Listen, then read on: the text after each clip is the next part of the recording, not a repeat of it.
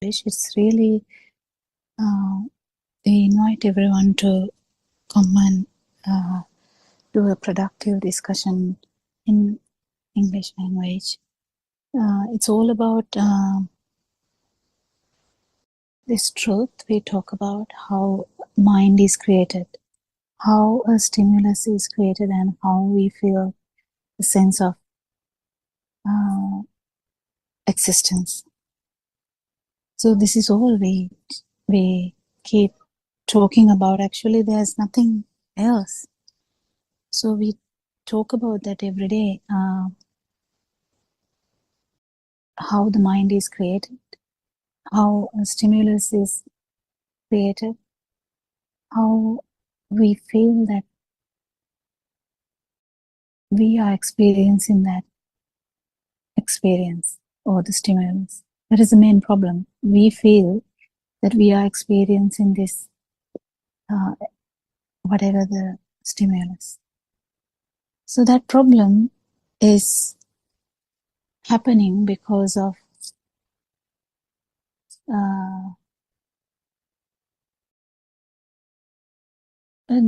because of a natural phenomenon, not anyone doing this, or anything is not doing.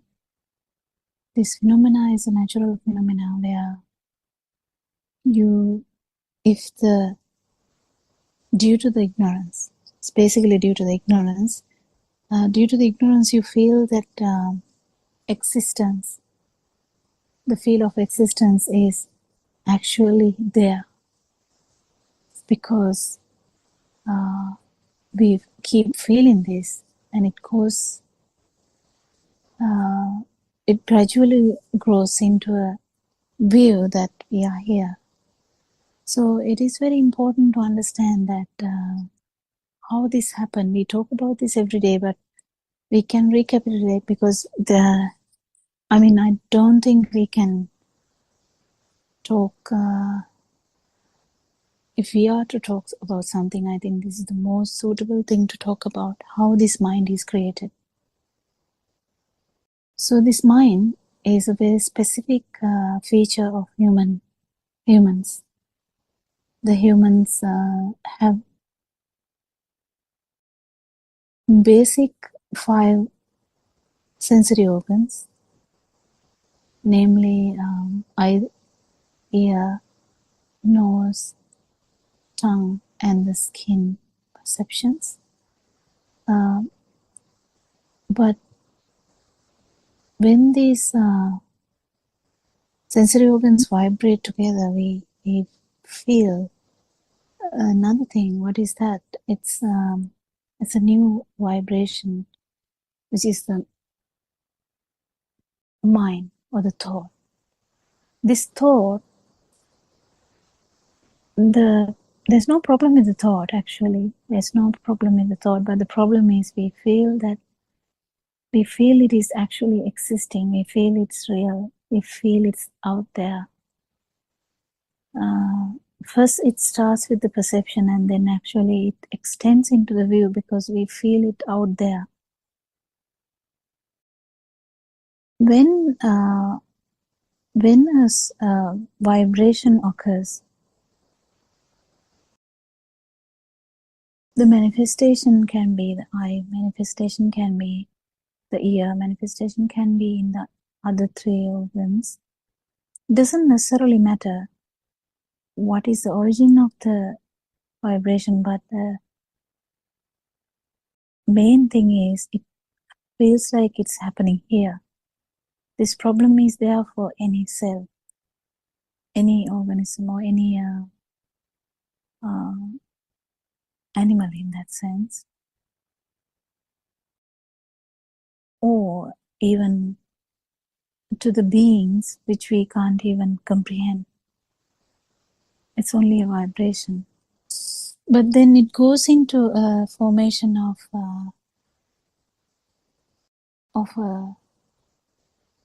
because there's feel of existence there, because of the rapidity of the vibrations, you just feel as existing, but there's no story. The story begins with the first perception, kind of starting of the perceptions. The first perceptions can be mother, father, toy, or food, milk, anything like that. Perception can start very slowly and then grows into a big story. The perceptions itself initially has no value. It's just a perception. The baby might say mother, but that's just coming out of his mouth, but doesn't necessarily mean anything to the child initially, because that's why they can even play beneath the mother's coffin. Sometimes we have seen these things because they have a perception of mother, they might, but they don't have the extension of that perception that mother is, that something has happened to mother. Or they might get something has happened to mother, but they don't know what, and they might think she's sleeping. Likewise, the perception world is formed, but the value, it is going to get added with the time, with rapid vibration of the thoughts. You feel that also has existence, and then keep adding, data of so many things around that person or the thing. It can be your necklace, it can be your husband, it can be your son, it can be your daughter, it can be your mother or father, it can be your siblings, it can be your friends, it can be your house, it can be your country, it can be anything in that sense. So your world is full of these things, and the world is really important. Your world is important. You feel that it is the world I see, because you don't think that what you think is very unique to you, what you think is only felt here. I mean, that's how it is. The ignorance leads to us to believe that our emotions are personal, our thoughts are personal. Everything felt here is personal, felt to someone, thought to someone, has seen, the seeing has happened to someone and hearing has happened to someone. It is very natural to feel that, because it is felt as happening here. That's the value, the world full of value. You feel it out there, and at the same time, there's another burning problem which happens with the same thing. What is that? Whatever the feeling we have that it's happening here, mature into a perception, in the sense perception is already there, but mature into a thought. What is that? That is the I, me, mine. It goes on to add so many stuff. This happened to me. I am very kind. I like to do these things in this order.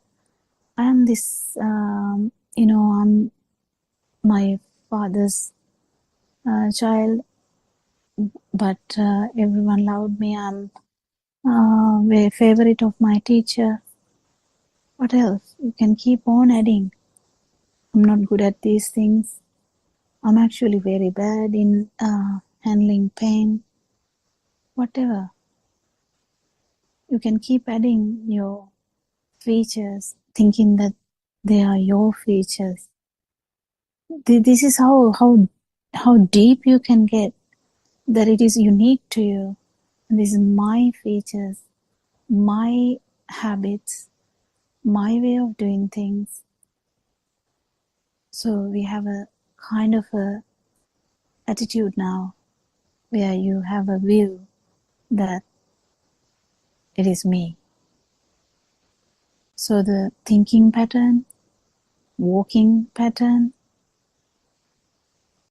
whatever the pattern you do stuff, how fast you do these things, or how slow you do these things, or how efficiently you do these things, the credit goes to a person, credit goes to the self. Or even the negative side can go to the person too. You might think, oh, my mind is so crowded, I don't even have time to think about any good thing. I don't have good habits. I should try to cultivate good habits. So you keep thinking like that. The more you think about yourself in such a way, the more you get confirmed. It is me. It is me who's actually have this habits. It is me who would have this voice. It is me who would smile like this. It is me who would be very kind like this. No one can beat my kindness. No one can beat my, good etiquettes. Someone might think like, imagine like someone like Isaac Newton or Archimedes might think, no one can beat my, ability to do maths.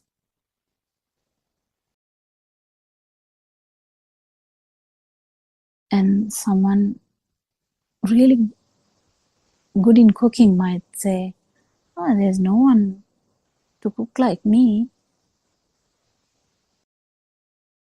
So we have kind of an idea about me. Don't you have an idea about yourself? And then when we go on self-feeding to self, it's feeding to self. Yeah, self-feeding to self. It's feeding. It's like a self-fed, like a solar panel. It's self-fed. The idea of me, once formed, is reconfirmed all the time. Yes, this happened to me when I was doing O levels, and this happened to me when I was in my 20s, and I survived. We have a story, and no one is actually lying about these things. It's actually they are telling the truth. I'm not even telling they are lying about it, but I'm trying to highlight how we have these subtle ideas of things. If you have a kind of even imagine someone goes to a meditation center and gets some form of meditative state, dhyana, then that self is again happy. I have this ability, and someone will hear that and say, "Wow, do you? That's so good. Do you know how to do that? Can you teach me how to do that?" Yeah, and then he might teach that too. How to get a dhyana, how to get into a meditative state, and to feel so happy about it. And someone might ask, do you know how to get happiness? Yeah, I know. Take some drugs. Oh wow, does that give you some happiness? Yes, I have tried that. Really, try that and see. Okay, that person also tries. And you go to a la la land for like some time. And you obviously get addicted to that too. Same phenomena there, because you like that kind of feeling.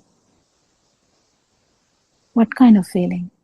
like to be able to forget about all the problems and just be happy in their own way, in their own way. So happiness has so many meanings. We talked about this yesterday also. So many meanings. For a teenager, happiness is very obviously some games, some, friends, sports, maybe books, really maybe studying. Then once you come to the stage where you have to take some responsibilities, the whole thing is changing. Then you kind of seek happiness through the status or money, or maybe to say I have a family, I have kids and I have a husband or I have a wife.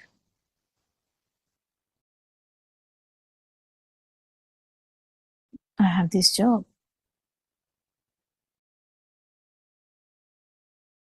When you go into like very old age, parents keep changing these topics. What are they proud of now? Well, I have done my duty, I have done my duty. I was a good citizen. I brought up multiple kids to this world. And then I earned. Everything is distributed among my kids. I'm a proud father. I'm a proud mother. I can die now happily. I'm definitely going to be with God because I have done so much good in this life. That's what they talk about. Someone might in depth might think something else, like be in fear. I have done so many bad things. Will I go to the hell? Someone might feel that too. So it is very tricky that how our mind plays with this self phenomena. Never ends. It never ends.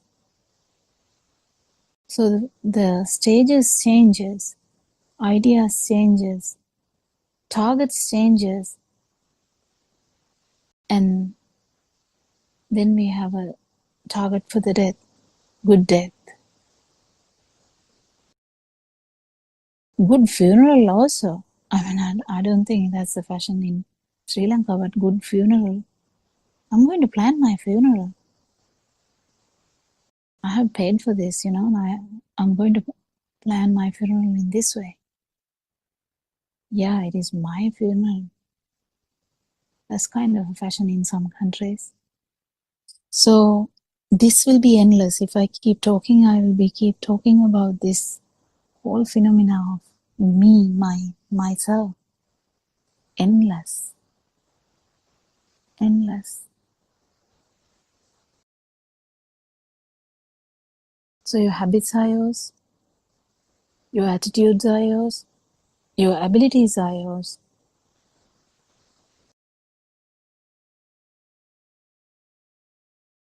Your family is yours. Even your country is yours. If you can put a label to the sky above you, you might put a label to that too, because you have a label to the land. This is the land I have, or this is the house I have. Because there's no way of putting a boundary in the sky. You don't put that. But the countries can do that. This is our sky level, don't come. If you're crossing our sky boundary, then you have to take our consent. If you come without our consent, yeah, the plane will be down.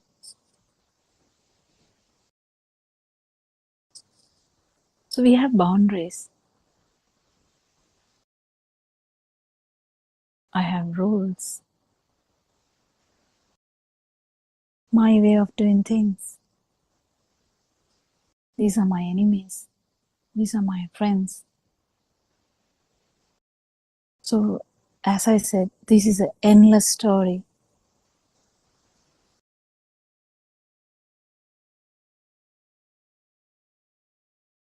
But can you see that it is the mind, it is the product of it's just the thoughts. Just the thoughts. So this dream is full of this. Dream can be so beautiful at one time, very dramatically sad sometimes, disastrous sometimes, so calm and serene sometimes, full of meditative states sometimes. Yeah, but the dream is still there. Whatever the form, the dream is still there. This dream, Aran Wahanse tells, Lord Buddha told very nicely, this dream is not true. Who would like to believe that? That's very difficult to even think about. Who would like to hear that?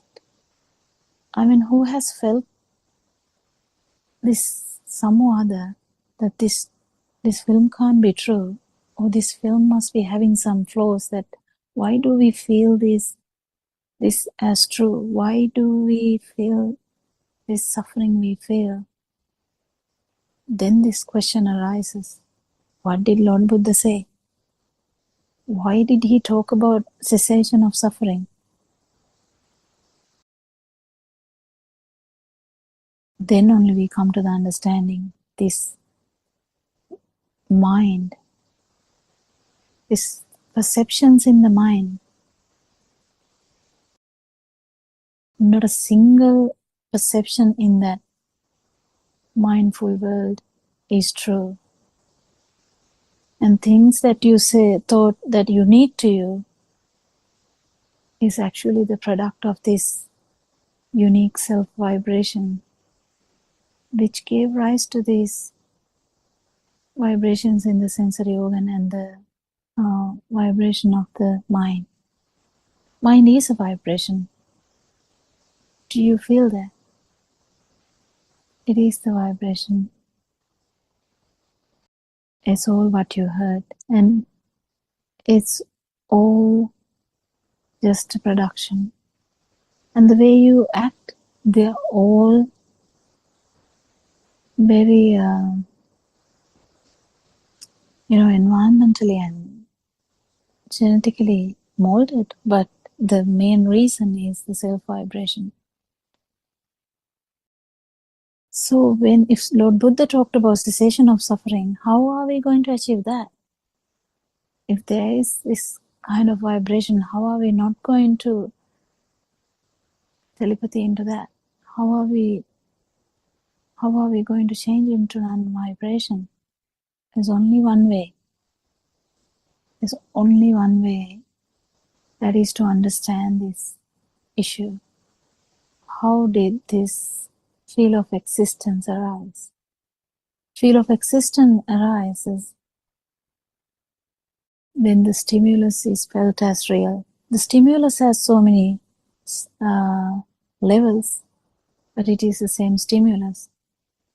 If it is a chocolate, the stimulus chocolate has that self vibration we are talking about, has that perception of the dream that we are talking about, the chocolate perception, and the actual value we have given it to say that, yeah, there's so many chocolates in my fridge.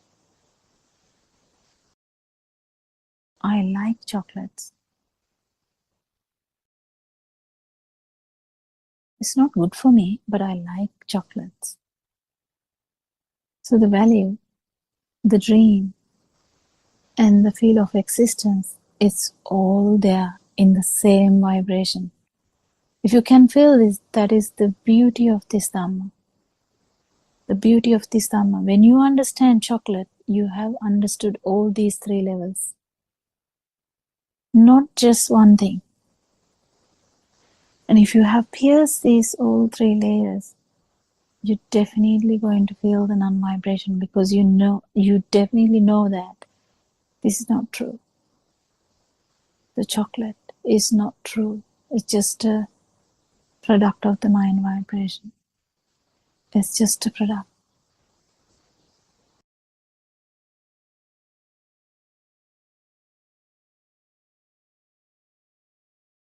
If you say Gangmatura, no one would say in English. If I go and to an English speaking person, if I go and say there's Gangmatura in our country, they'll be like, is that a food? What is that? But then if I say there's floods in our country, they definitely understand that. So the value comes from the given value to that holder. That's how the holder actually arises. The value of the perception. So what do we understand is in this Dhamma is, how did this value come? How did this value actually give rise to self-perception or feel of existence? Alive feel. Alive feel, we never even knew that it was a problem. We never knew that it was a construct. I mean, someone might say, who cares? Yeah, you can keep saying that until you understand the gravity of the situation, where this never-ending cycle of birth with so much suffering in different ways, there can be some sort of happiness in a very small way. But to maintain this world also, you have to have such a urge to maintain the feel, to maintain this dream, to maintain the happiness that we keep looking after. That's why we need to do a job. I mean, apart from feeding all the other minds or the beings, we need so many other things, because there is a self who is happy with these things, because it has to happen in your way. So the origin of this self-perception is very obvious. It's due to the ignorance. But if we change the ignorance, if we understand that you don't have to be ignorant forever, you can actually have some wisdom and understand. We didn't know, but now we know. It is due to the rapidity of the vibration that you feel that they are existent. The I is the rapidity of the I, that is what is called light, and that we feel it is there. But only thing that happened was the very fast vibration of your eye. Not your eye, actually, it is the function of the eye. Even though we feel it as two different things, function of the eye is the rapid vibration. And the function of the ear is the rapid vibration of the ear. And what about the rapid formation of mind vibrations? It's the same thing. You feel existing. You feel as alive. So when we come to know that the power which was mounting every day, like getting increase every day, suddenly come to a halt. Thereafter, no defilements can increase. So, for someone who has felt this no self Dhamma, no self truth, the defilements is not going to go more than that at whatever the cost. Lord Buddha has given you the insurance. The moment you telepathize to the Buddha state or non-vibration, that system is never going to go more than the vibration that you have. That means it's never going to go down to the lower realms. The lowest would be human. Well, Suramika is also here. I would like to invite Suramika to add something. It would be boring to hear someone talking longer. Do you have the ability to add something, Suramika? Therun Samai. Therun Samai, Dr. Kokila, Therun Samai, Dharma Praise. Yeah, I think everything that is core to this Dhamma teachings, which is quite unique from the other teachings that one has heard before all these years, is the Dhamma philosophy revolves around understanding one thing, and that is understanding this thought process and the fact that this is the no-soul Dhamma, as we call it, or the whole shining the light on the fallacy of this self-perception concept. I think we talked about it yesterday as well, about the anatma or the non-self angle to this Dhamma. And sometimes for some people that can be quite unpalatable. For some people, they might think that they might have a rudimentary knowledge that, yes, Buddhism talks about no self, but wouldn't have fully understood the depth of it and what it truly means.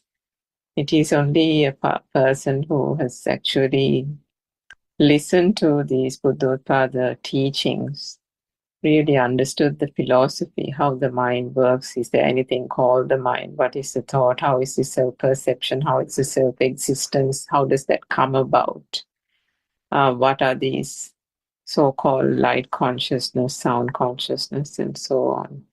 Going into every bit of this detail, that once that is done gradually, and going and looking at each of these aspects through vidarshana or penetrative insight, one then gets an enormously deep understanding of how this whole process from end to end works, from the time of the baby in the cot to the point of how this self vibration became stronger and stronger. How did it even come to be? How did it get stronger and stronger? And what are the core areas of ignorance which makes this that zygote level vibration that is there as almost like a dying ember, but is still there in a dormant form in the zygote level. And it is that self-vibration that then starts gaining power when the functions of, when the sensor faculties continue to ripe as the baby grows older, and then takes on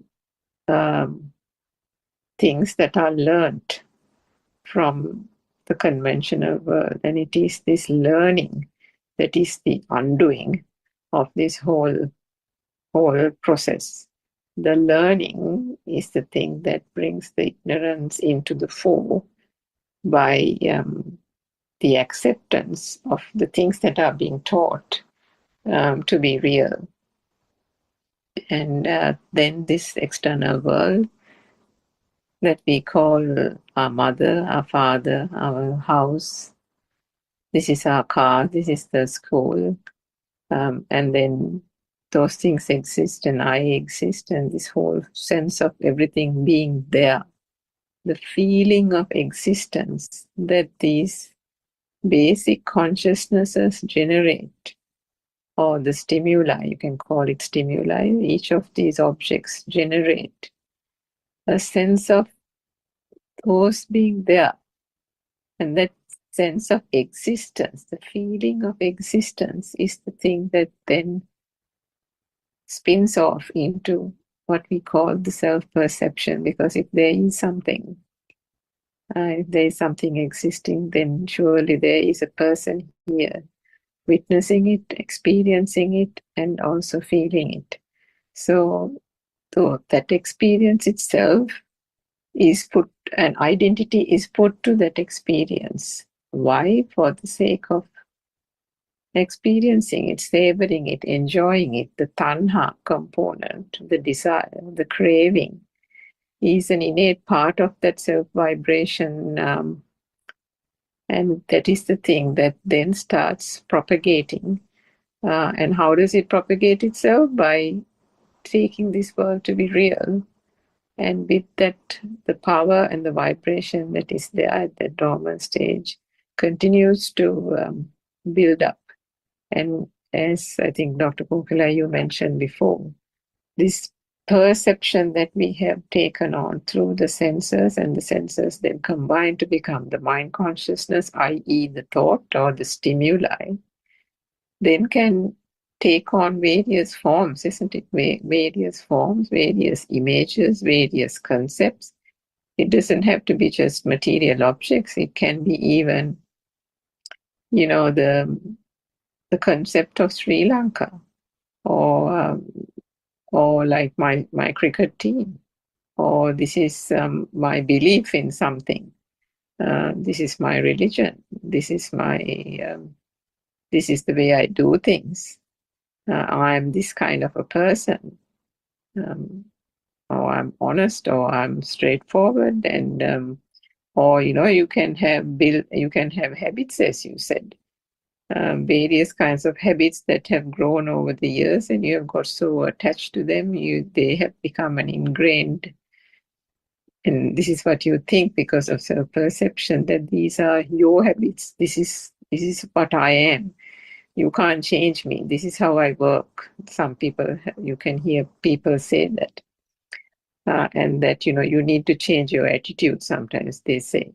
Or, all kinds of things people say nowadays, and they don't realize how did those concepts, habits, various perceptions become an identity, and they've identified with them so much as if they are part of that personality. So where did this identity, personality, and so on come about? Because they've considered that there is an I and a persona here, which built up from the days of their childhood, by taking the so-called external world and the reality to be true. But if they had access to this true Dhamma and went into the core of those sense faculties and understood the basic message that the Buddha said 2,500 years ago, that it is the senses and the sensory perceptions alone that make up this world, and that one has no sense of reality of what is encountered in a so-called external world other than what is actually perceived through the senses, and senses alone, then one would understand one by one, from one sense faculty to the other, how are these formed? How come we, thought that this light was something that came from outside, and that we can see the light through our eyes, we can hear the sound through our ears, We can get the smell of a jasmine flower from our nose and the smell sensor and so on. Because all those are by themselves the way we learned them in school, wasn't it? Like in nursery, or when our parents taught us these things. Everything was there outside, and then everything is introduced to you as if these things were there, and now you're the little baby, you're the child, and you have to learn all these one by one. There is a thing called the sun. It comes up every morning, and then there's a sunset in the evening. There is a thing called rain. There is a thing called dewdrops on blades of grass. There is a thing called Poya Day. There is a thing called Christmas Day. We go to the beach. There is a thing called the sea. There's a beach that you can play on, and so on and so forth. And the list goes on and on and on. So this world, as you call it, has not got created overnight. It has been built minute by minute, object by object, concept by concept, all through ignorance by millions and billions of stimuli that has been taken to be real from the childhood days. And the understanding of the true Dhamma philosophy, to unravel the whole thing, is where our noble spiritual teacher says that you have to understand the three types of wisdom. When you analyze the thought and you break it down, if one understands how did this thought come about, what is this stimuli, how did this thing become real to me, what is actually the components of thought, and then one would realize that these are things that have been made up. These things were not even true or real for the baby in the cot. And so how did these things come about? Somebody actually showed us an image, gave that image a sound, gave that image a name, and then the reinforcing of that message through the sound, through the image, has ingrained as a kind of vibration attached to that. And that vibration is the thing that resonates and keeps on providing that stimuli. And it is the telepathization that then continues to happen through millions and billions of stimuli over and over again, which we then call existence, which we then call life. So this is, you can't even, it is so difficult because one aspect itself can be explained to the nth degree. There is so much to be learned. Isn't it, Dr. Kokila? So you can even explain the Pupe Nivasanusati alone by taking so many examples only on that aspect. But if one can actually understand the three types of wisdom, the Pupe Nivasanusati Jnana, which is the I think the wisdom of seeing how the thought stimuli came about in the first place, then one would be able to understand the stimuli occurring in this very moment, and that the thought itself has no substance, which then together, which is called the Chutuprapata Jnana, and which then together with those two types of wisdom would help in making the defilements of craving, ill will, delusion, and so on gradually dissipate. And why is that? Because when one shines a light on the thought is never a thought, isn't it? The thought is always my job. The thought is always the car. The thought is always my mortgage, my personality, what I'm getting attached to, this and that, and all these things. The thought is never a boring stimuli. The thought is always something that one fantasizes about. The thought is always something that you're craving for a house. You've got a dream to build a house. You've got a dream to get married to somebody and have kids. You've got a dream to go to another country and make a lot of money. You've got all these dreams. What you consider as dreams is just that stimuli. It's not as boring as a stimuli because you've given names to it, you've given images to it, you've created this beautiful dream in your head, and you are running after this dream, not knowing that it is just a mirage, that all these are perceptions that have been formed through the basic consciousnesses that are arising out of one's own sense faculties and sense faculties alone. So there is no way of explaining how beautiful this Dhamma is when one actually understands that that is all there is, that these are just complete manifestations of vibrations happening and telepathizing in this very moment, which we call thoughts. And it is these thoughts only that is giving this false sense of existence and false sense of self-perception and keeping that alive, which itself is such a fallacy. And putting that to rest means one is awakening oneself to this nirvanic state, which has always been there, but has been clouded by the shrouds of ignorance and by delusion. So we invite, I think, all our English-speaking listeners, if you can access the Buddothpado teaching through these YouTube channels. There are websites as well, wisdomofasia.com, buddhothpada-dhamma.com. There are English books as well. To continue to search or go into these websites, listen to some English talks, and try to see how one's own mind works. How does the suffering come about? If one has a curiosity to find what the truth is, then at least try to seek the truth, because the seeking of the truth and ending one's own suffering is something beyond religion. Everybody is entitled to know the truth. So that is what is being taught by the Buddothpado teachings. This is not a religion. Nobody is trying to propagate religion or further or pursue, get people to believe in a religion as such.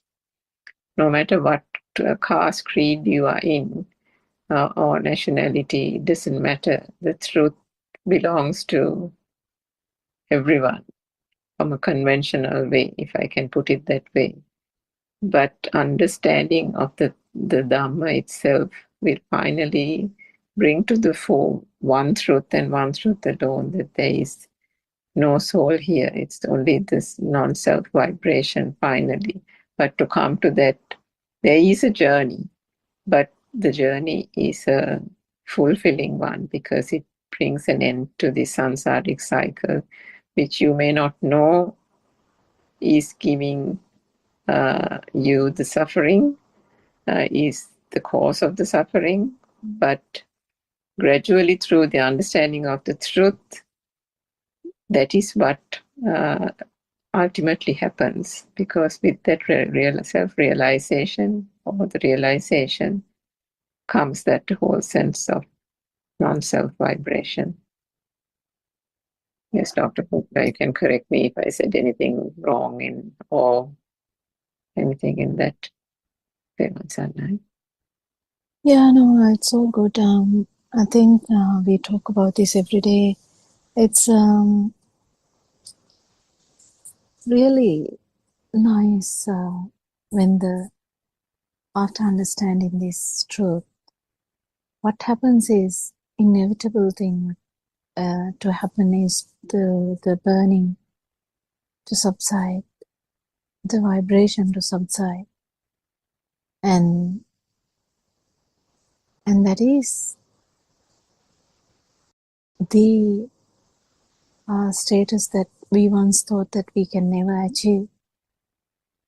It was like, one day we might achieve that. I still remember when we were children, we used to say that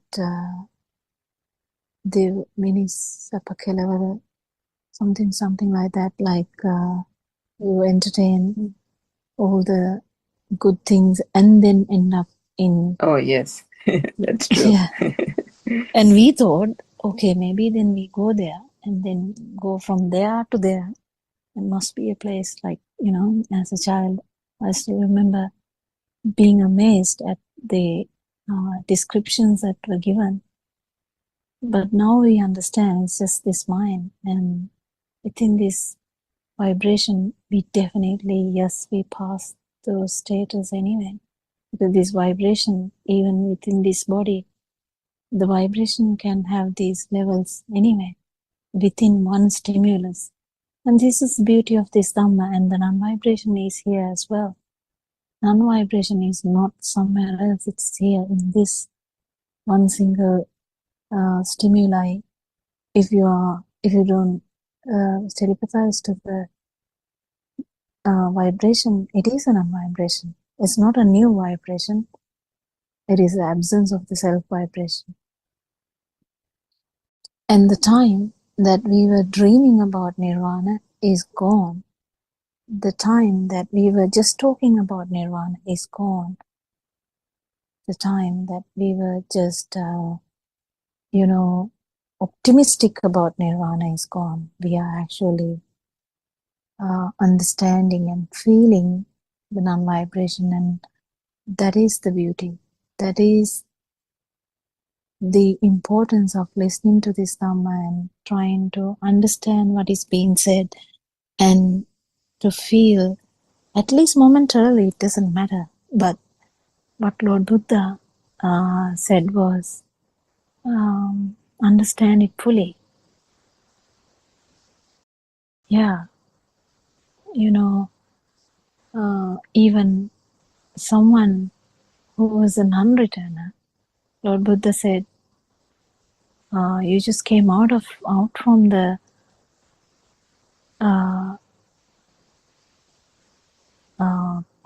like a pit full of feces. It's just smelly. You go and have a bath. And that was actually the example he gave for why don't you seek the truth and become the truth? Because an unreturner has not become the truth. And why don't you try to become the truth?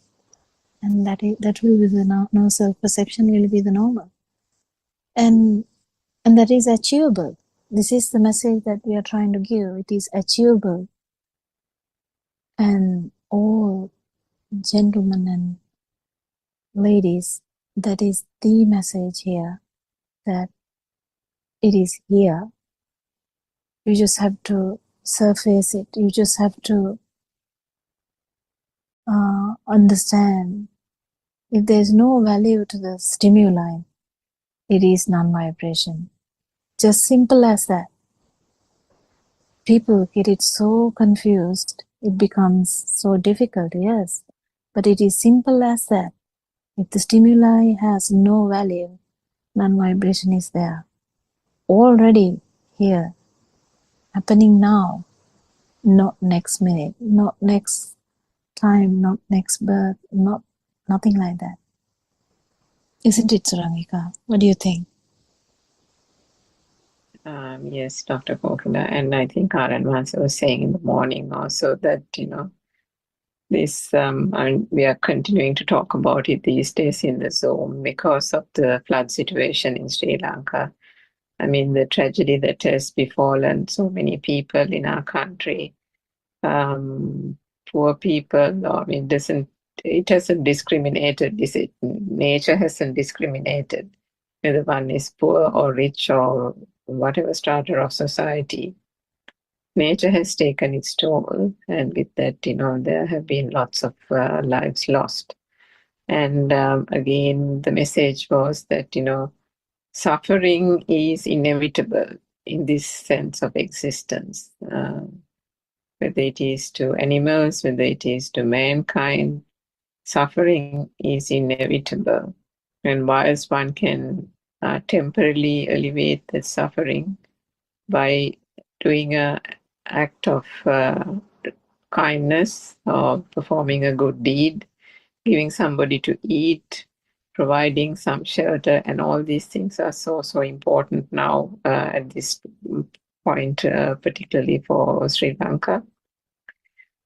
Ultimately, if we can give this message to a person and say that there is a permanent way out of this suffering, not just a temporary assuaging of hunger that you feel today, or giving you shelter for a couple of weeks or a month.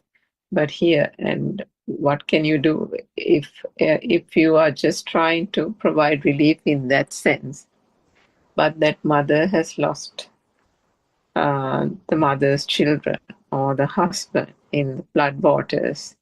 Then can you provide them relief? Then can you give them solace? You can't, because that person thinks that those things are there. For that person, the world is true.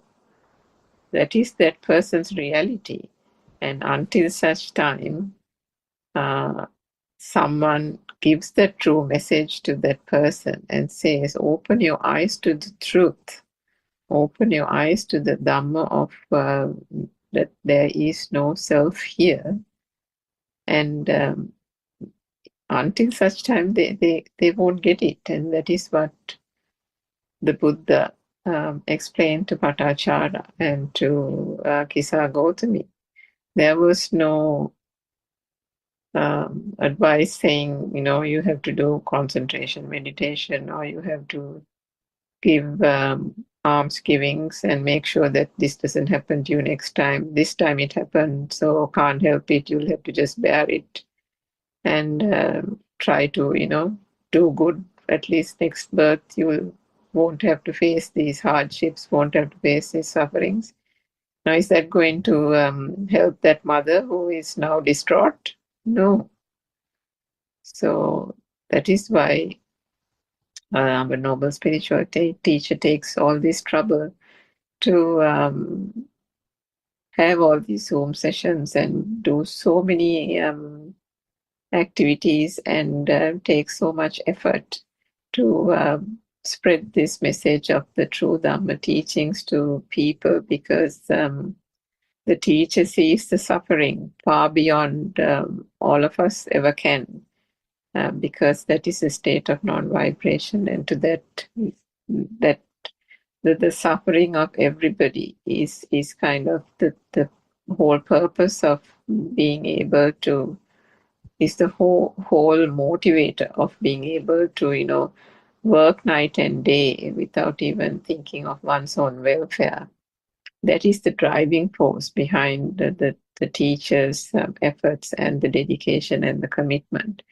So if that message can be given, the suffering itself is not going to be so, there will still be a certain amount of hardships, but that is only something that one will have to still endure through, by the very fact that there is an existence until in this life. But other than that, there was also a conversation in one of the Zooms that I heard that people, even listening to Buddothpado talks, have undergone hardships in the last few days with this situation, but there is that innate sense of calmness because of that understanding of this Dhamma. And that has brought them so much of solace, so much of peace, that there was a mother who had even been displaced and is living in some temporary shelter. But the calmness in the voice, the tranquility in the way that mother spoke volumes of the understanding and the peace that has become so entrenched and embedded in that person's life by understanding the crux of this Dhamma. So I'm sure the mother must be having probably no food, no proper clothes and all those things. But those are all just thoughts, isn't it? Finally, end of the day, if that understanding is there, that means if death is also surmountable and death also becomes a thought, then what can one say about all other so-called suffering, isn't it? Human suffering, because suffering would then also be just a thought, isn't it, Dr. Gopinath? Yeah. Yeah, it's we always talk about this. We try to put some, meaning to this meaningless ongoing cycle of birth, and actually try and escape suffering. And just to understand that there had been no birth at all is someone who has won the death. Do you want to win the death? Do you want to beat death? Then I think the most important thing is to hear Lord Buddha's Dhamma.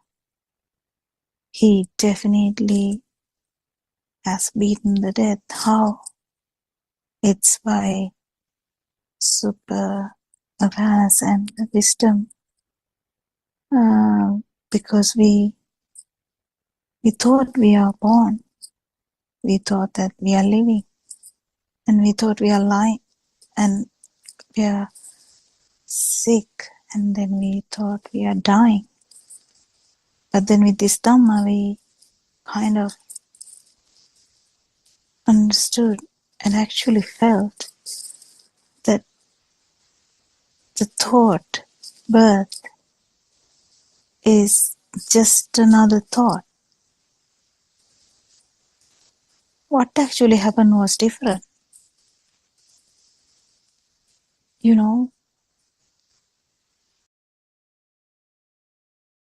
Whatever we think is not out there. Whatever the thought that we thought existed is not there. So the thought of being born or thought of dying, it is the same phenomena. Just same phenomena. And Lord Buddha asked Angulimala Thero,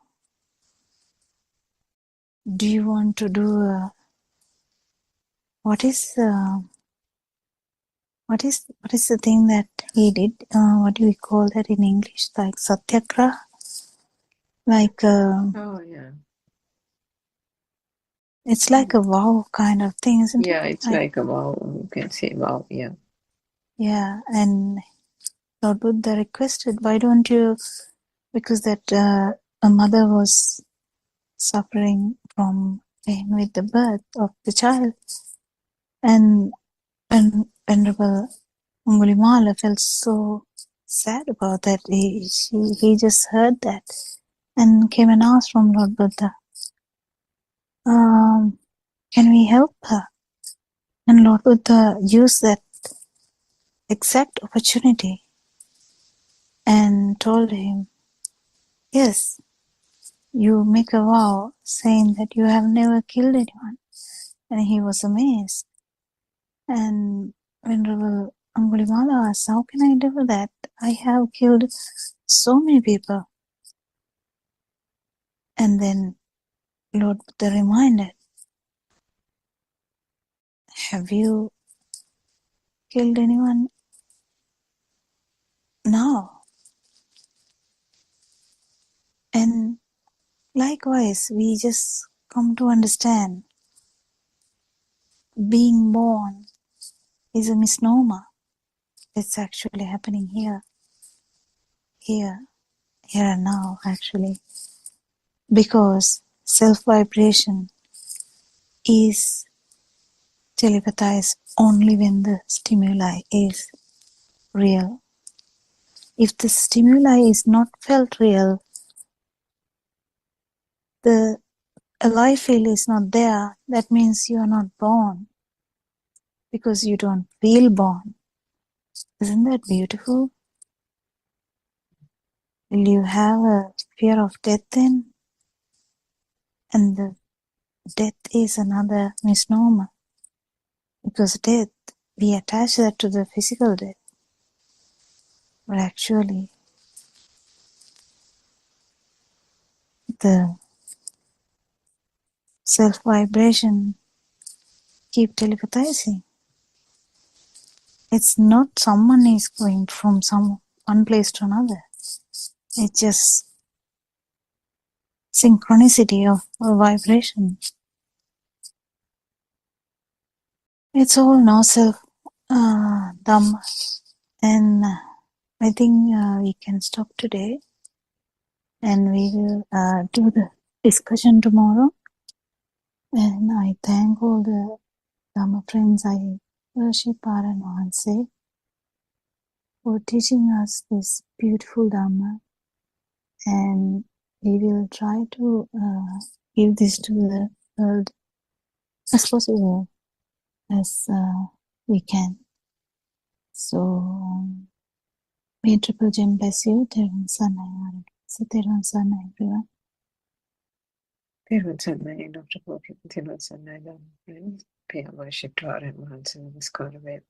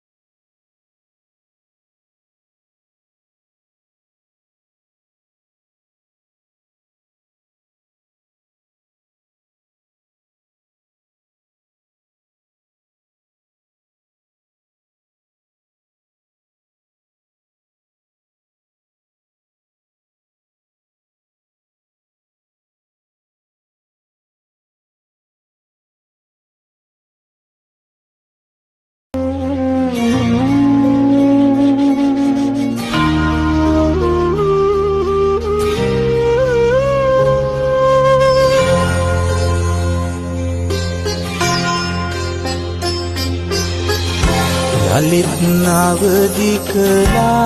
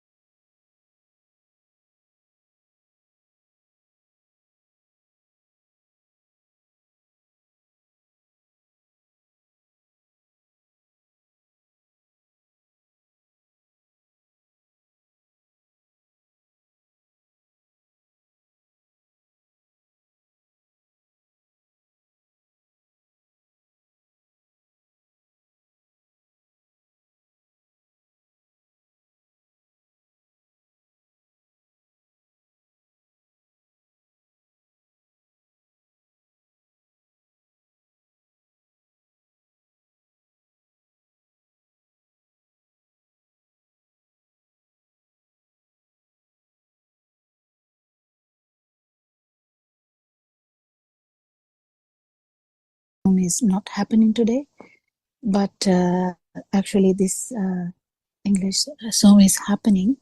So I invite all the Dhamma friends to join if possible. We discuss Dhamma according to Buddothpado and Wahanse. It's a beautiful thing to study and understand first, and then we have to feel that too. So what we discuss is no self truth about this world. I think today in Sri Lanka also we are undergoing so many hardships. Everyone is undergoing so many hardships. If not for one, somebody is going through some kind of hardship everywhere, and this is happening worldwide. It's not happening just into one country at one particular moment. Different points, different areas of the world. Somebody is dying, somebody is unhappy, somebody is having problems. At the same time, there is entertainment of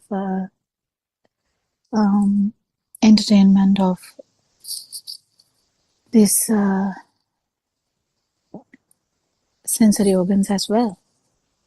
I mean, Lord Buddha once said, if there's anything that we can say happy about, something happy here, something to enjoy fully, I wouldn't say this Dhamma, he said once. So actually, in one way or another, we only would be going through something, because if you like something, you need to get that, and there's always some hardships you go through, but you don't feel that because you have a destination, you have a plan, you want this. But then in the end, you know that even after getting that, the happiness that you thought that you might get from achieving that is not there. So this is kind of the life we go on thinking that is life. So what is life? What is life is? Life is actually what you perceive through your sensory organs. So what you see, what do you see? You see a lot of news articles about how people are suffering, how people are undergoing floods, muds, slips and stuff, and how people lose their lives into this tragedy.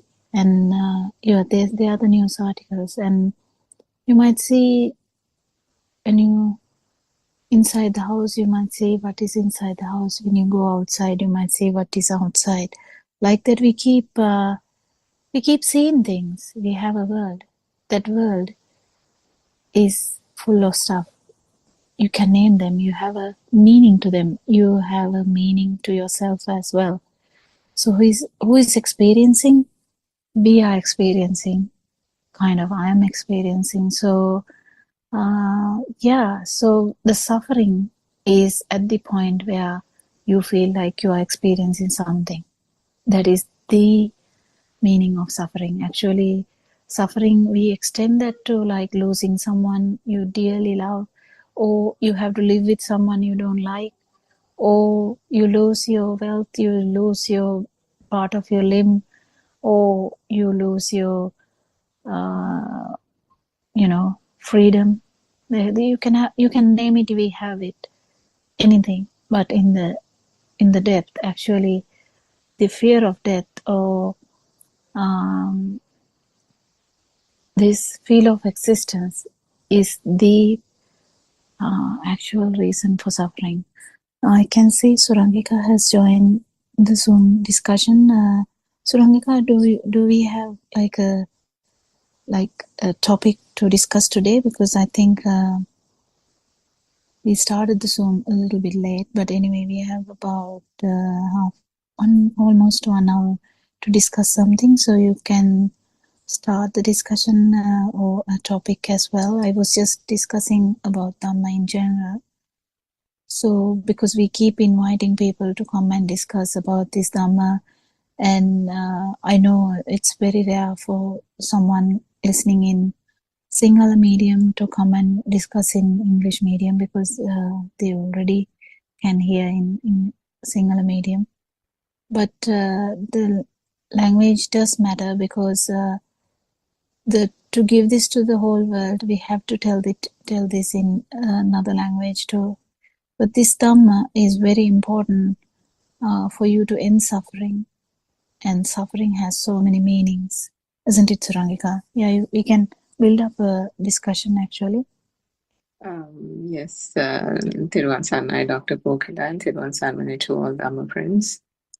I think I just caught the last bit of your last 1 minute or so on YouTube before I switched over. I think you were talking about the flood situation and not only in Sri Lanka, but I think it's moving over or already moved on to other South Asian countries as well. So affecting families and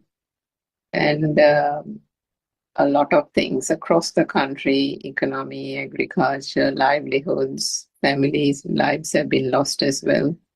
And I think you also mentioned the fact that things that have been held dear to people, houses that they have worked hard for years and years, maybe a lifetime, to build, have been washed away in certain districts and areas. Lives have been lost as well. So these are things that I think R.N. Mahansa, our noble spiritual teacher, mentioned. I think it was the morning Zoom, saying that isn't this the fate of mankind or society, isn't it?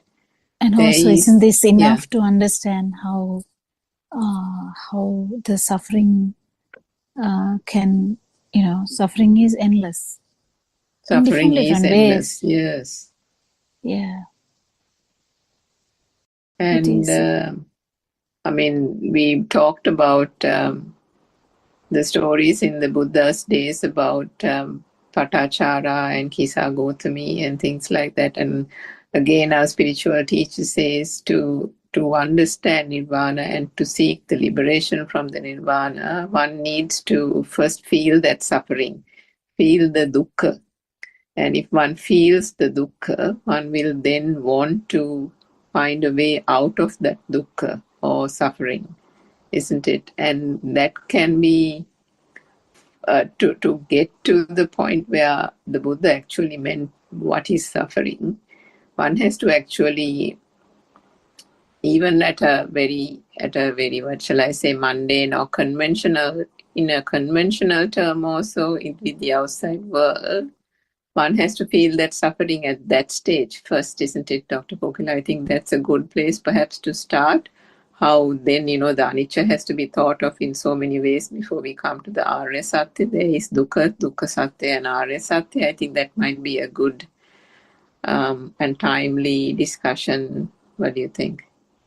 Yeah, actually, we always talk about this in different angles, but today we can see how dukkha or how just general suffering is interpreted in our minds. I mean, we don't need any kind of explanation to that, but because we already know from childhood to until now, someone has lost someone, like dear to you, and you have lost something that you held dear to you, and you might actually lose your health, your whatever.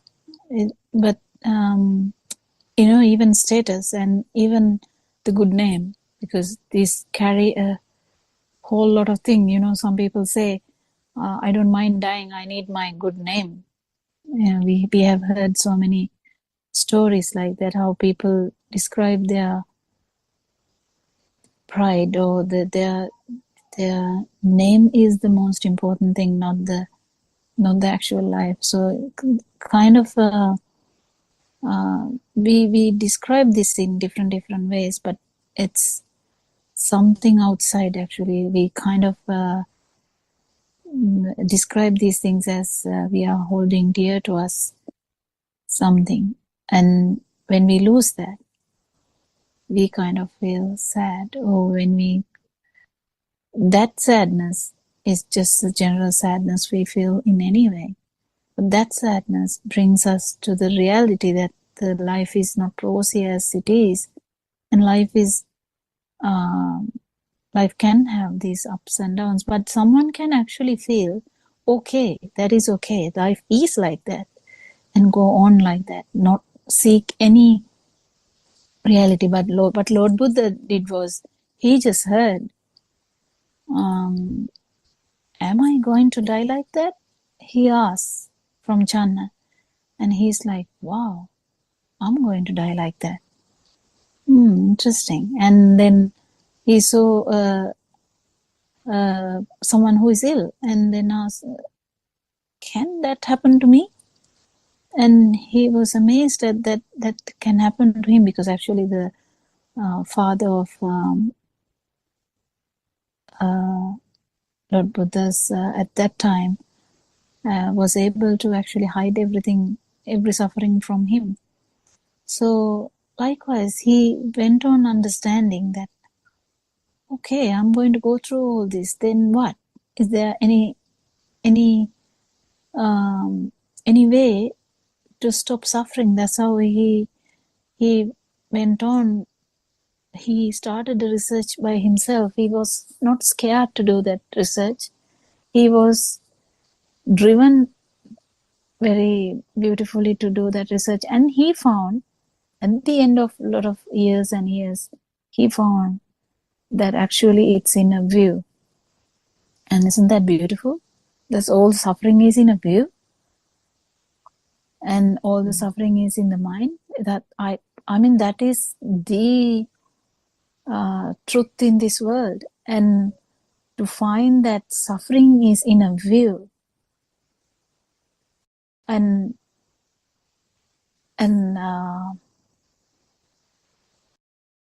how it happened. He understood the view part as well as how the view has arisen. And the view arises from the perception, self-perception. And the self-perception can be in the, the mind, where you feel as alive, because you feel alive, because you in that stimulus you feel that is existing. So this truth, that whole suffering is in a view of me, myself, is wonderful. If someone has ears, I think they should hear this. If someone has a mind, I think they should hear this. If someone has some wisdom, I think they should hear this, that all your suffering is in one thought, just one thought. That one thought, by the way, is a product of every stimulus. That is the problem. Actually, if it is just one thought, you delete that one thought, you're happy. No, that's not that simple. Because then, because when people get angry with your own son, you delete son from your family history. Isn't that what the fathers say? You never come to this house again. I will delete you from my memory. You are not my son anymore. Isn't that how they talk? They never delete them. They suffer from inside, but they're actually acting as they are deleted. But in the mind, that deleted son is still there. So the dukkha satya is still there. Because until that mental image is there, they're suffering. But actually, when people say that, people think, okay, they like that. Like in that example, just delete the thought. What? The myself, me, myself. Just delete that thought. It's very easy. Just forget about it. Yeah, I mean, that's beautiful to say that. But the problem is that doesn't happen that way, because this is kind of not something like you forget about it and just live on like as you forgot myself. Even person with dementia has the self-perception. They always feel the temperature happening to themselves, the light happening at self everything. So this thought can't be deleted like that, even if you want to. Then we have to understand, how did this thought arise? This thought actually came to light because the self-perception was there. Why? Why the self-perception is there? That is the magic here. Actually understanding this solves the whole lot of problems. Why the self-perception is there is that the stimulus is felt as a thing. Stimulus has a value. You feel that the stimulus is actually there, and then when you feel like that the stimulus is actually there, you want it because it is giving you the feel of alive feel. So once the alive feel is there, it is without anyone's knowledge, without anyone's intention, we feel like maintaining that. That is what is happening in self-perception. We kind of maintain that. That is there from even a small organism to whole big animal like elephant or a human whatsoever. Even in higher realms, whatever the in the mind forms also, it's the same thing. The alive or a feel of existence is there. A life feel is kind of with this mind we talk about. How we can assess this is only way through the mind. But the beauty is to understand that we can't delete this me, my, I, me, mine thought. We have to understand the mechanism. So we keep understanding the mechanism, how this is happening. We understand that at particular one time, there's only one stimulus. This stimulus is the only thing that happened, but we feel a duality. We feel a duality. That is because of the ignorance. This duality will never be a normal thing to an arahant, but to someone who doesn't understand Dhamma or who hasn't felt the Dhamma or has not felt it fully, this duality can be there in different ways. But the duality is the normal in mundane world. Duality is the normal. Tree exists, I exist. That's a basic thing. Even if it is, if the tree has a value and you feel like that is there, that is my beautiful rose tree or the rose plant. Of course, the person who is the owner would be there. But even when you try to delete the ownership, still the perception would be there. The tree, the dream would be there. You're not bothered whether it is yours or not. You're just in the dream, and that dream still gives you a perception. It's very subtle now, but still gives you a perception. No burning as such, but still having the feel of existence, and even the life feel actually. And even beyond that, if you go to the feel level, still the feel level also, it is felt as something happening here, and there's tendency for you to maintain that feel. That is the self-perception there. It is very subtle now. The eagerness or wanting to maintain the feel.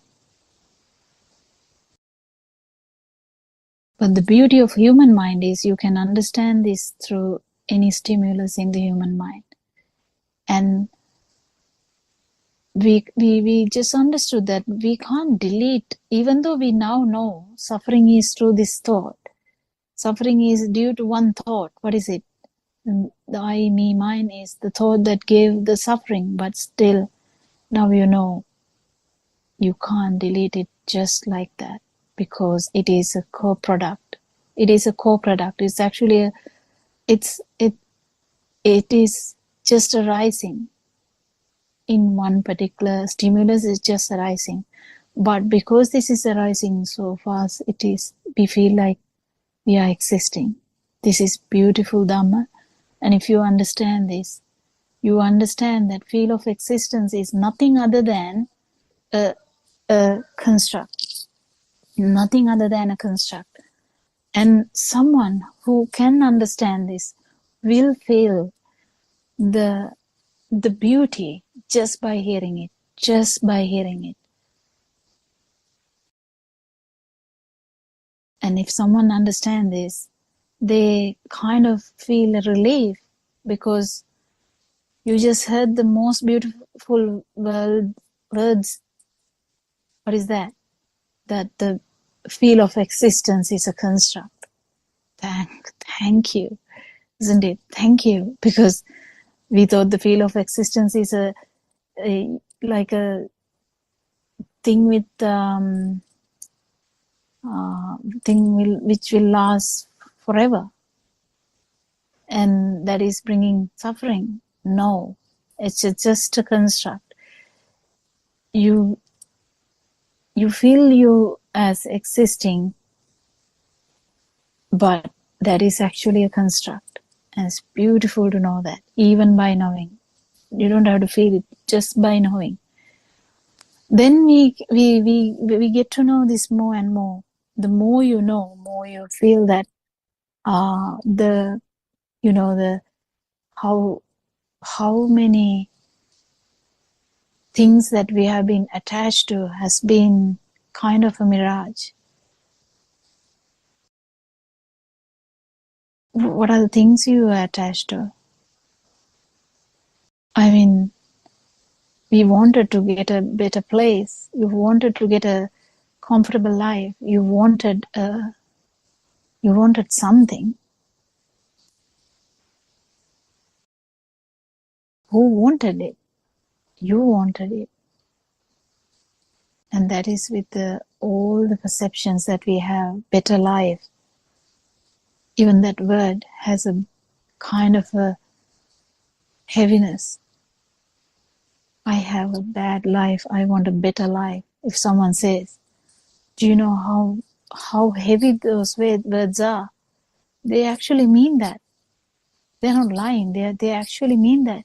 And they are kind of struggling hard to maintain that or achieve that good life. They even don't know what is good life is, but they are trying harder in whatever the views they have. Okay, if your aunt had a good life, if you think in that way, okay, then maybe that is the good life. Or if you see your friend doing something good, and you might feel, oh, that is the good life. Or if you see a monk, and you might say, oh, wow, that is the good life. Anyway, we start the life like that. We have been cruising through this whole scenarios like that because we wanted a better life, better circumstances, quality life. If we say, what else you can add, Surangika? There's so many things we want, isn't it? But then we keep understanding, doesn't necessarily happen in that way. Just because we want something doesn't necessarily mean that. Doesn't necessarily mean everything will go beautifully like we want. No, we can dream, but it doesn't. And these calamities, the natural calamities, natural disasters, keep proving this to everyone again and again, again and again. And we race from that and we just forget about it. How many died? 300. Okay, then, oh wow, 300 died. But you don't really feel it unless it's someone of you or someone close to you. Even if it is your dog, you might feel better than that. So that is how it is. It has to hurt you to feel something. And then if it hurts you, you kind of come out of it by thinking so many things. One is Dhamma, one is, okay, this is life, or this is karma. and something like that. Someone might pray for God and might feel some solace in that. Actually, it is okay, because temporary, this mind can go into a shock, or can go into despair, can go into depression. That will hold for some time, but this is temporary. This is temporary. And the moment you close to death, the utter despair you are going to be in, can you imagine that? Can you just imagine dying just now, and see how much shock you would be in to leave this world, because you feel that the world is there and I am here. The alive feel is in this dream. Feel of existence is actually even below that. So this is a construct. Everyone, I hope everyone hears this in whatever the language, in Thai language, in Sinhala language, in English language, whatever the language, doesn't matter. If you hear this, it is a construct. This feel of existence is a construct. And even the consciousness is a construct. It is just an outcome of this sensory organ. And a life field is actually the part of it only. Then do you have anything to worry about it? No, just go on with your life. Help other people. Just do whatever you can do, because you can do what you can do. You can't do more than that, but you can do a lot of things to help people to understand this suffering, how the suffering has arisen. I'll give Surangika, I think she can add more to this discussion, isn't it, Surangika? Dr. Vogler at that point, so that with this Dhamma, the feeling of existence is the thing that diminishes, isn't it? But the existence is there in terms of one has to carry on, and that was the point you were trying to make. But the beauty is it is the field of existence which propagates the self-perception and the self-vibration. And that is the thing that diminishes. It's like two sides of the same coin. If there is one, then there is the other. And that is also, I think, the Buddothpado Samuppada, isn't it? This is there, then that is there, isn't it? Yeah, that's beautiful, isn't it? Yeah. And more we understand this become more beautiful, and more we feel that everyone should feel this. And if someone has, Lord Buddha could go to his family and say, be ready for death. He could just go there and tell, because every one of them understood Dhamma. He could go there and just say, death can't be prevented. There's going to be a war and you all will die. And isn't that great? That, do you think in current life, like current trend, if someone comes and say, "Oh, be ready to die," will anyone be happy to listen to that even? I mean, they will be like, "Oh, you are cursing us. Go away. What is this? We don't want to hear that. We are not going to be like we are not going to be defeated like that. We are going to fight and we will live." But Lord Buddha could go and say that because they understood that this Dhamma, they were in different stages, so they resonance to that Dhamma. So Lord Buddha actually could go and say, it's coming. It's coming. What? Yes, this end is coming. The war is coming, then end is coming. And we know that the whole the clan, or the family circle got killed. And he tried twice, apparently, to prevent that, but couldn't. But what is the difference of mundane war? Mundane world, there are wars. Do we okay, say the war is coming, yeah, be ready and just, succumb to that.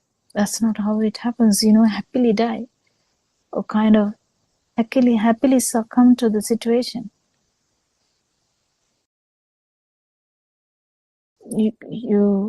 I don't think we can imagine that unless someone actually can resonance to that. As someone could say, if someone says that in nowadays, they might take it with ill will, like misunderstand that totally, Oh, this person doesn't care about us. He does care. He tried, but he cared more than that. He actually made you to understand Dhamma, so that they die without any self-view that I am dying. They felt it. If they are in different stages, it is according to the stages how much you will feel. But of course, the pain will be felt. Of course, if there is a wound will be felt.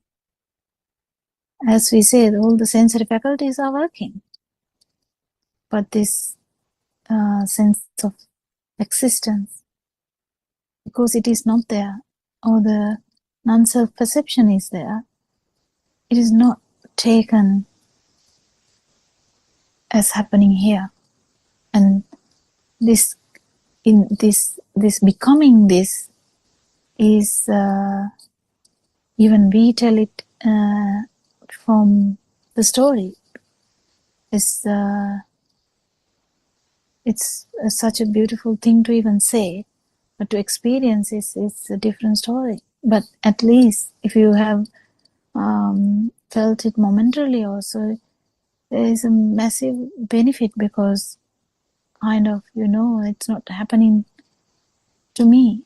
And when Lord Buddha comes and tells that, they know. They just know, yeah, it is happening. Yeah, it is happening. So same way, any calamity, any disaster is happening. So it is happening. But for this, everyone should have this knowledge of Dhamma and should feel it. And when you feel it, at least the continuity we felt that we are living is not true. Because this continuity has been broken because of the non-self perception, or the absence of self-vibration. That is where, wow, we thought this is the normal thing. That's why we struggle to maintain the life. We have so much struggle to maintain the life, maintain the sensory organs into our likeness, like our preference.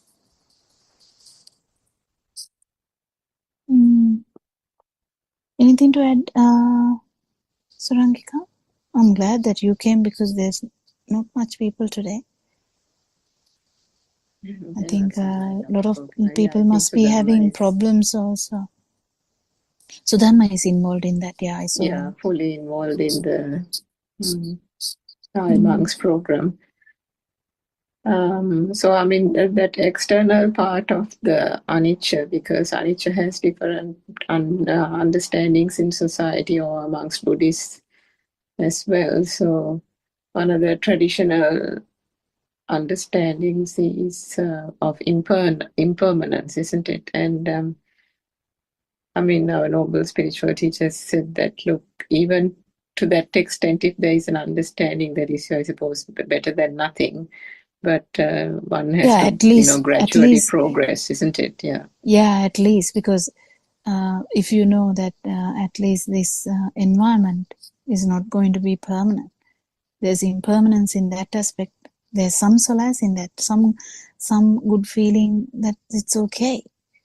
But the actual impermanence means this continuity, the self-perception which feels as continuous. That is the depth where actually the impermanence is fully important. I mean, that what you said is important too, because no one will actually understand. No one will actually understand about the impermanence of self without understanding the impermanence of the outside. Yeah, but the other point with that is that if one just thinks about the impermanence, that is based on objects which are impermanent, isn't it? Because then there is something that gradually decays. There is something that gradually dies or grows old. So there's an implicit acceptance that there is something. The dream will be there. Yeah, exactly. Yeah, the dream will be there. That is dukkha satya. The dream part is the dukkha satya, and the next, the feel part is dukkha satya. So the dream can't be erased as we just because we think the outside is impermanent. It's a bit difficult. Not bit difficult, I think 100% difficult. Because you can't just erase a dream just by saying it is impermanent, because what is impermanent is there. Yes, it is impermanent. Tree is impermanent, but tree is there. So, and that is the beauty of this Dhamma. How we describe that this is just a kind of a vibration of the sensory organ where we keep understanding the tree.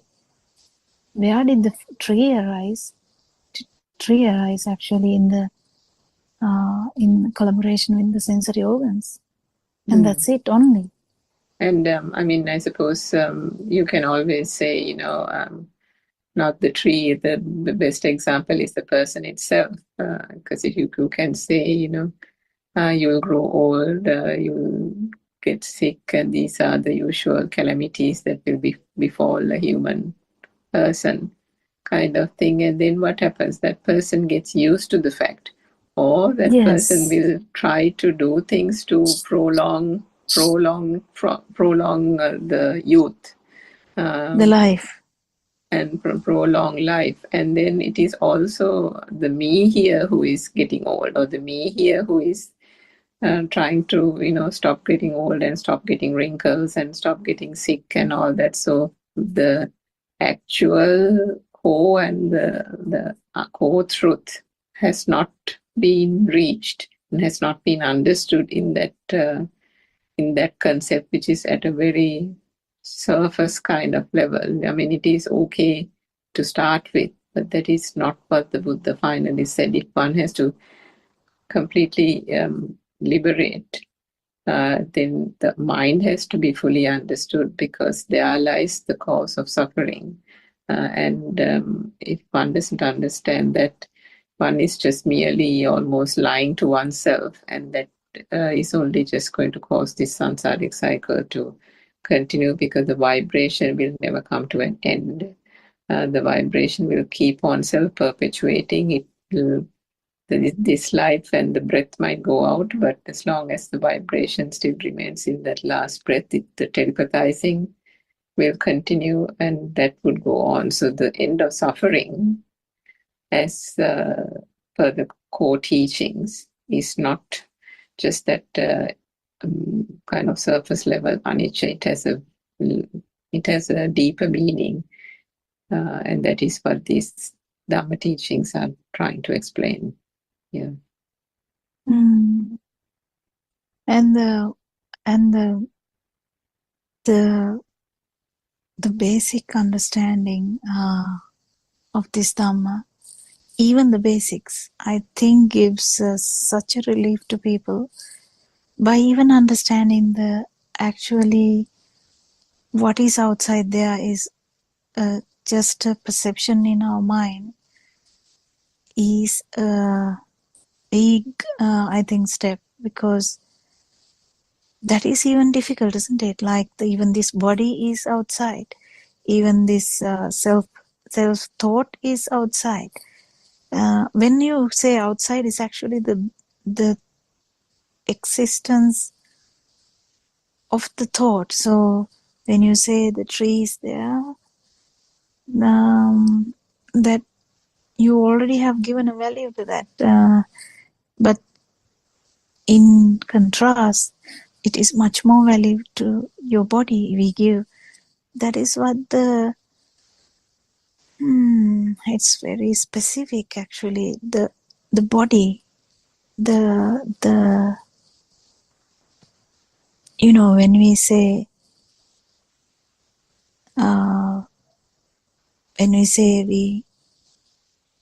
we understand that the outside is just a thought.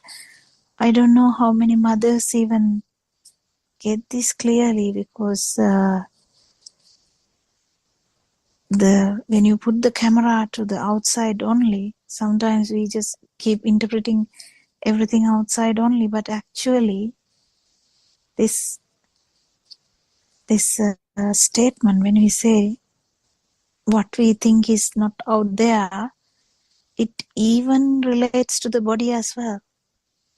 When we say my head, my leg, my chest, my lungs, my liver, my kidney, whatever, my hand, my body in that sense, whatever, that's implying that it is there. That implication, that idea that it is there. If you keep understanding that it is just a perception, it's a massive step, because the value that you have given to your body will be much less. This keep improving, and when you understand that all perceptions are actually constructs, the body doesn't have a value at all, because then it is by understanding, because you're still using the body. I mean, it's still there, it's functioning, it's fine, and you can feed that, you can you can do whatever, but dress up, and you just cover that. When it's cold, you can cover it with a blanket. Yes, do that, it's fine, but the understanding is very deep here, and that's the thing, that when you say what you think is not out there, it implies about the human body too. Human body, the self view, that I, the thought I, is also like that. So when you understand that the self view is wrong, you have already understood everything about this, because you can't just experience this non-vibration once without actually going through all these stages. You have to understand that outside, whatever you think is not there outside, and whatever you think is not actually true. That those are two things, two different things. Whatever you think is not out there, yes, and whatever you think is not true, it's actually a construct of other five sensory organs. And then to say other five sensory organs are also felt as a thing because of the rapidity of the vibration. And that's it.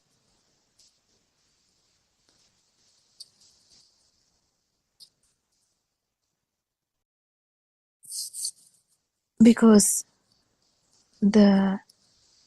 when you when you have when you are not inside, kind of not when you have peers that mind bubble in one thought, one particular stimulus, the vibration you feel is just why we say it's a vibration. Actually, this should be clarified too, because we can't. I usually use that word because it's a feel. We can say feel, but it's just a better way of saying that, because what you feel is a feel. It doesn't matter whether it's the ear. It is kind of similar to the other sensory organs. Whatever it is, a feel. It's a vibration. That's why we call it vibration. So don't misunderstand. It's not an inventing thing. Anything inventing. It's just there in the same stimulus, just stages of the stimulus. And whatever you feel is the feel of the sensory organs, the rapidity of the sensory organs. That's what you feel. So in that moment, you will definitely feel the more self-perception, and this will keep manifesting again and getting more stronger. And that vibration is going to dwindle each time you experience it. And once you become the non-self vibration, that means there's no vibration at all.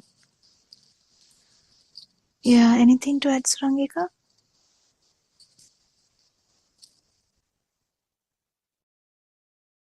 Dr. Kokila, I think it's for our English speaking listeners, I think it's a gradual journey, isn't it? A journey that has to be taken with small steps, because this is a type of teaching which is not prevalent or has been heard of before. I mean, there are teachings of Buddhism right around the world, true, but as we spoke of earlier, there are different types of dukkhas, and what in the traditional sense of the word, what was considered to be dukkha as the Buddha taught is not actually exactly that. That can be part of it, but there is, as we said, a deeper meaning to the word anicca, and it cannot just be the impermanence, as Dr. Kokila just explained. I think actually now people are starting to talk about anatta. In that case, the anatma, or the no self. I hear in Australia some of the Dhamma sermons are slowly adding that now. Starting to talk about more about anatta or anatma slowly. Was that like a Sri Lankan monk kind of thing? No. English one. Oh, English-speaking ones. Because, I mean, the monasteries that I go to generally, there is still the person being here, and the talks are generally around. I mean, there is, on one side, there is Vidarshana. No, only just starting. It's not but in depth. Yeah, but there is still a lot of conversation between the monks and the lay people about doing good karma, making sure you go to a good place, that you have to keep on doing, because this world life is not going to be your last life, and so it almost completely nullifies the Vidarshana, which just then goes to show that did they really understand what the Vidarshana means in the correct sense of the word, isn't it? Contradict themselves. Exactly. That is because they don't have that core teaching that our noble spiritual teacher has given, because they found this word and they think the deep reflection, as one goes into concentration, meditation, or otherwise, a deeper reflection about non-self almost in a theoretical way, isn't it, Dr. Kokila? Mm. Some kind And of also, yeah. someone can feel the the absence of vibrations, because that's the other way around. They talk about not the absence of self vibration, they talk about other vibrations, so they don't feel the surrounding, and that's the point they take as maybe this is nirvana, but they're still, the person is there, because Yes, that's the thing. I think that's that's the thing. where the confusion lies as well, isn't it? Yeah. Yeah, because they don't feel anything. They say, "Oh, yeah, I don't feel anything now," and that contradicts itself as well. That's not what Lord Buddha was trying to say. Yeah, and in you can turn this to English better than me. Like that, once he said, "නැති වුණා නම් නැති වුණේ, ඉන්නවා තියනවා කියලා ගත්ත එක විතරයි නේද?" How do you say A that? thought only, yes, a thought, exactly. Yeah, Lord Buddha said that. Lord Buddha was asked, I think it's like a mental discussion that he had. Did you get anything?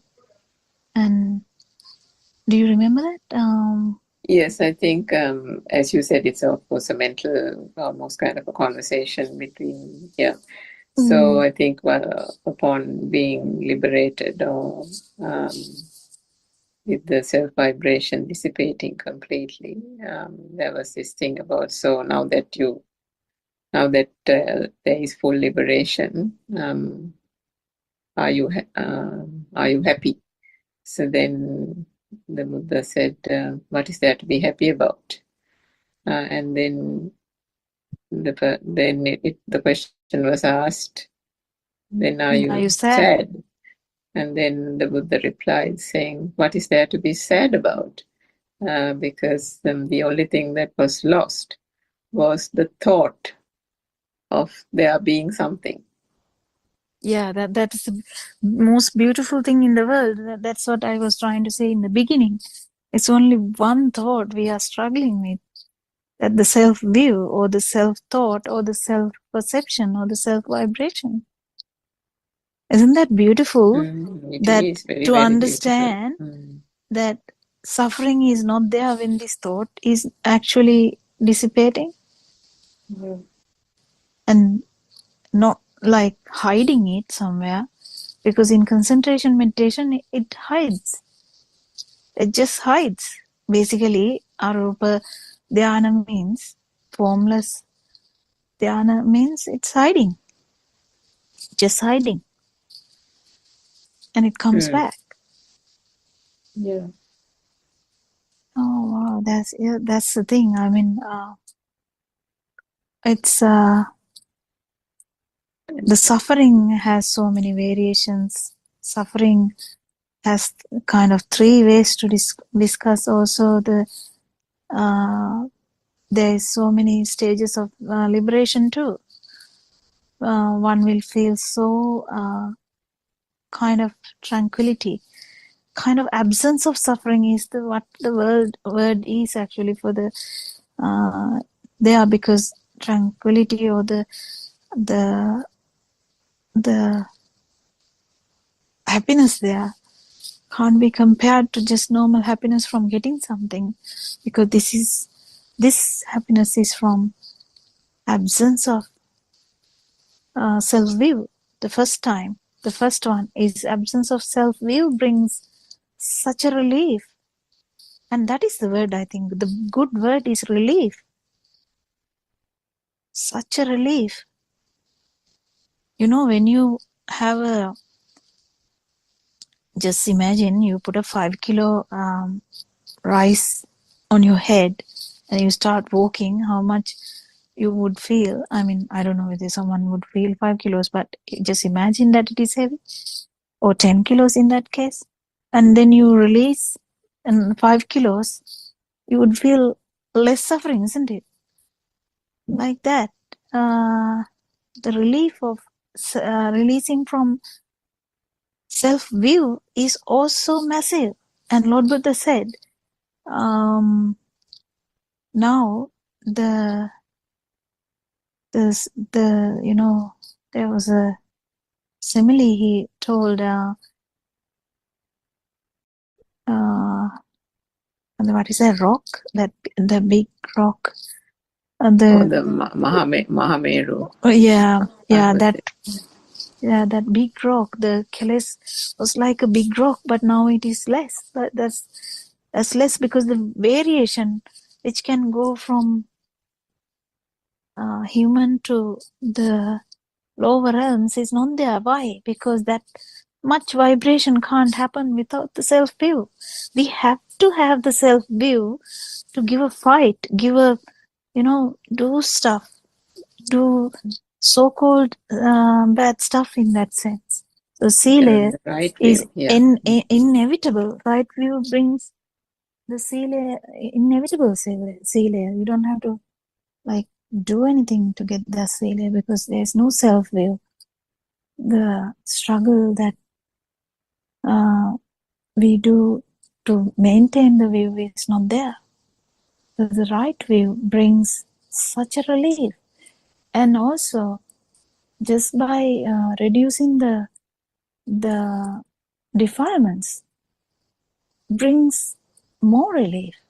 And when one ceases to enjoy all the perceptions, there is so much relief more. And the final relief, the full relief, is actually liberation from self-vibration, or becoming the non-self vibration, or non-self perception in that sense, or absence of self-vibration. So that's sukha, I think, best word for sukha, because it's the absence of suffering that brings the sukha, isn't it? Yeah. Yeah, I mean, I think putting any other thing to it will give it a wrong interpretation. Idea. It is the absence of vibration itself. And everyone listening to this Dhamma can feel it to different stages. Even though we haven't become that, we feel it to different stages. And even in someone who is trying to understand this, just imagine someone has not felt it fully, but who is thinking about it will feel the same thing, because whenever they get the feel, the self vibration, they are thinking, wow, what did I do to get that? What became real?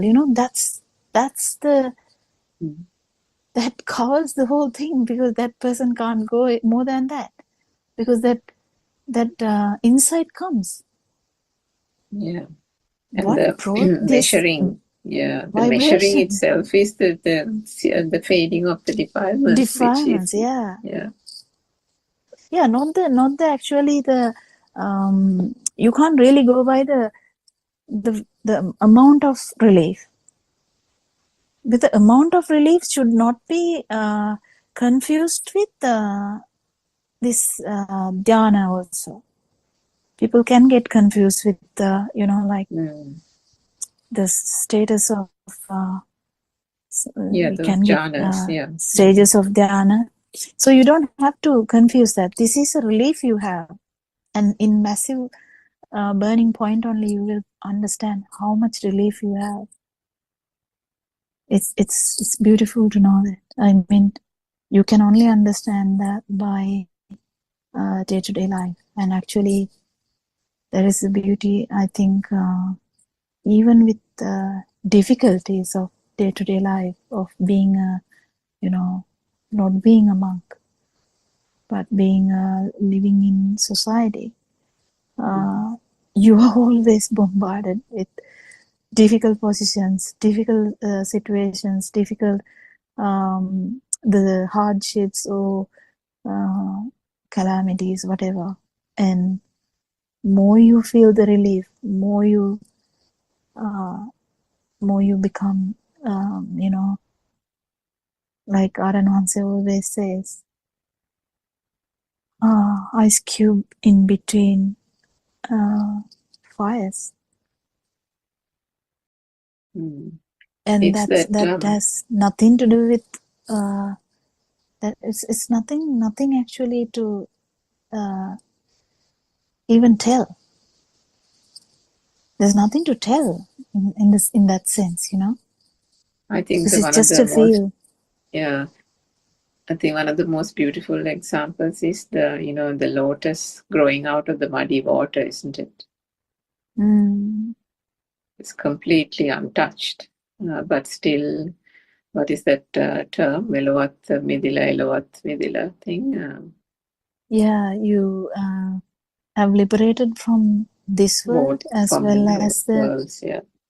the other world is actually the I think I don't know how to explain that even, but the feel and this dream, I would say this dream is the this world, because this world is like 45 years of age or 65 years of age, whatever the dream we have here is the here.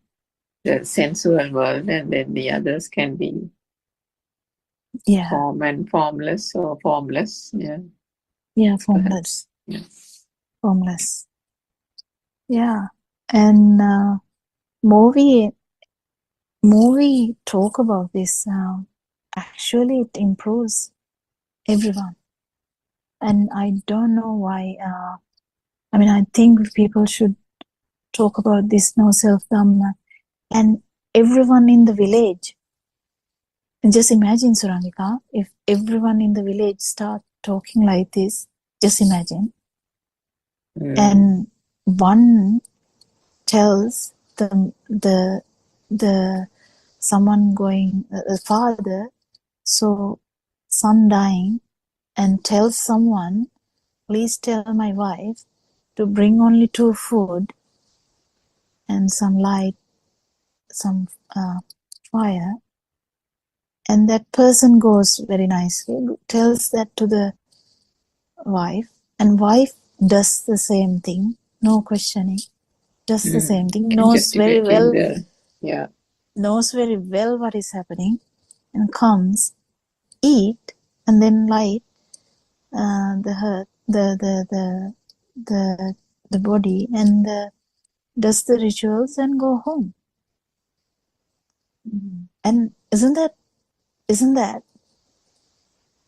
if the whole village is in this kind of mindset, isn't that a possibility? Exactly. Yeah. And isn't it possible now? It is possible now. Even now, in this era, where entertainment of sensory organs is massive. You entertain by games, you entertain by films, whatever. There's so much more things than that time. But still, is it possible? It is possible. And actually, we invite everyone. If you have any idea about Lord Buddha's Dhamma, and that he has told the Dhamma, he has enlightened everyone with the Dhamma or truth, which is going to give you end of suffering, just come and listen to the truth. I think we'll finish our discussion today, Swangika. Thank you so much for coming. It would be a very pleasure to have a discussion rather than keep talking alone. Everyone, and we'll worship Aran Wahanse. Therwan Sanai. Dr. Kokila, Therwan Sanai, Aran Wahanse, Namaskaram.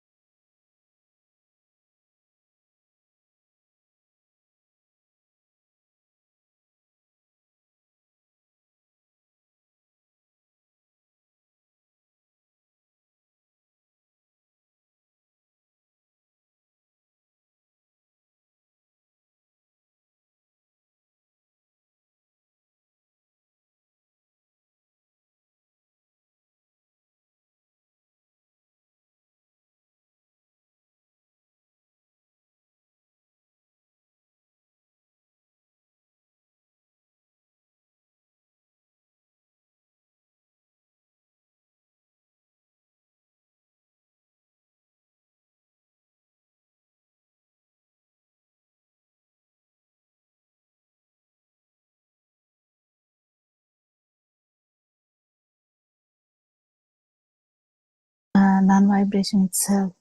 So the noble friendship will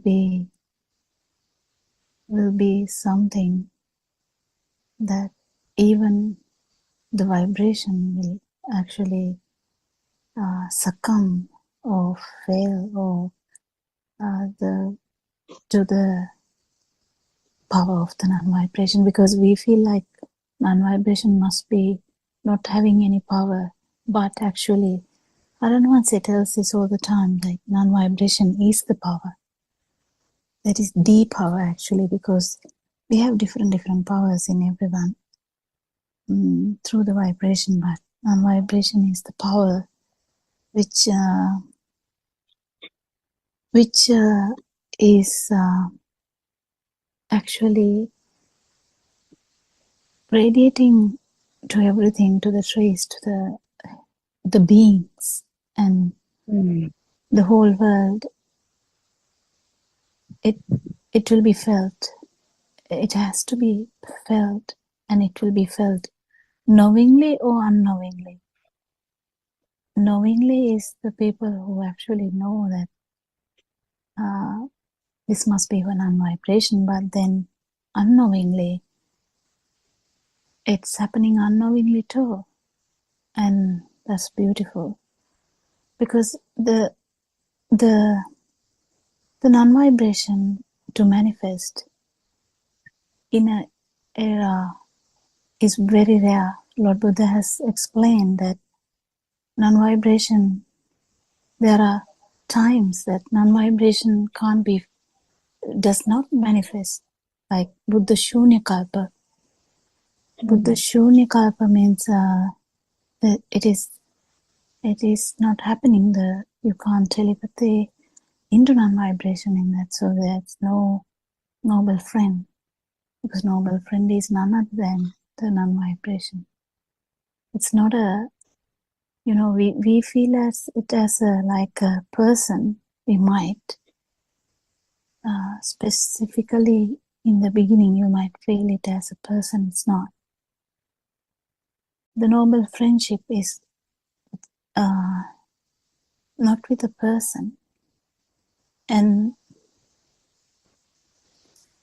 it is not actually standing beside the noble friend, because you understand it has nothing to do with standing near the noble friend. It is synchronizing with the noble friend, and more you synchronize, more you are closer to non-vibration, and that's the beauty of this Dhamma, and everything happening at the moment in the world and in Sri Lanka and in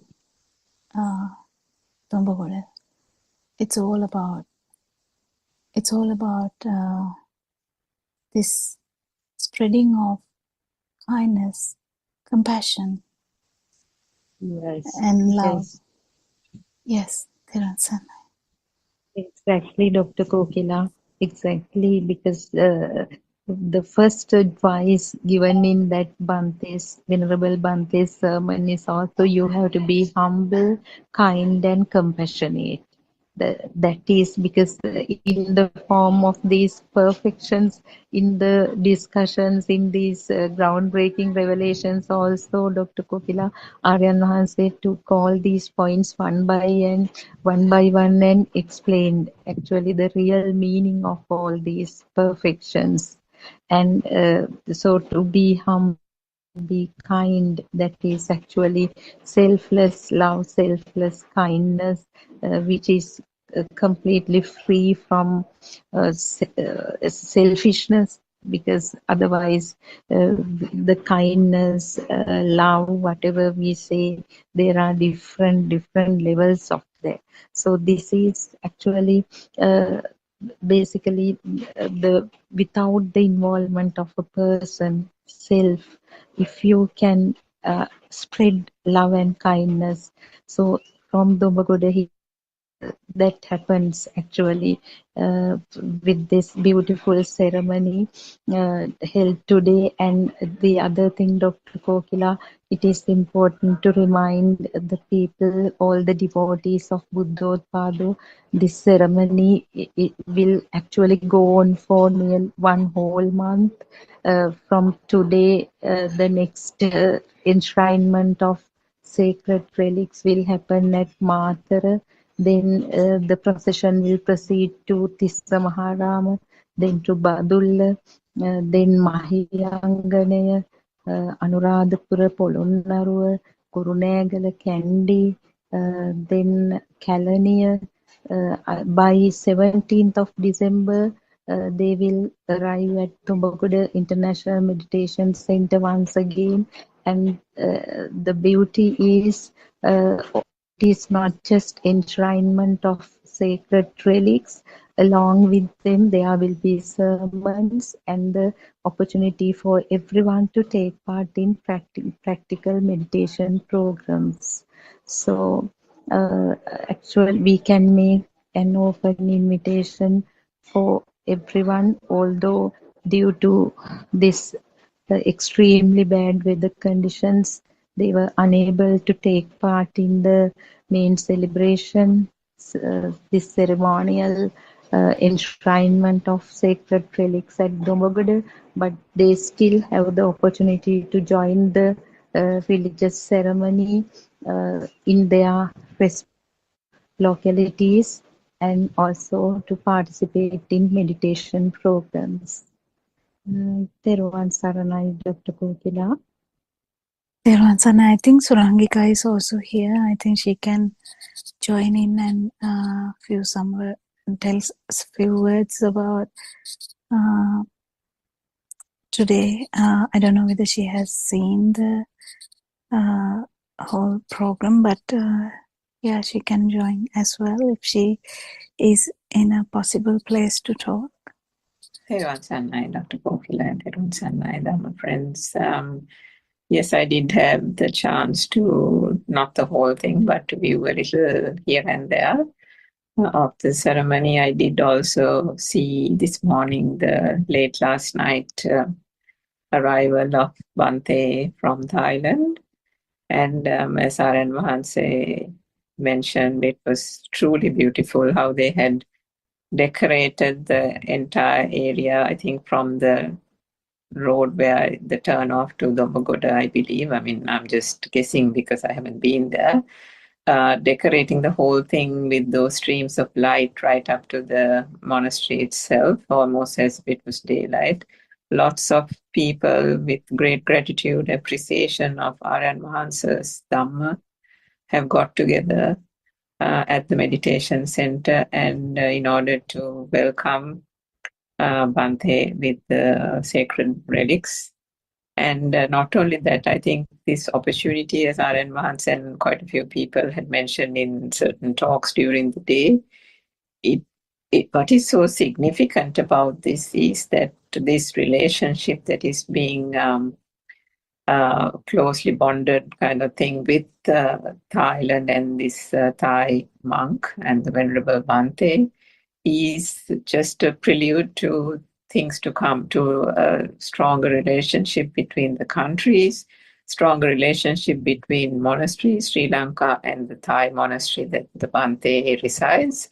But not only that, the word that would spread because of these good deeds and the ceremony that is being held here, not only, as Sudama said, not only is the enshrinement of the relics and the opportunity to see them and worship them, but also because the practical program of R.N. Mahansas is going to be also part and parcel of this program, as the Bante makes his way across the country to so many Metmal Aranas and other monasteries.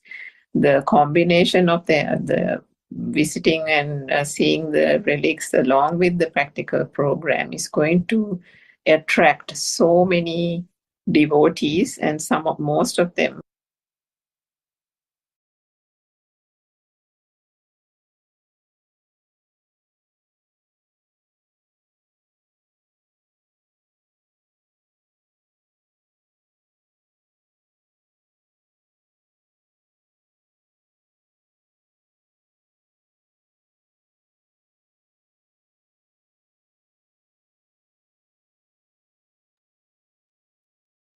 I pay my homage with greatest respect to Triple Gem.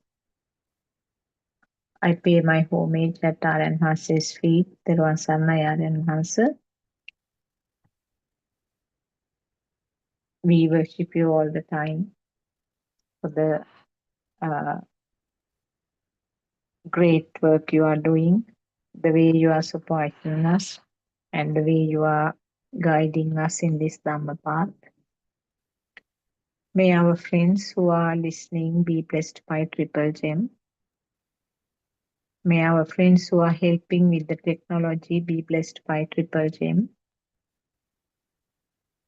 So this is the discussion session from 3 p.m. to 5 p.m. Sri Lankan time related to Buddothpado PeoTV's sermons. So if you have any points to discuss, you are welcome to join us during this time and come out with the queries that you are having. Until the other friends join, I will again brief about Buddothpado Deshana, which initially started as simple telephone calls with our noble friend Aran Hase, and subsequently some Zoom discussions were started. Actually, those were handled completely by our noble friend himself, Aran Hase himself, at the beginning, and afterwards some people joined, and with his supervision, with his guidance, there was a group of coordinators who started coordinating the Zoom discussions.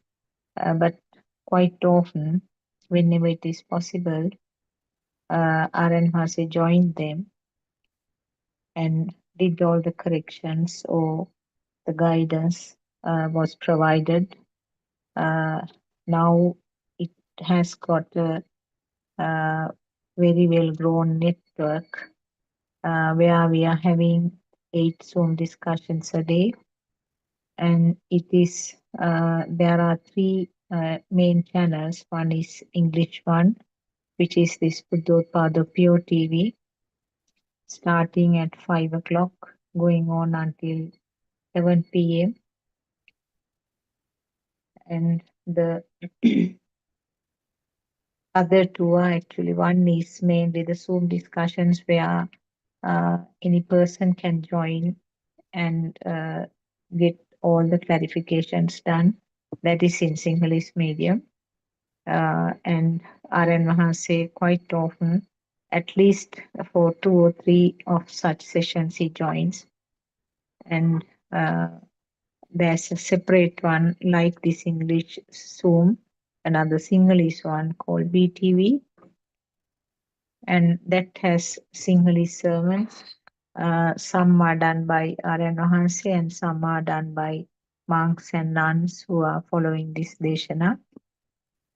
So they are available in the YouTube, and from the websites also you can have the access to all the Deshana which has been done over the last 5 years. It's about total, I think now 13,000 sermons, which is a big number. So we are trying to give this message to the world, and in Buddothpado PeoTV channel, what we try is to give this message to the English speaking community. And this Dhamma message, which is conveyed in the Buddothpado sessions or Buddothpado series, is actually the true Dhamma facts that have been understood and realized by our Aran Mahase. And he has been studying all the sutras, original teachings of Lord Buddha, which has very beautifully tallied and beautifully matching to what he's explaining. So you can be given the assurance definitely what you hear is the valuable gems like Dhamma that was disclosed initially nearly 2600 years ago. So do not hesitate to listen to this. Always, Lord Buddha said that come and see this Dhamma. So that was the invitation. Ehipassiko was the term he used. So no one is being pressurized to listen to this. No one gets into any kind of rules or regulations. No strict conditions here, very free, quite open. Mm, it's something like a new food which is offered. You can have a spoonful and see, taste it and see how you feel. And if you feel that you are happy with that, you can enjoy it. So, Dhamma Buddhism is something like that. Buddhism is not a faith, it's not a belief either. So, you are mostly welcome to join us and uh, uh, join this discussion because it's nice to continue as a discussion rather than any kind of explanation of one topic. So, we invite any of the friends who are listening via other ways and means to join this discussion session and talk to us. Dr. Kokila has joined. Thiron Sanai, Dr. Kokila. Thiruvan Sannai. I was just giving a brief discussion, this description about what we are doing. So can we can discuss on some topic. Yesterday also, R.N. Mahase did the latter part of the Andolnatmaka Deshana. He did a very sort of simple and beautiful explanation, which I thought was very good because his explanations are always very simple and also very simple and easy, very easy to follow, and using all the simple words. So it was very nice. I don't know whether you could listen to that. I did listen. Yeah.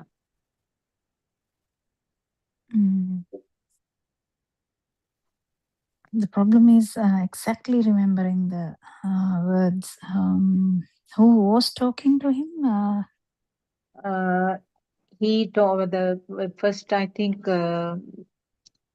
Sudharma talked to him. Yeah. And then the Dr. Jayasena joined. He asked some questions and he quoted one of the sutras also. He said exactly what Aryanuhas is explaining is there in that sutra. That sutra is not something commonly heard, I think.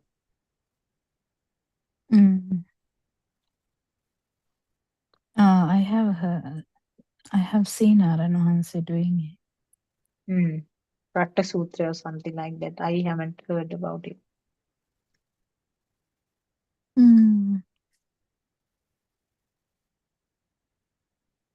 It was very good. I remember the point, which was fantastic. Did you pick it up? The point which was told to Sudharma. Did you pick it up?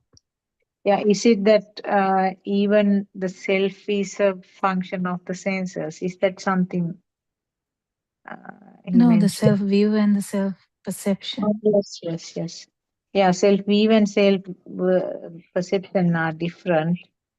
Different in the sense self-perception, self-view is a thought simply, which is the most superficial thing. And even if you now with all your deep realization and understanding of the darshana, that is the essential point to get rid of the thought level, that is a self. weave, but still you have the self-perception level where you have that feel with each and every stimulus. That perception is there as if you are experiencing that. So that is a level that you have to concentrate. That is Concentrate. exactly the thing I was trying to tell yesterday, which we struggle. I mean, I struggle sometimes to tell exactly what I need to tell. So what Anansi said it nicely. Yeah, that we have discussed, I think, earlier also, because self-view is something that is a thought. So if the thought is there to say that I am experiencing, I am doing all kinds of things, simply the whole world is also there. So that is the first level of contemplation, isn't it? Yeah, but To the sitem, when you say perception level, that is going deeper, because yeah, perception is there in the worm also. yes. So going deeper, the thing that we were talking about. And that is a sensor level, isn't it? And I remember that we discussed even a deeper thing about self vibration. That is that can be applied even at the level of the radiant mind. Mm.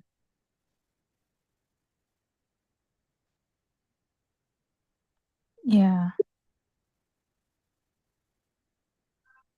And the turning point is this self weave level, which is the Patisotagami, where you sort of completely turn to the opposite side, because you, as a realization, you know that everything is created in the mind, including the self.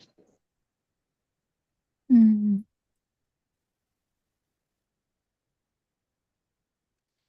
Yes. The point which is important is the exact sentence Sudama said, how he managed to turn her,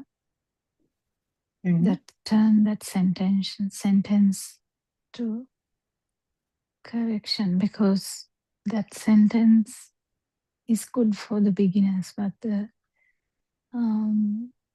it's a thought, self is a thought,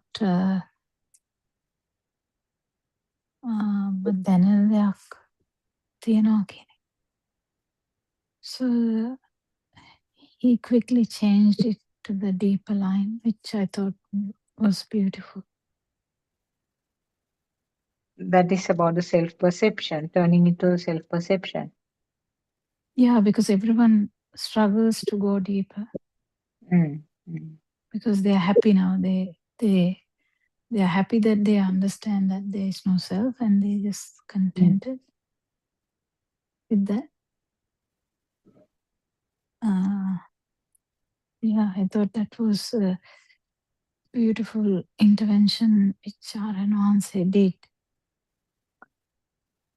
Self perception will continue to be there in, I mean, it will gradually go away, but it will be there until the state of the Arhat, is it?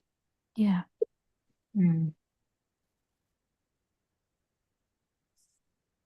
That parallelly, that depends on the level of the feeling of perception of existence, the feeling of aliveness or real nature. Yeah. When it gradually goes down, parallelly that self perception also will go down. Mm.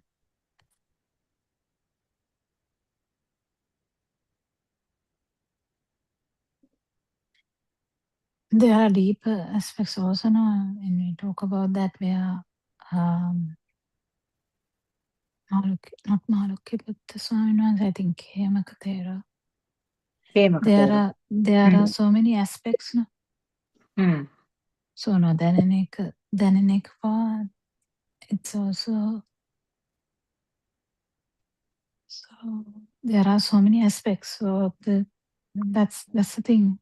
Aranwanse's job is to keep pushing people to deepens.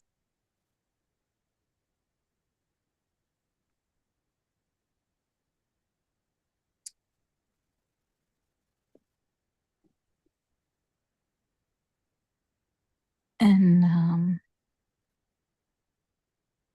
I think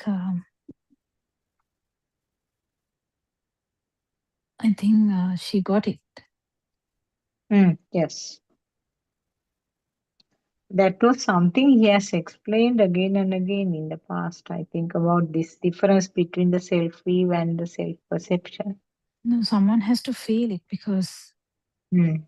sometimes you are very comfortable in knowing Dhamma and forget about the six senses or five senses. Yeah. Investigating five senses, why it is important is to actually investigate how this alive feel is coming. Mm. If Varanasi is not guiding, no one goes there. Specifically people who have listened to Dhamma for some time.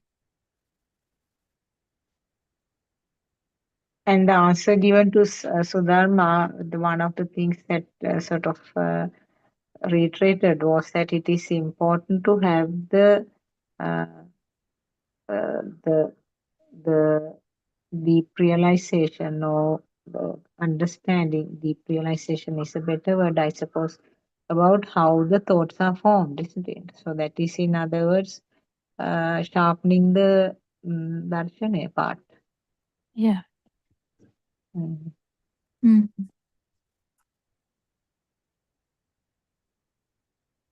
Yeah, true. This whole thing is very methodical, Yes. going deep into that, because if only like one sentence is enough for Sarut Thero in not in robes, before robes, he just heard one sentence, Yeah. and that this is a cause and effect Dhamma, and that's all he heard, and that was enough for him. Yeah. So there are so many different types of people, but if we take it in a like a normal aspect, like taking time, then people who have mastered the thought level should go to the perception level. Mm. But knowing that there is a perception level is important, otherwise everything will be like it's, because once you understand the theory, you're not going to see it in the lab, right? Mm. You read about that in the book. You're not doing it like Kiritofi or Mm. making something. You read about it and you feel like, yeah, I know. Kind of like that. So you don't really try to make it. And with mistakes, you keep doing the experiments, and once it happened, only you are sure, like, oh wow, this happens. What I felt was actually, especially at the beginning, uh, now each and every thought, analyzing each and every thought is not one thing practically possible. Also, secondly, it becomes kind of boring. Like, what I did was, whatever the stimuli which really felt hard, felt deep, those things I was analyzing. Now, say for example, there may be a telephone call or maybe a message on the phone. And when that gives rise to that current like feel, shock like feel, or maybe even some news about something happy, uh, with that feel, then going back, how did it happen? So it was useful to analyze it that way, but I suppose different people have been doing it in Yeah, different. it's quite different. Yeah, because I mostly didn't pay much attention to this system, what happens to this system. I always paid attention to the how sensory, why this sensory system is giving rise to the life field. Mm.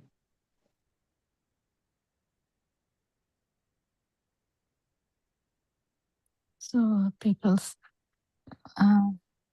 way of handling it can be different, right? Yeah, it can be different, yes. That way I So found it's easier to analyze the thoughts. Uh, it was useful because that with the way that when you analyze something like that, quickly could feel that the fire which was created also going down, like you put some water to some yeah, but that's another problem, because whenever this comes to the mind problem is gone, then you feel like it's working. But yeah, that the is thing time. is, Now that was some at the beginning. That is how I practiced. what about now? Now I just let go because it happens. That's all. I So mean, if this is the last thought, yeah, this is the last thought means so the. this while talking you're dying. So how? Also, I mean, I can. It doesn't. Uh, it doesn't like happen to myself as if it's happening to somebody else. I mean, just from an angle where an outsider is looking at something. So it's some form of behavior is there now. So the things are happening, and as if it is happening to somebody else. So you don't care, you don't bother about it happening because nothing to do with the self. So that sort of attitude is there now. Especially that Aryan Mahase's explanation that he was recently introducing no මේකට බඩගිනිලා මේකට that sort of thing, that attitude is there. So things are happening, they are becoming incidents. It's more transparent, like it's more easily visible. Can see the things better. Uh, but I can see that mostly sitting in the audience, but sometimes I can see that getting onto the stage and joining the drama also. But that part also can be seen with some awareness it is happening, and then coming back to the audience. So it is something like that. That is a better, I think, way of explaining. Mm.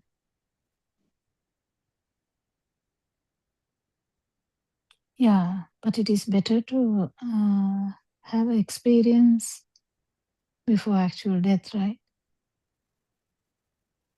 Yeah. There are experiences actually which that day I was trying to say that I was saying that there are instances where I feel that things are happening without the person here. Uh, No, not that. The the that when you take one stimuli, mm, there's this sasavana, yes. that level, how strong that is. What your analysis of that? No, Sasaba level, that is, if I explain it in these words, if I explain it as a current, yesterday or day It's before, nothing to explain. It's something you feel, no? yeah, okay. Now, when I am telling, I have to use the words. So, I can feel the current definitely. The current is felt, and I can feel the current fluctuating also with different stimuli. Sometimes it is at zero level, and the instances where certain stimuli are there, I can see that it's felt. No, actually, that sentence is wrong. That's the problem. That's the problem there. When you say sometimes it is zero, you mean to say the sasava is sometimes zero and you get the sasava again? No. It is felt as zero, but I know that it has not No, you're permanent. talking about the mind sensor. That is what yesterday also I was trying to say. This actually we should sort this out because yesterday also we missed it. So you use the word, sometimes it is zero. Sasava power, if it is zero, then it's an arahant. No. But even Buddha's teaching that about that Anuruddha Thero's thing, he was saying that Adhigata Samadhi is not constantly lasting, isn't it? So isn't it something that it is possible to feel it as almost zero, but at times it is coming up? Okay, so then you have to be able to tell how was the sasava in the beginning, how it slowly went off to the zero. Certainly it is going down. Certainly it is very clearly going down. No. That is not the point I'm saying. You're talking about better to have the discussion with Arananse, but what I'm trying to say is whether you are talking about the sasava level, the arupa level, or you are talking about the rupa level, I have a question. That's why. Now, I don't actually understand the question itself. So, when Yeah. Rupa level and Rupa level, I don't know how to. Are you saying me now that, I mean, I'm How can experiencing, yes? When you talk about the Rupa level, are you you say saying, iteration? No. sorry? Can you tell an example Hmm? of you thought there was no power, zero power? Yeah, zero power now, even things when I'm just looking around, even the things around the garden, uh, I'm seeing the things.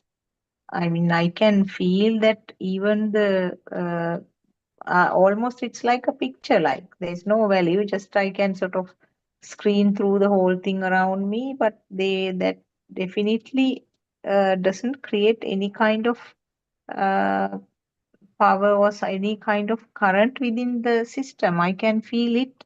It's very cool and very down. So that is how I feel with most of the things when I'm looking around.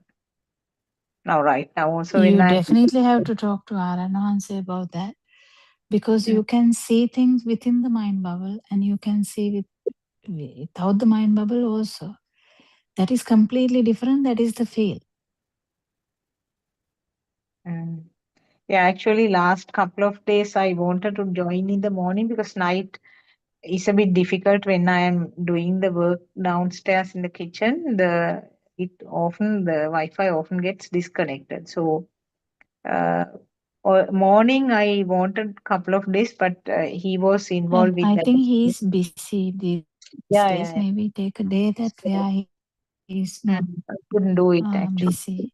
Mm. Sudharma, And shall I? like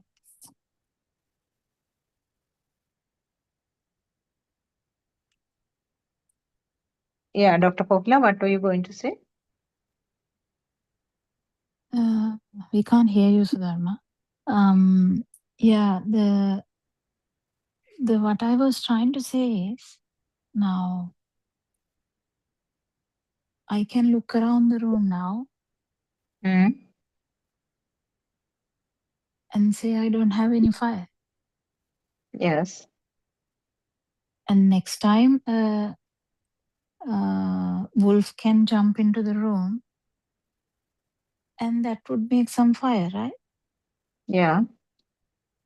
So that's not the thing. So we go by the wolf thing then. We don't judge by the other one.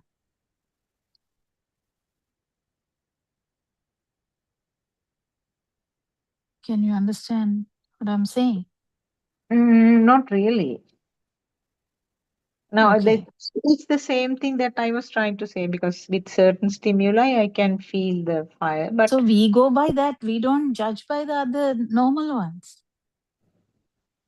now, normal ones also, it is something that I can just, I mean, I can't express it, but there are instances where I can see, I can feel that the mind actually goes to that object. I feel that it's really there, it's there. I mean, this is not the best words, but I can feel that the projection is there. But sometimes that projection is not there. Sometimes most of the time the projection is not there on the ordinary things that I am seeing right now.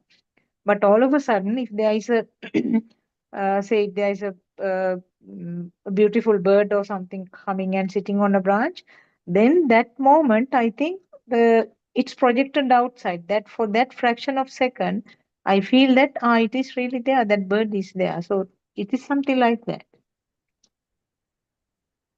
This is a very simple thing that I was telling. That's what I'm saying. The second part you said. You felt no, the bird is there. Yes, yes, yes. That is what I said. With certain stimuli, that suddenly I can see that projection goes to the outside world. And really, for that short period, the outside world becomes real to me. That So I can see. that is the level that means outside is true. So we go by that. Yeah, it has not permanently come to the level where the outside world is not true. No, Outside. in your sentence, you are suggesting that an arahant will never focus on anything. That's wrong. No, no, no. I didn't suggest anything like that. I didn't So indicate so. focus is all right. So if you see a bird and you focus on the bird and you feel like the bird is on It's the not. tree, that is all right. That's okay, but what I felt was that real existence of the bird comes as a feel, which I can't express in the words. I can feel that suddenly the projection went out. Not that I could not understand that there is a bird. Surely the Arhant also will understand that there is a bird. Everything will be experienced in the same way. But the difference with me is that I can see the projection of my mind to that point. For that moment, for that stimulus, I feel that it is real. That's what I said, that like being in the audience, and time to time, I feel that getting onto the stage and acting. Yeah, that bucket thing Ranhansi is saying is there. But the thing is, still, I think you have taken it the other way around, because first what we understand is actually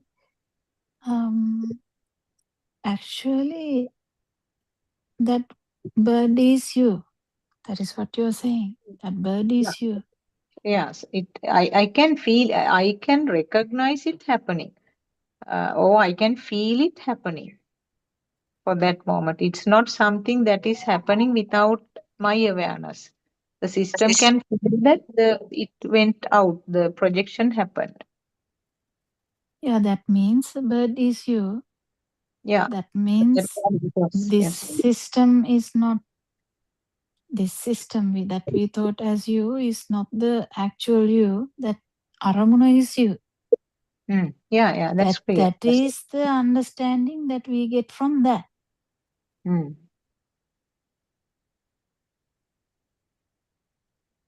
And that's all.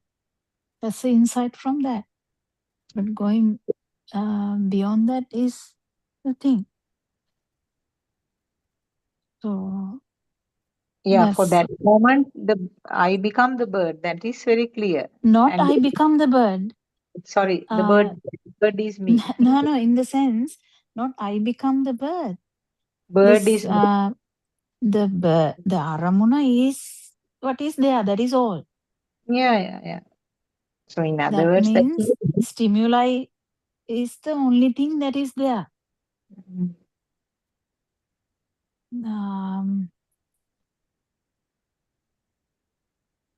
Yeah, it's good if you can talk to him and clarify without because I don't know whether you are taking it in other way around. It's important to understand all the experiences because if you're actually seeing the bird, the losing the gap between the bird and you, that means actually you kind of feel that the skandha, that what Aranwanse is telling, skandha is you. Like not you, actually skandha is the only thing that is there. That is a advanced level, isn't it? The I mean, there is no person here, and then only the bird is here. Isn't that a level where Yeah, in that the is what I'm saying. no, it's not me. It's not that what I was trying to say. What I was trying to say was I can feel that the duality I can feel. That is all. When the bird comes, I can within that stimulus I That's can what I feel. was trying to say, Dr. Sakuntala. That is you actually describing the moment that you pay attention to something. That is actually the Lord Buddha, said how the Makulua story, how this system works, how the stimuli gets prominent. Yes. So That's that the is only thing that happened. So that's not a self. If you keep thinking that is the self, you are stuck. but doesn't he say that අරමුණු වෙන එකම තමයි self කියන එක කියලා he has said no that actually that you can't from externally you can't explain it but it has to be something that is felt by the system whether the it became I mean whether it was focused and felt as a thing and that is a point where the self is no No, there is no self, no. So that's the problem I am having, trying to explain it to you softly, trying to get this other way around because we don't need any proof about self being there. There is self anyway. mm, The power is there. So there is no need of proof for that. This anusotagami, patisotagami thing, now we are turning it around. When we turn it around, mm. the experiences are actually felt in the other way around because when the self view is not there, that moment is actually explained in another way. Now I feel a difference between the things that I experienced as seeing other things and the moment when the bird flies there. So That there's a that difference. is normal. That is normal. If you keep taking it is abnormal, you will continue to do that forever. What you say is that you can't still say that that is a self or No, that's not a self. okay. That's within the mind bubble. That the whole story is happening within the mind bubble. You just focused. That Mm, because you are thinking like that, you can't go beyond that. We have to turn the vehicle around. okay. How are you going to turn the vehicle around if you now drop the self view? Yeah. If you're seeing a bird, definitely self is there. What you're saying is true. If you actually see a bird, then but did you see a bird? It's just a visual effect. Yeah. That is what you are going to experience. Mm, It's only the function of the eye. That is what the experience is, not the you when you try to tell it to me, you tell it in the self view side of it. Who Okay. wants the confirmation of self-view? We already have so much confirmation about the self-view, right? Okay. Whole samsaric journey, we have the self-view, we have the self-perception, we have the self-vibration. Yes, we have everything. We don't have to worry about that. But when we try to turn this around, when we try to understand in the no self-anger, then the story begins. Okay. What I thought was that experience, the difference in the experience was kind of projection, kind of duality. That is what I thought. No, because when you look at the empty space, you're thinking you are not there. When the bird comes in and it get your attention, you're thinking you are not there. Previously you are not there, and suddenly the bird comes in and you are thinking you are there. That's All wrong. should fall into the same category, no? All Same category, same self-view category. But if you feel something special about that bird, a beautiful bird, say a peacock or something like that, isn't there a difference in that? No, Lord Buddha said, looking at the something this what is it? Vanaya is so beautiful. What is it? The Yeah, that's right. no. So what's the problem with that? හරිම සුන්දරයි. මේ වනපෙත.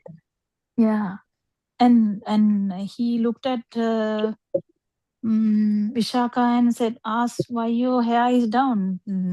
Yes, We yes. can't. That is for a person who is at that level. I was thinking about myself. I was thinking about my level. So I thought I cannot. No, but there is a point here. What I'm trying to clarify, not clarify, even highlight is here, is we are turning this around. We are not going to ascertain, okay, I am here, okay, I'm not here. You didn't even try to kill that bird. So what is the problem with that? No, what I was trying to say was that real feel, existing feel. That is also looking at it in self-view. You looked at in such a way that the self-view is confirmed. Okay. You're just reassuring you or yourself. Itiani? Aru lassana කියලා හිතුණා. ඉතින් මොකෝ? හරි වැඩක් නේ. කුරුල්ල ලස්සන වෙන්න මොකේද? පුදුම කතාවක් ඒක. හොඳ වෙලාවට මේක සිංහලෙන් නැත්තේ.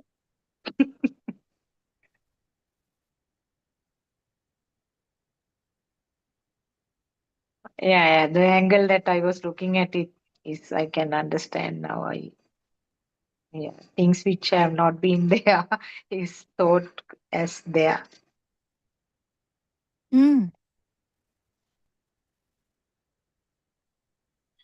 Yeah, when you have an experience, if you catch it anything in the no self angle is the when you get an insight from that. Otherwise, all the other experiences are useless.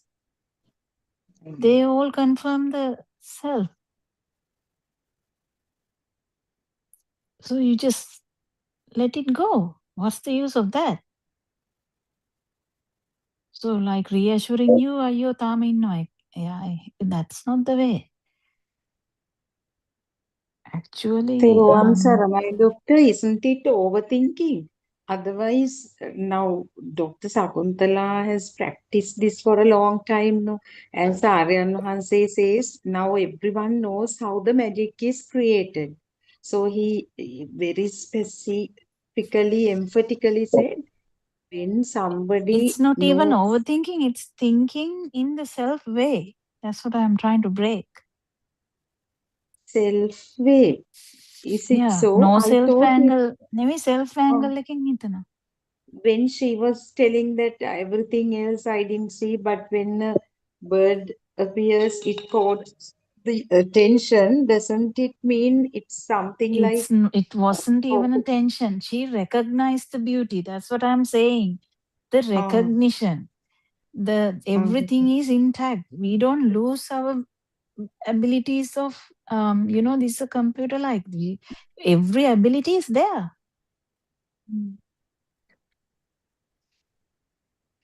But No, when she says duality, I think she's confused. Otherwise, she talks about these things very clearly in 9:30 Zoom those days. I remember she knows everything. Maybe as she thinks a lot, it's confusing. Otherwise, duality is also a thought. No, yeah, yeah. Okay, doctor. Yeah, duality is a thought as well as a feel. Mm. What I'm trying to say is that moment would have been a better moment, because it is a beautiful moment that she is getting, because she was calm and quiet. Suddenly a bird came, and that moment would have been really a point for you to lose the me feel. But because it went in a different angle, because you thought that is me, because you noticed the beauty. no, not. I know that noticing the beauty is not the self. I mean, even the arhants know that it is beautiful. The beauty with power, beauty without. Yeah, That is what I was trying to know.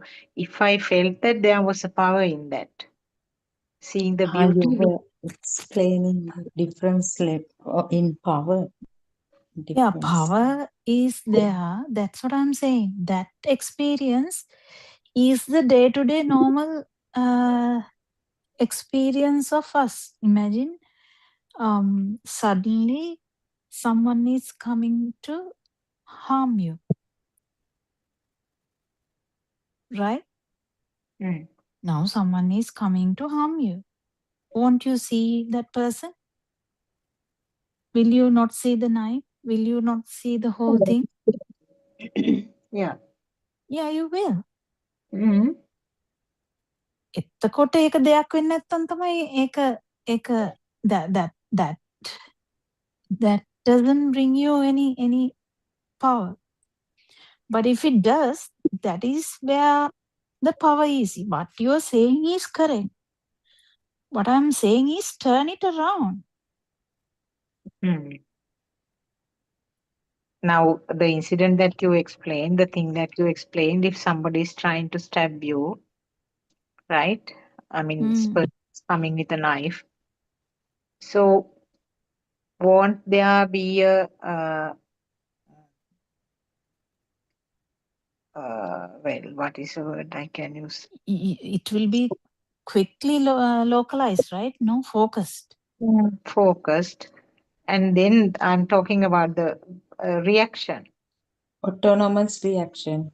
Yeah, autonomous reaction definitely will be there. Impulse. Autonomous reaction is like either sit down or either run away. Yeah, it might happen, flight or fight. Yeah. What about the burning? I'm not saying that. Yeah, I'm talking about that. I mean, you don't feel happy. You don't get a happy thought when there's somebody trying to attack you, no. So it's something, maybe fear. I don't know whether you can use the word fear. Some form of current will be felt within the system, isn't it? But it will not be. Mm, I mean, that will. How can I say that? That is a self-perception. Mm. Okay. That's what I was asking. Now, that was the exact thing I was asking before we came to this end. Are you talking about the form level?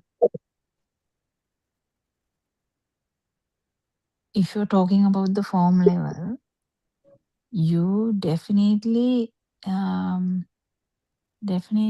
a idea, right? The perception is there. Harm perception is there.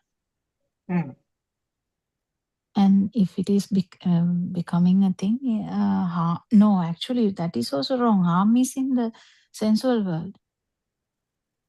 Harm is in the sensual world because the perception level is, if you kind of actually think about it later, or light level, right? So whether this person is going to harm me is a different scenario. That's a very good scenario. If it comes around like giving fire, yes, it is obviously fire.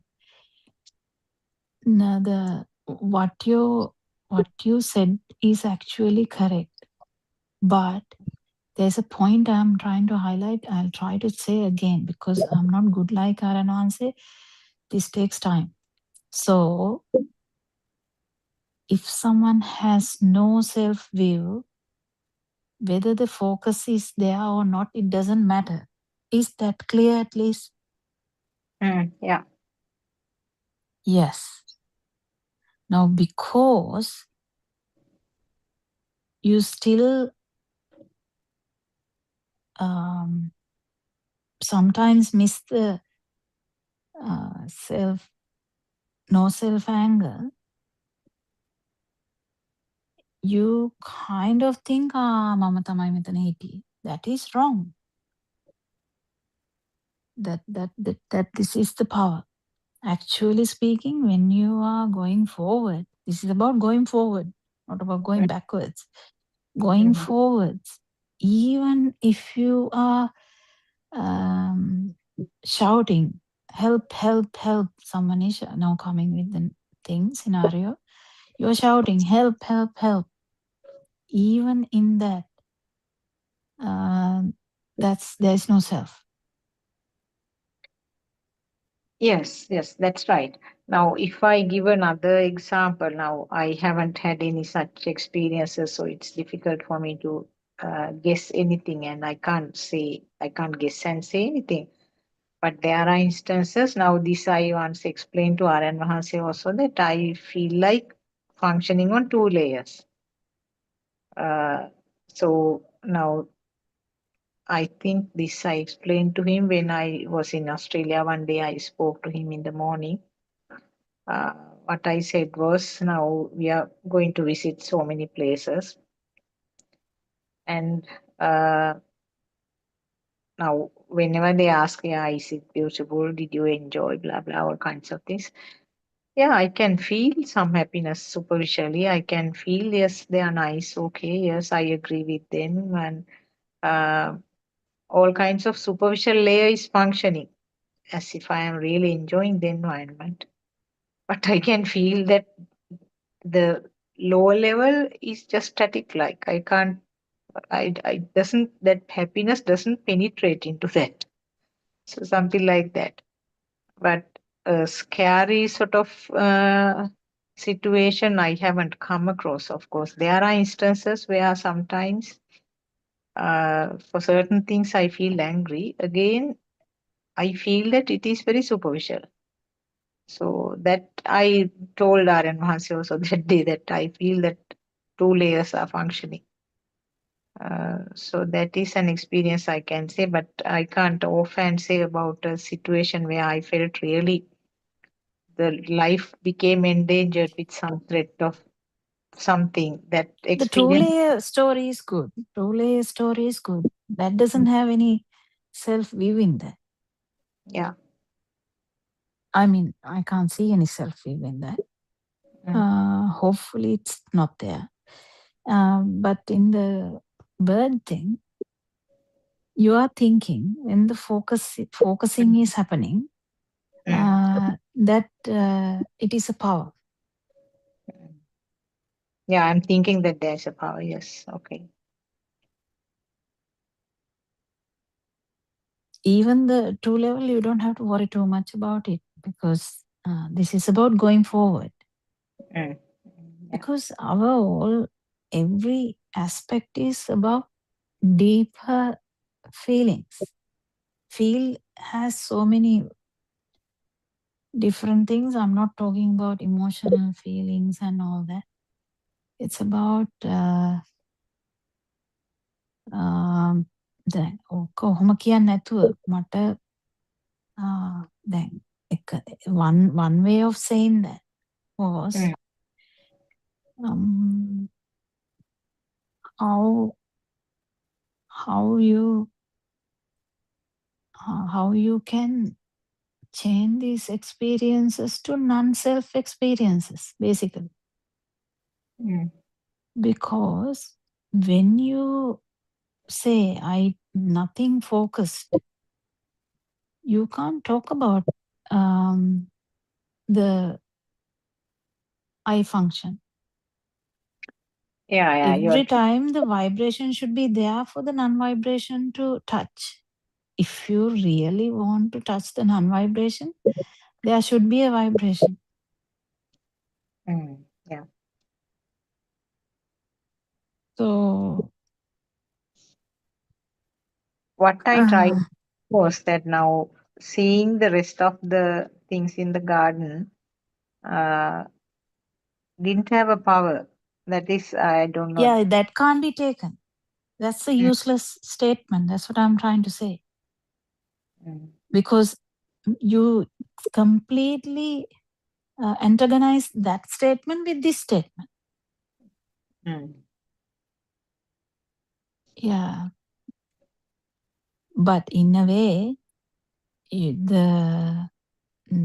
if you even focus on the bird and you feel the bird also, that should have given you the idea that there was never a self. This is what Skande Udeva. That kind of attitude, if it come in that way, that is good. Because you're not looking at it in that angle, you are looking at, this is the power. That's this no self angle should be practiced. You shouldn't put fire into fire, right? You should put water. Practicing means at the beginning it is kind of active thought, isn't it? No. In these moments also it is important, because in the moment, if you keep misunderstanding that it is the power, it will never change. Yeah, what do you mean by keep practicing? It's not practicing seeing a bird. No, you can't see a bird every day. Bird has to come there. Or otherwise, wolf has to come there. I mean, I don't think wolves are there near your house. No. Maybe a big rat. Okay, so what do you mean by keep practicing? Seeing. Seeing. I function. Thiruvan Saranai, Dr. Kokila. When I actually got what Dr. Sakuntala was talking about, and what I feel is that the gecko, the nail, and some cobweb on the wall, when you see the cobweb, you don't see anything else. So when she sees the bird, that is just the mind consciousness, the rising of the mind consciousness. Trees, flowers, other things, they although eye captures them as a camera, since the mind consciousness does not arise, they are not seen. So it is just that, isn't it? I don't know. That's The how I. Skandev Deva means that, yeah. But Skandev Deva means this is stimuli happening. Yeah. But not that I don't recognize the other things, isn't it? How you recognize other things also. To recognize a banana tree, jack tree, whatever I can see, the mind sensor should have come up there, no? You recognize them Oh, as yes. well. Yes, I can see them because straightforward, it is a thought which is coming. And the thing is, they don't feel any power in that. That is what I was trying to say. But with recognition, when the 2 rounds gets completed, anyway, some power is generated. That is minimal power. That is how the body does in level. So this bird is unique for you in the sense that that you don't feel that it is a thought. You feel that the Uh, presence of a real I bird there. I feel it as a thought, but it has a power than the rest of the things. That is what It I is feel. like this. If I say Mm. an example, a lot of Mm. children are playing, my son is also playing. Then it is a Mm. different power. Yes, yes. Yeah, that is what I Mm. was trying to say. Something like that. Yeah, but I am begging you to change the way of looking at that. No, okay. No, no. What I was trying to say that the way that Not I feel. begging, actually, can't we use that word. But what I'm trying to say is, if you keep looking at that from self angle, that this is the power, this is the power, this is the power, that's not this Then, Dhamma. yeah. Yes, And that woman shared by Dr. Kokila, Satya Kiyane ape gidara. So there are, I mean, lot of strategies. I mean, Kamatahanas are there.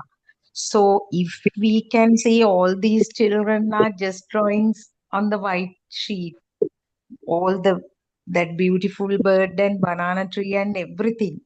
They are just so that really works. I think they are very simple strategies. I mean, that gives the basis of this part, isn't it?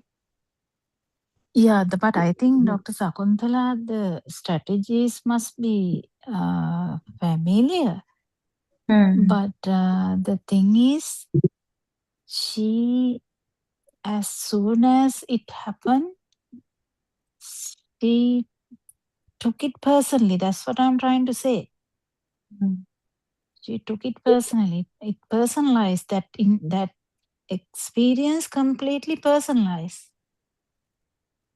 But actually, if that happened in such a no self angle, this would have been even a moment of realization. Yeah. And Kokila, can I ask you this now? Although we say talk about this perception level, non-perception level, sensual level, they are not static, isn't it? They are also, I mean, the It's in span the bird. It's in the is bird. the bird, one stimulus only.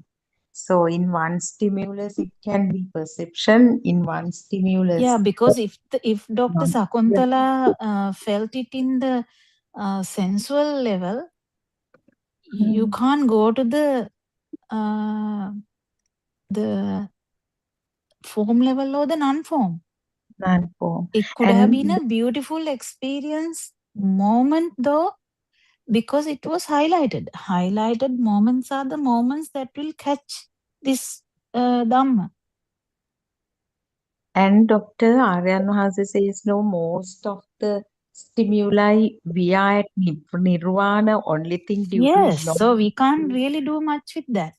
The moments which are really, even wolves jumping at you, or whatever, these specific moments are the important moments to turn around. I actually see the Skandeva Devayam, that means stimuli arising and ceasing in the no self angle, though. That is the moment. That's what I'm trying to say. Actually. I don't know. Where did you get it, Dr. Sakuntala? Which one? Did you get the message? Yeah, I got the message. The way that I was, my way of seeing, my angle of seeing is wrong. That is what I felt. Yes, because Yeah. it is felt as something different, and I interpreted it as self, and I interpreted as if projection to the outside world. No. That's actually would have been other way around if you actually understood it in other way around. No, I mean, I was thinking in that way, and I understood that it is wrong. Yeah. Teruwan sarණයි සුරංගිකා. Teruwan sarණයි Surangika. everyone. We were talking about a bird. Actually, that was something that I just imagined at this moment. I thought it was an incident. Oh no. So you didn't actually tell the actual incident here. No, I didn't tell Anna. I mean, something that I just experienced. When I was looking out of the window, the things that I experienced, and something I have experienced some time ago. That is what I included into this one and mentioned it. Because now, as Sudharma said, when I look at these trees, it is not different from seeing a picture. Yes, no one has cut the tree, no? Mm. I mean, No, if no. it's if there is a change only, we can actually now imagine it's your garden, Mm. and an elephant has come last night and has trashed the whole place. And early in the morning, you didn't know. You went down, you looked down, Mm. and then saw that. That's a beautiful way to say that. To say that, wow, kind of thing that without power.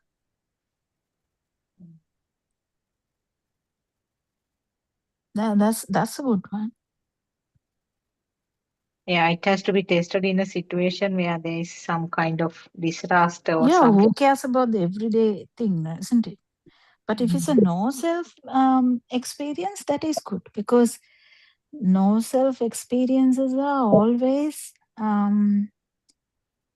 it always has some stimuli. If there's no stimuli, it's like a dhyana. You kind of nowhere. You're going in the garden, but nothing bothers you. Mm. Yeah. You can't test anything in there. Then we can all say we are in nirvana in that moment. But actually, no. Aranhanse, even though Aranhanse says that in the beginning, later Aranhanse, when the person is matured enough, Aranhanse says, no, this even this seeing has things, you have to catch it, isn't it? So the actual Dhamma gets deeper and deeper. Mm. Yeah.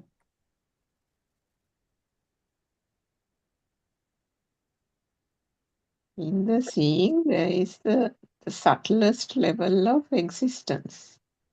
Subtlest level of existence. That's what I'm saying. You can't say that fire was zero unless you have experience of going beyond that.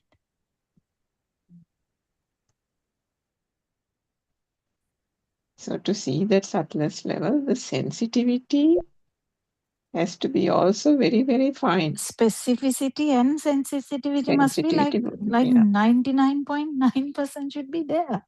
Yeah. It's difficult to catch. The Buddha said, no, I mean, it's easier to find the needle in the ocean or something, no?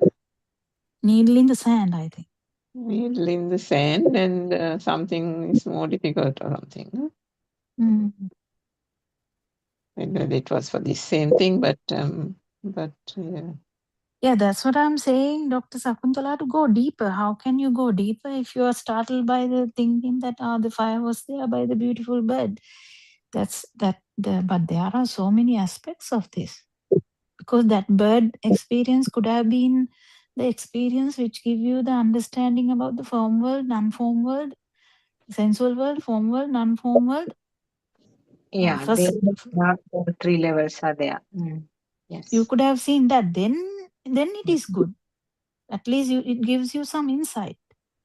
Then you could have felt your power also. Actually, the way you talk, maybe you did that, but you're not telling it that way.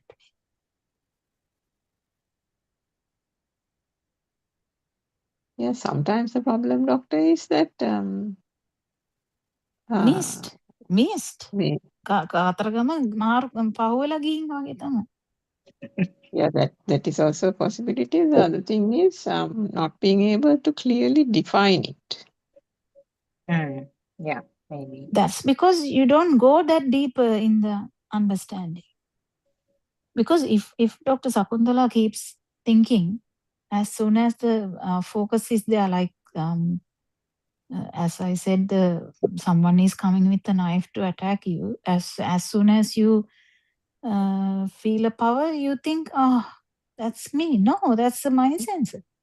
But this maturity is a lot of stuff to do in between that, because that is thinking. But if someone has like someone like Aranhanse, he doesn't keep thinking like, oh, this is mind sensor. No, he doesn't care anything like that.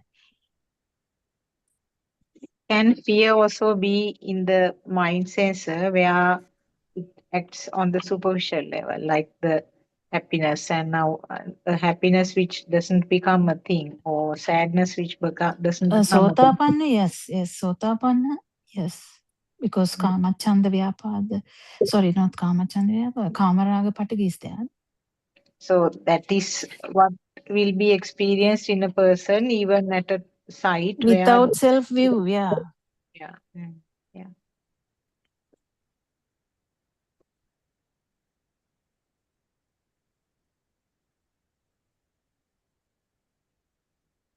What Aranhanse is explaining is beyond that. These days, what he's trying to explain is beyond that. That's the thing. He's not trying to explain anything about even Sakudagami. He's trying to explain more than that.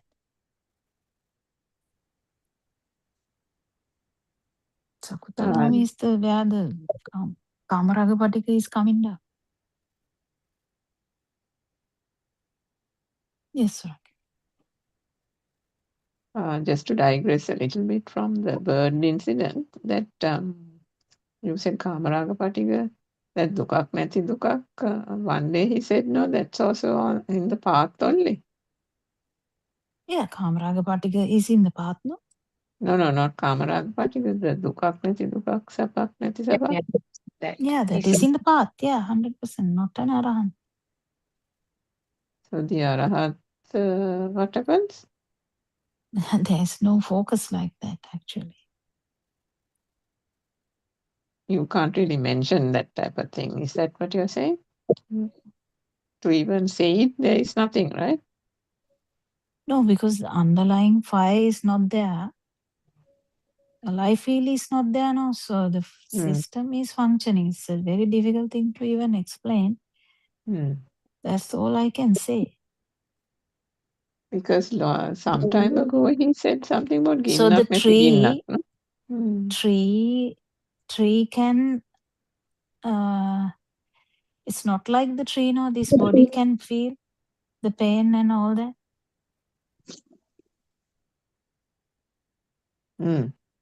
The body, So yeah.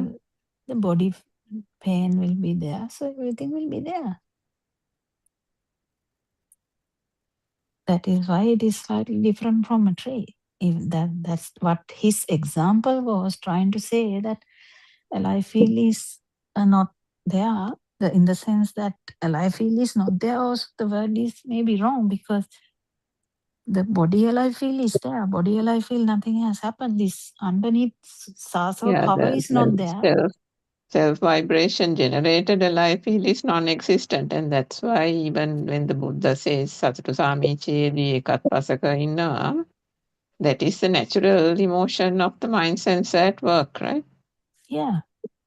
So there is no, you can't really panamanda that Yeah, word you should can't be impose that kind of conventional emotions and whatever onto yeah, that. because tucha potila, you can't be really saying it so nicely, right?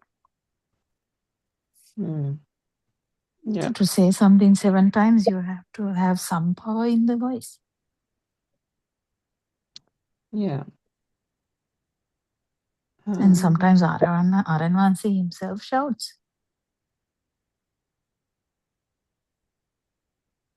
Sudharma also must be having similar experiences, because when she's shouting at the children, or when she has to sort of do some kind of stern warning, maybe she has to raise the voice, but without it becoming a thing. And even a parent sometimes shouting at the children. So that level, it doesn't, if it doesn't become a thing, it is only the system which can understand that, no? System which can feel it. Going forward, it is like that. If the self view is gone,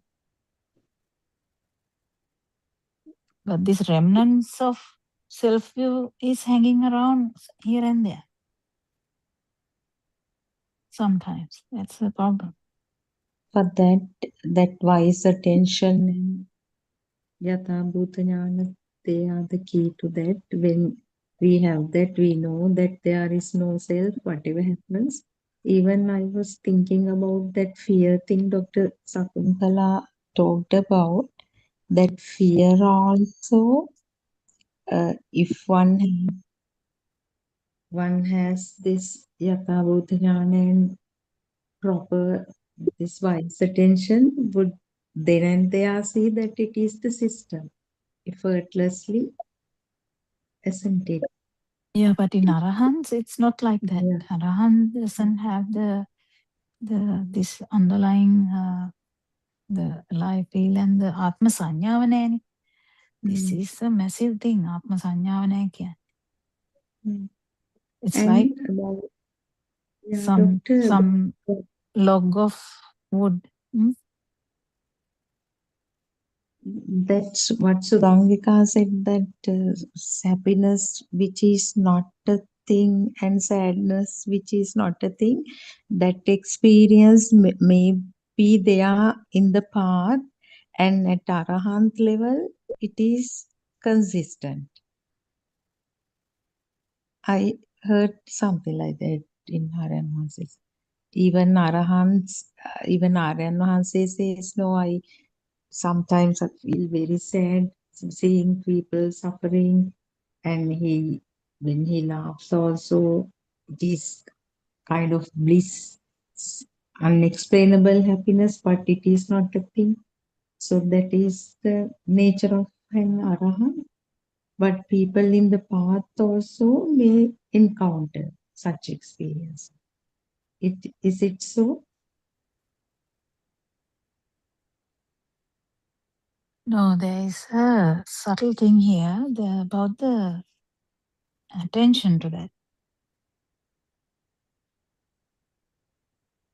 In the path, it comes to the focus. But if just wondering if there is attention, definitely it's a thing, no? Then I Now, don't දැනෙන එකක් තියෙනවා. ඒකත් පාත් එකේ. නොදැනෙන එකක් තියෙනවා. ඒකත් පාත් එකේ. ඒක ඔක්කොක්වත් නැහැ මේ රහතන් වහන්සේට.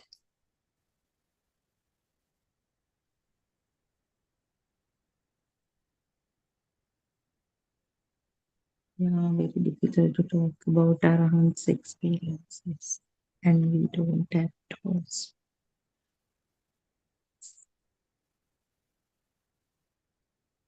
Yeah, so how to translate that?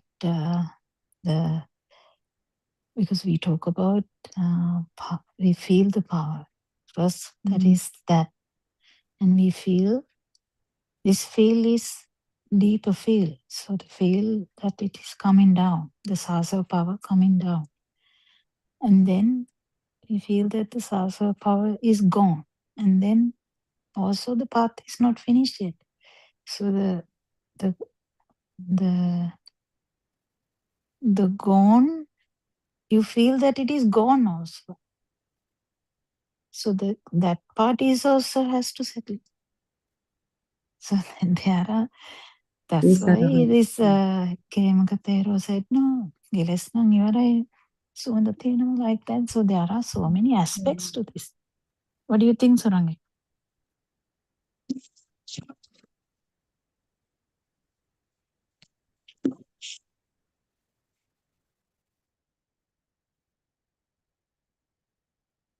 All three have muted the phone now, the mics now. I think it's right, guys. Is it? I don't know. She must be busy, doctor. Time for me to go as well. Teruvan Saranai. I silently leave without disturbing your discussion every day. Anyway. Teruvan Saranai, and thank you so much. Teransanai.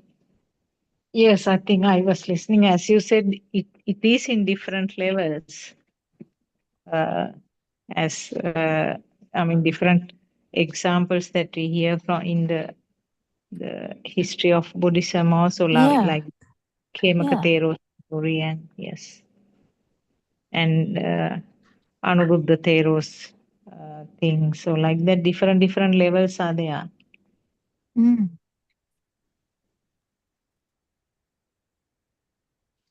Yeah, sorry, doctor, I had to do something else. Yeah, I think all those points are getting more and more to a point where words it's beyond words, isn't it? Beyond words, yeah. Yeah, most important thing I was trying to say, Dr. Sakuntala, was whenever experience is felt, feel it in the no-self angle. Yeah. Otherwise, it's like ලකුණු දාගන්නවා වගේ. මෙතන වැරදුනා, අතන හරි ගියා, මෙතන වැරදුනා, අතන හරි ගියා. That's not the way. Yeah, that's the actual thing, Dr. Sakuntala, because I think that was being done here also. And then one day I spoke to Harshi. I think even the last occasion at the 5 a.m. Zoom, actually, he didn't clarify that to me. But after that, there was, I think, some gentleman who asked a question. And in that question, when she answered only, it became clearer. It became clear. In fact, I was listening to it today as well. The fact that when the initial tendency is when something becomes a thing, now we are hankering over it, right? Reflecting the Dhamma, reflecting this, that, and the other, turning it upside down, and now reflecting. So then now that has gone. So now there is this thing. She gave. I'll give you the example she gave. She said there is this one person who, a man, husband. The wife is kind of, giving him lectures in the morning and to get up and do work in the morning and this and that, always scolding. So now this was a problem for this person. And so now with the Dhamma, over time, the wife scolding, it's not that much of a big deal. And then he continues to listen and have some kind of thing and is on the path. And now, whether the wife scolds or not is also immaterial. So then this person is now thinking, not saying out loud, nothing, very subtly, internally. It doesn't really matter, whether the wife scolds or not. It doesn't even feel like it's scolding. I went and dropped the children off. Nothing was a problem. So there is this internal, nothing acknowledged outside, not even in words, but very subtly inside there is a feeling of there being a person, or there being something, some kind of quiet satisfaction, where the wife scolding or the children having to be put to school and all that not being a problem is a good thing, kind of thing. Not even saying it's a good thing, but it's like what Dr. Kokita said, a subtle ticking off of a list. A subtle, and those are the things that she was saying should be recognized. Those are absolutely almost like fleeting shadows. Now you hear in the Zoom, and even Asanti says that, then දෙයක් වෙච්ච නැති මමෙක් ඉන්නවා. Now that she says very as a strong statement. No? So now this is not even a strong statement. This is even subtler than that. So the more and more subtle it becomes, there are things that are not voiced.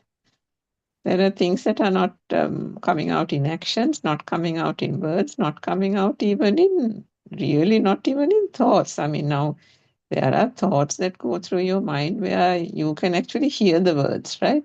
Although it's not being said out loud, you can kind of hear the words being said in the thoughts. Now then there are things that are not even like that. It's like අර ගෑවි නොගෑවි යනවා කියලා කියන්නේ සිංහලෙන්. That kind of thing. It's almost felt and before you can feel it is gone type of thing. That kind of almost acknowledgement that that thing didn't become a thing for me. That kind of thing. Or that wasn't, nothing, no tinge or no something where it should have been uddipana or excitation is that didn't come up. So at that point, what Harshi was saying was that will come as a thought, but if you pounce on the thought, there the self is there. So that is where those are the subtler points of self that has to be understood. So now, when that thing doesn't become a thing, the thought will arise. But you mustn't give weightage to the thought. I mean, I'm using wrong words about saying you mustn't give.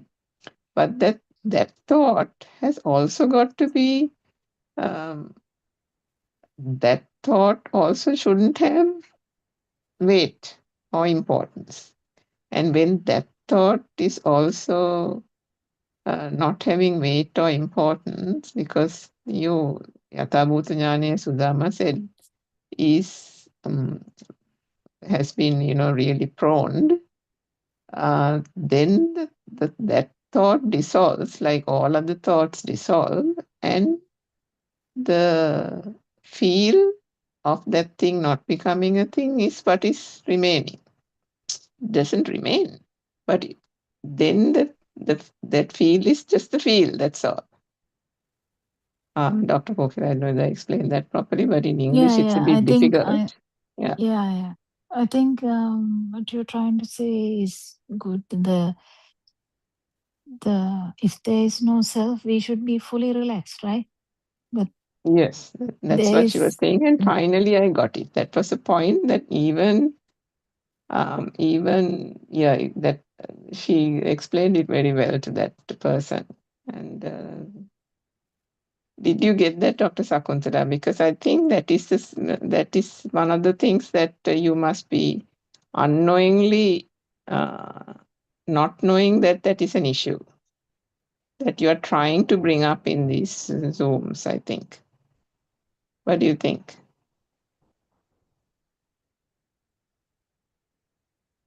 don't know whether she's busy, but Sorry, yeah, I couldn't actually hear for a short while. Did you ask me anything? did you listen? Yeah, I couldn't hear for like a couple of sentences. I couldn't hear. I could see that the mic was working, but there was no sound. Oh, what part did you not hear, I wonder? You were explaining about that gentleman's experience, and then the Harshi explained it that in the subtle way that is there, that is the self who has become good.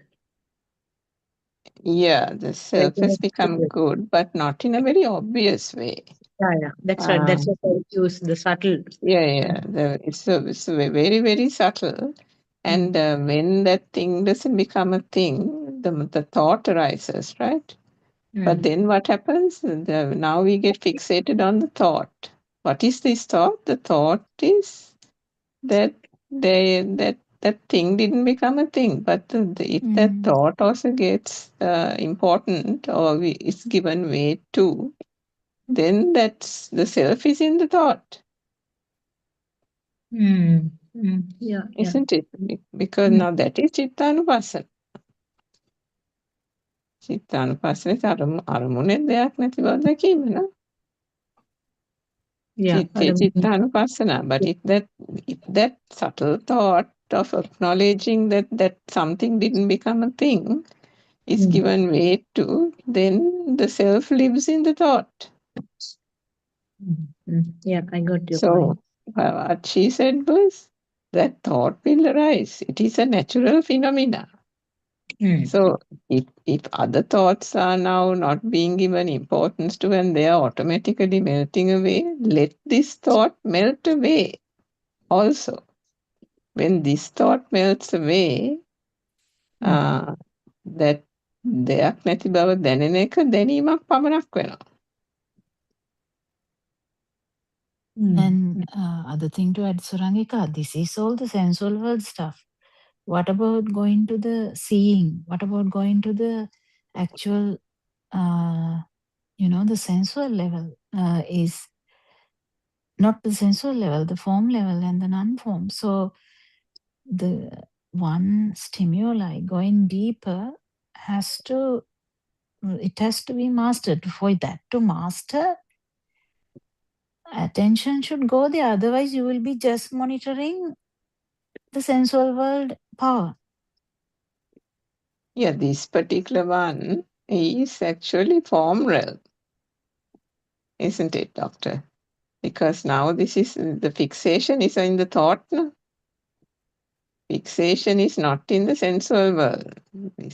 That has been surpassed. Now the fixation, the what you said about we are No, doing but this there are other checklist business. Checklist business. other five senses also. No? I'm talking about actual seeing, actual, the aloka sanya, sabda Yeah, sanya. There is so many deep aspects to contemplate. yeah, true. So if you're seeing a bird is also a perception. Yes, that's a sensual world. The bird. If you don't find the bird, then it would become the light or sound or whatever. According Yeah, to that. now there are also, so Dr. Sakuntala, now I don't think when you see things, the name even bird, even on whether it is a koha or a kaputa, doesn't come up, no, it doesn't pop up anymore, right? One is aware that it is a crow or a magpie or whatever it is, but the name doesn't pop up, meaning the Olarika, the surface level kind of that physicality of, those days without the Dhamma, how everything is like so real, right? That kind of thing is not there anymore, no, now. So when you go for a walk, you will see the trees and the sky and all that, but those names are not popping up, no. Those names don't pop up, but that doesn't mean you lost complete control, complete sight of everything. Everything is seen. But those names don't pop up. But then if the names don't pop up, what is still there? There is an acknowledgement of, not Seeing. acknowledgement of seeing, acknowledgement of light. And that is that final thing that has to be reflected and yoniso manasikare. That light is also not real. But yeah.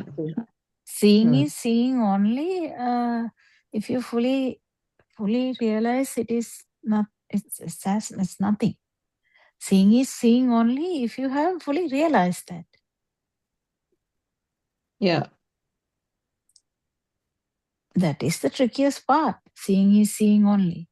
Because seeing is seeing only is a actual experience. Hearing is hearing only is a experience. Yeah, now why that is so difficult is now generally even before the Dhamma, we are not going around now, as we said, we see the car and the We go out, we car, the supermarket, the people, that thing, this thing, shopping, window shopping, this, that, right? Everything is coming in like words and feelings and emotions, and everything is like popping up all over, like balloons. Everything we are like, going behind balloons type of thing. Now all that is gone, right? Everything is like a flat cardboard picture. But Yeah. now That's what even was Dr. Sakuntala was saying. It is like that sometimes it is not. But I told her to drop that way of thinking. But what I was trying to say was, so this now that the what do you call, the background light, nobody's contemplating, no, even we didn't contemplate, no, that this is Aloka kind of thing, but it has always been there, right? It's almost taken for granted back in the day. So now also, now that is there. Now, I mean, when we look around, we don't say, there is light. No, it doesn't come up like that, isn't it? So that is where I think that the most challenging part of contemplation, I think. As you say, Doctor, to get the... Sitting midunanang, seeing is seeing only. And there is no self there. That is an actual experience, that sentence for contemplation in Narayana says. So if you're like looking at a bird, that example, Bahiren Midana means it is completely in the chitta side. And chitta side also there can't be a bird. That then it becomes a visual experience only.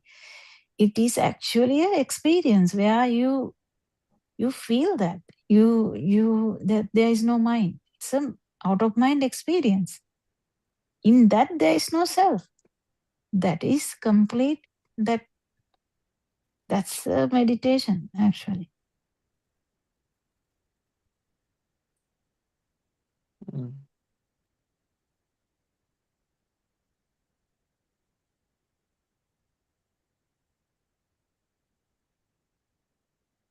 And that is where Renmahansa says, Kaput about a pattana, no? But that is such a split-second experience that it comes back to the mind again. Yeah, but that actually helps to understand that this whole thing. Yeah, that brings clarity, and that is the thing that helps Ananda Thero to figure out. Yeah.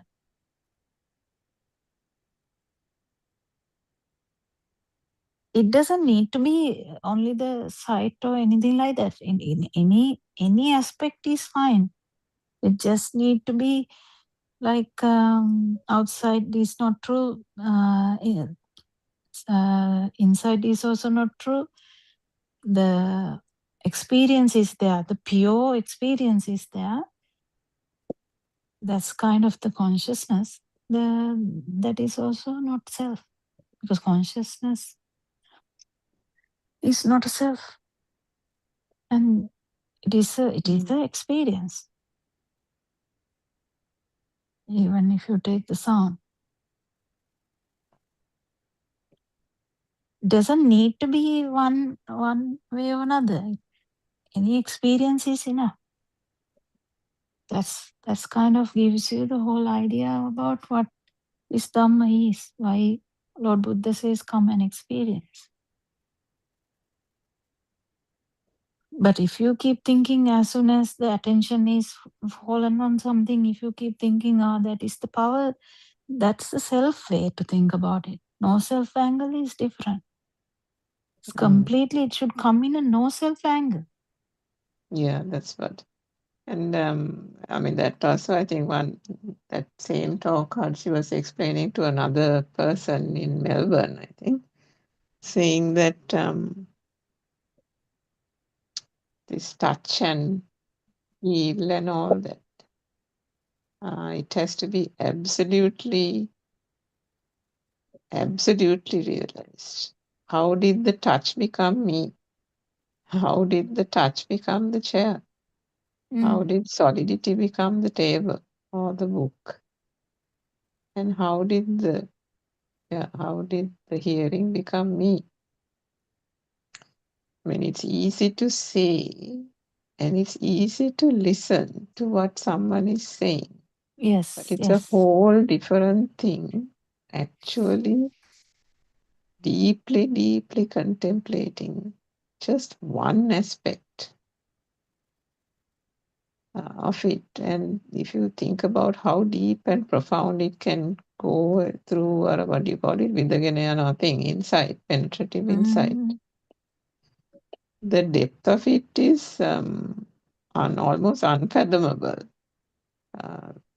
But it can't be penetrated sometimes all at once. One can penetrate only little by little. But if you don't do anything, then nothing will happen, right? So, Yeah, what? but the Yeah, penetration should yeah, be happening with the no self angle in a like really strong no self angle, because really strong. Yeah, anything there, everything stops as soon as self comes up. Because I have heard some people saying that. I have heard people saying "Ayyo man baya unani," kind of thing when some experience like that happens. yeah. That also. I mean, I have heard it even before Buddothpado. This in Paramatha Dharma sermons, where they say that contemplation, that or convincing, being convinced, at least through knowledge, that there is no person here should be absolutely fully understood, because in that flash of a moment experience, It's as wasted you said, otherwise. some people completely get the fright of their lives. Yeah, that means self is there is confirmed. Yeah. It is confirmed. No, I mean, it's completely an out of world experience. No, so never, I mean, it's not, there is no Perasanya, Navasanya there at all Yeah, to no temper that. Perasanya. Yeah, there's no Perasanya. Perasanya is always there for dhyana, everything. Yeah. I mean, I'm not even a person who has done bhavana, but still, I I think think if Dr. Sakuntala, you must be having such a lot of experiences going to these things with our enhancers, and then you are explaining to people, they're asking questions. So many instances where you can test the self, isn't it? I'm like a Linda in a game by here. Yeah, So have true. to But find ways of trying to test it, whereas you have so many opportunities. yeah. So it must be coming up, and that means to that no. extent. I feel she is in a la la land. I feel like that. I of course think that she must be that. No, she is feeling good. I think Yeah, that's the reason I'm trying to push her into more like experience side into the form level and the non-form level. yeah, I mean, obviously, Because everyone but feels good for real. This Dhamma yeah, makes we everyone can't. feel really good. Yeah, someone said "Tita tianda vani." Mm. No, I wouldn't say that I really feel good and I am done and that sort of things, of course, is No, not there. So, It is a real thing. Everyone feels good. No anger, no kind of not like yeah, before it's at that's least. right. Yeah, yeah, I more think than every saying mother feels feeling that. good, it's like everyone is having that inner calmness, no? Yeah, they Mm. have. They have. That thing actually stops them going further. Yeah, They feel like that attaining is a Nibbana already challenge. because they feel compared to before, they feel like really good. Yeah, that's a challenge. Yeah. And then when Naranansiya say "Nang itin rahat velani," then they say no.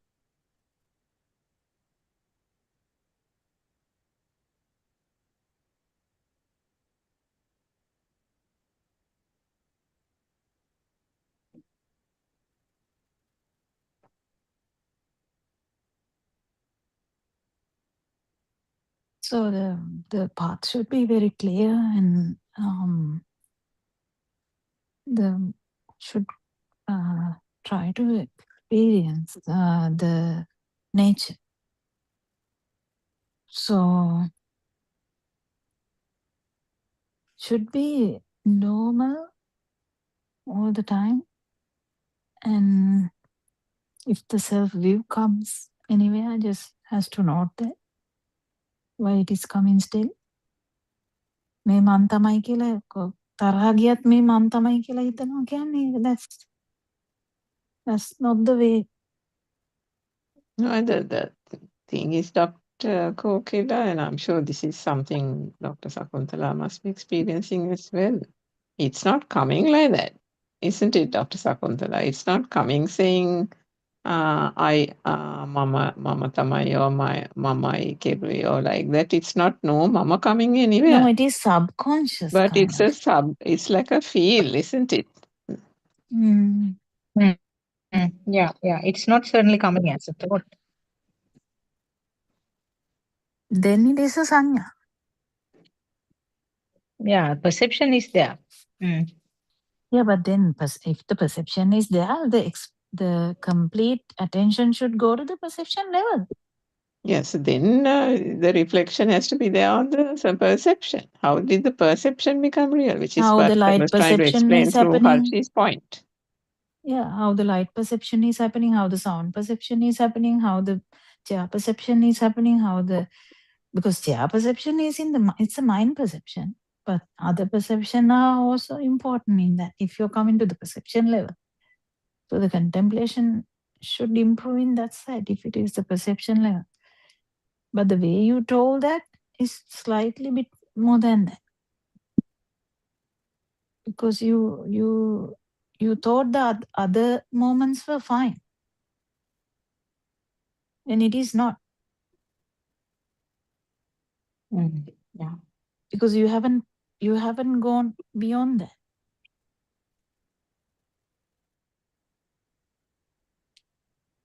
If you have gone beyond that, that's a different story. Like, the Swarnamali's experiences and stuff.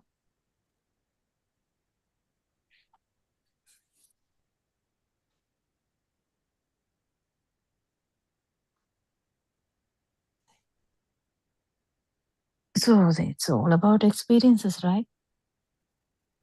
Last night's sermon was also good answers.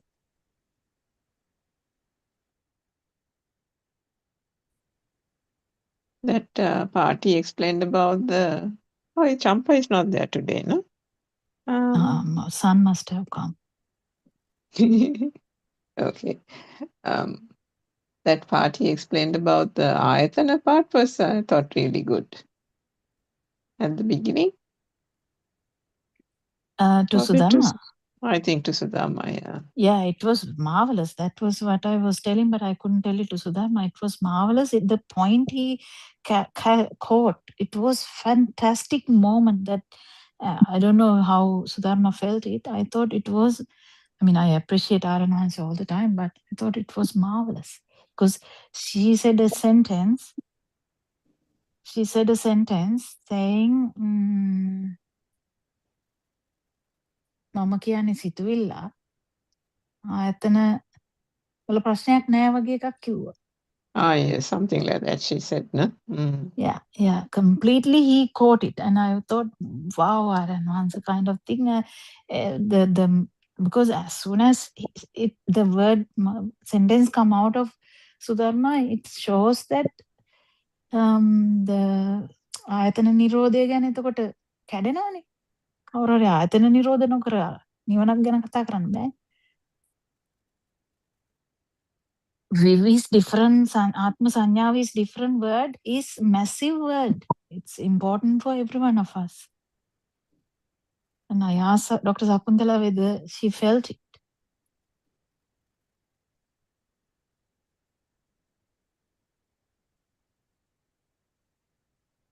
So Ayatana Nirodha is very important. That is what is coming after the sensual world story is over. Ayatana Nirodha එන්නේ. It's completely coming to the sensory organs, because there's no thought. There's no thought of separate self here. Then everything comes to the stimuli. 100% it comes to the stimuli.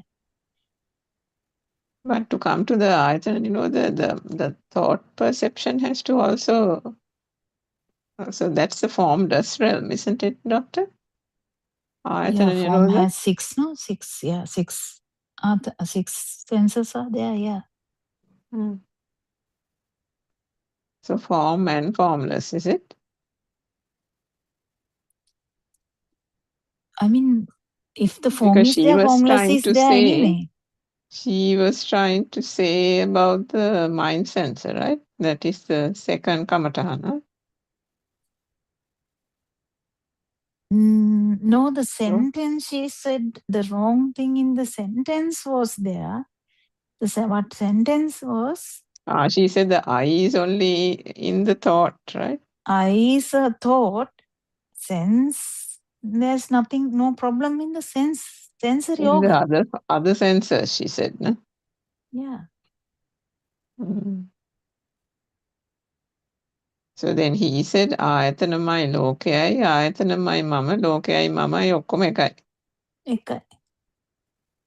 පේනවා කියන තැන පණුවත් ගත්තනේ උදාහරණයට. පණුව ඕන වෙන්නේ තොතෙන් තමයි.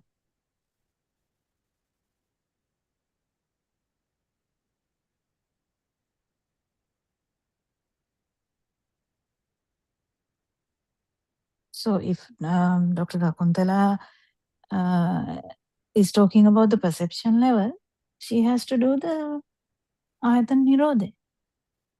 In the sense, not do. I fully realize the sensory organs. And just when I was joining, I heard Dr. Sakuntala, I think you said something about my angle was wrong. Something like that I thought I heard. So there is no my angle and there is no angle at all. No angle is the angle. Every Yeah, drushti, actually, yeah. words take always the things wrong. I mean, when I try to explain it in words, yeah, what you are saying is true. There's no angle. Yeah. I mean, yeah, not only is there no my angle, there is no angle. No angle. Yeah. I don't know how to express it, but Yeah, it is like, I don't know. I also don't know how to say it, but I mean, Aaron Mahanse says, ඒකට මදාල කෝණයෙන් බලන්න ඕන. But because any angle would sometimes be, there's self in it, isn't it, Dr. Kokika? Any You're trying to angle import has a means you're self, trying to yeah. think it through the mind, right? Yeah. Yeah. That's why all the experiences inside the mind is not taken for granted in this path.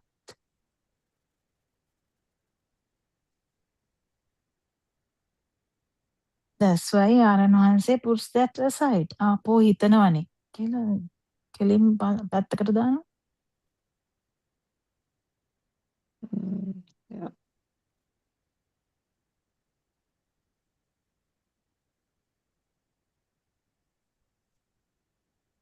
You don't have to loudly think. But දෙයක් වුණානේ. That you don't have to loudly think. It's subconsciously there means it's thought. But Yeah, I was trying to say that level, day to, I was trying to say to Aaron Mahanse that day that when he was happily giving me a lecture, I was saying that Bharagatiya is like, I'm saying it's not there, but it's there, and that's that type of thing. There is this example, no, in Sinhalese, Kotteta Hora, something, no? I can't remember what the full thing is. Kotteta Hora, I can't remember what is the other part. It's like that. It's like this kind of cruising along, as Dr. Kokila said, because everybody's having this nice inner calmness, no? So cruising along without wanting to penetrate the next level where the self is හොඳට වැජ වෙනවා.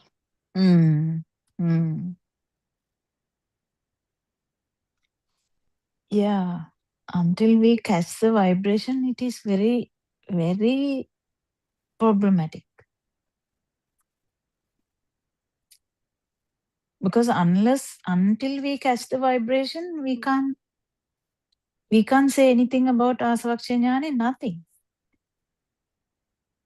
That's the whole thing. This Aranwanse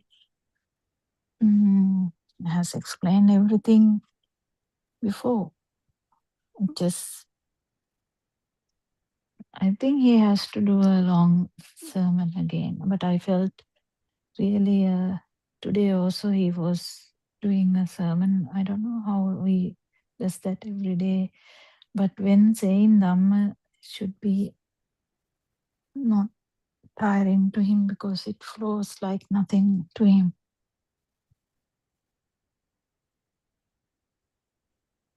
There's But no the trip effort. must be tiring. Yeah, trip must be There tiring. is no effort, and it is the listeners who say, and Vehesai and this and that. Yeah. True, there must be some physical tiredness in the night, particularly because Andolnathmak must be difficult for him. Yeah, he 7 felt o'clock. tired sometimes, but sometimes he's good. Yesterday he was good. But He falls otherwise, it's asleep all sometimes. the thoughts of the listeners thinking on his behalf, Yes. thinking that that's what he's thinking or He's not experiencing. thinking. Definitely he's He's not not thinking. thinking that that's what he is experiencing. Yeah, he can fall asleep, but then he doesn't really worry about that either. Yeah, I think we have come That's to the end of it. clear. Yeah, we'll stop for today. Thank you, Aranwansa, for your noble guidance. We worship you every day. Thank you. Thank you, Dhamma friends, for coming Thank for you, the Dharma friends. discussion. Thank you for the discussion. Tevon Saranam. Namaskara වේවා.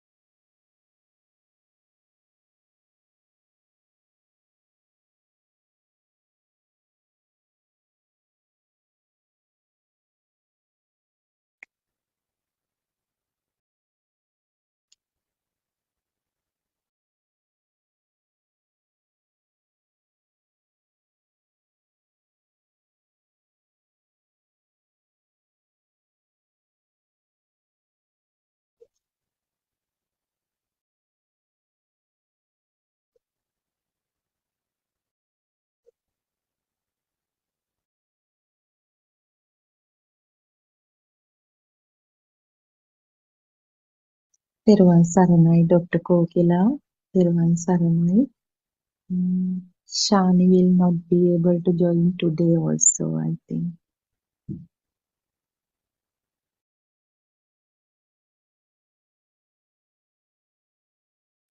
Yeah, we can continue discussing. Do you have the next part of that bit, or shall we keep it to I have Shani and yeah, Dr. Kokila. We which can one? keep it to him. That is, I think, page 17. She has read up to page 17. And yes, we have to discuss from page 18.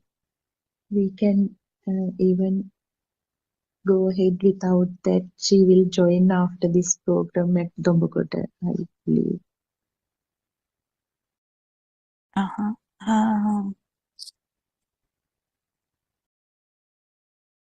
Yeah, so we can start the discussion. We worship Aranwase as usual, and may Triple Gym bless you all. If someone can actually bring up like a fraction, like whatever the fraction that we can speak about, then we can build up a discussion on that.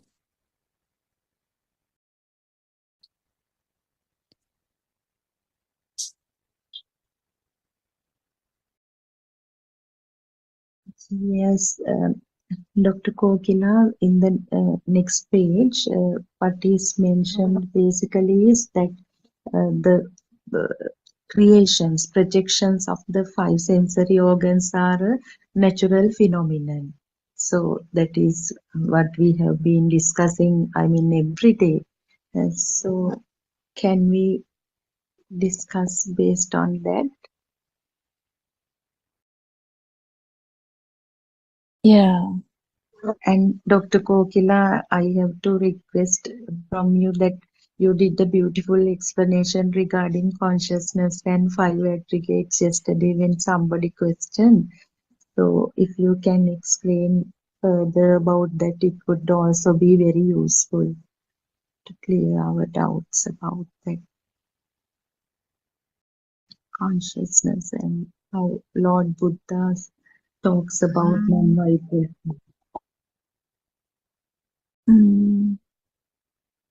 Yeah, it's difficult to like I mean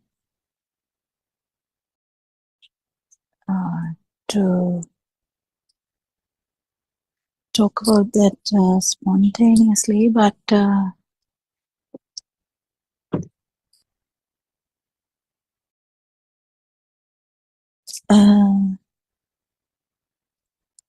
Dr. Sakuntala, do you have a question or something so that we can start the discussion? I think Surangika had something yesterday, but she hasn't joined yet.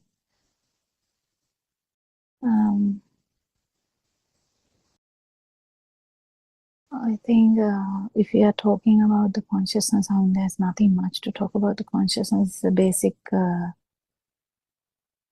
function where you feel it as a thing. And that is mainly because of the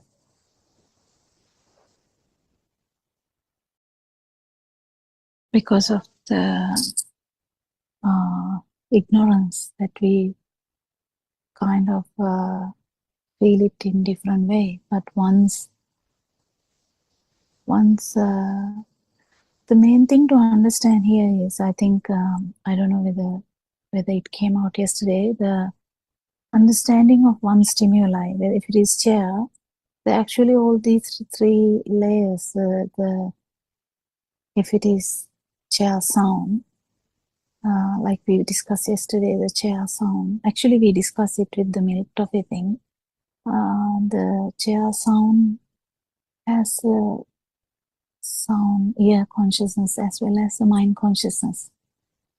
That's where we struggle a bit anyway, how these things work, because we can't separate. Once made, it's a chair, can't really separate. But then in the kind of to feel the non-vibration or absence of vibration, in that sense, better sense is absence of vibration. Someone has to actually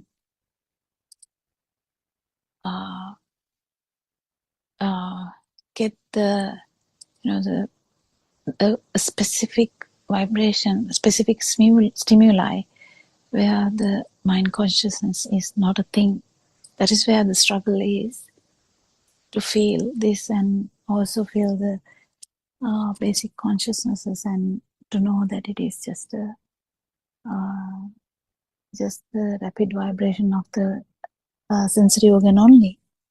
So the practice, actually, what Aranansi has brought about is just a reversal of the experience, and the best way to actually bring about no self-experience, but no one will actually feel it if they have deficiencies in, like, pitfalls in understanding about the truth. So yeah, you can add on, and we can build up the discussion. Yes, anything to add to this? No, I only have questions, Dr. Kokila. So now when you say actually we have to go back or reversal journey, because we have by now created a very thick world due to ignorance. So basically now we know through The this difficulty is actually yeah, understanding even these words we talk, or these yes, thoughts are yes, not true. That's the yes. difficult part, because we get Mm. carried away by our own thoughts, and when we get carried away, we get to know that the chair, there's no chair. Even the thought of chair is not real, and everyone says yes, that then that yes also has that meaning, same meaning. That is where people can struggle, but then with practice, it's all come to more into our it becomes a practice to know that every thought is the same. Every thought, even if we say yes, this beautiful Dhamma, it's the same thing. That is the areas, the most important areas that we struggle, because as soon as we say something, we feel as like, yeah, that's true. But no, actually, none of these things are true, and we have talked about this a lot. And if you even not tell anything, you turn around, everything will be leaving a mark. That is your mind consciousness, even though there's no valley. So you know what happened, and that kind of thing. And none of these things are true. In that sense, one particular moment you will be able to actually get into the level of the vibration or the change.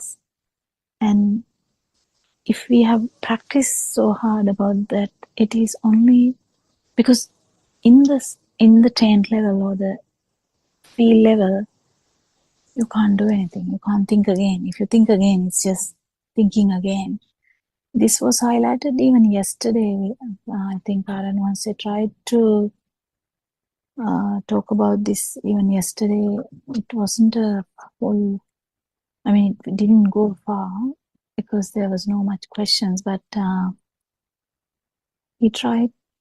I don't know whether it's this morning. I can't remember now. Actually, it may be even this morning.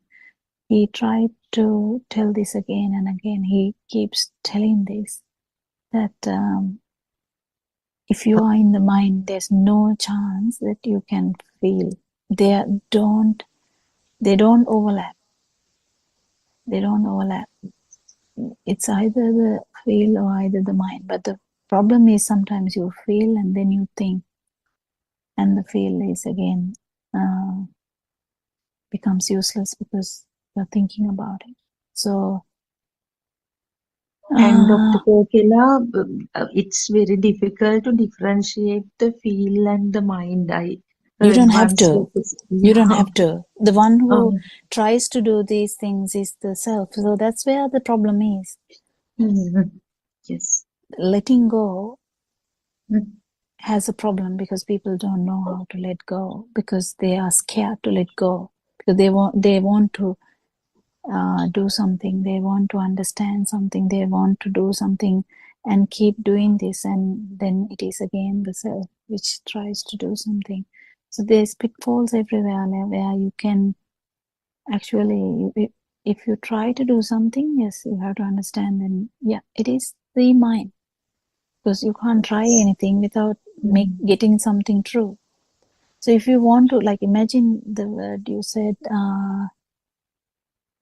this is just for an example I'm telling, because you might be telling these things for the sake of the discussion. So when we say it is so difficult to differentiate, Differentiate, yes, actually. that's again the same thing, because then Mm. there is something to differentiate. What is there to Yes. differentiate? That's where the actual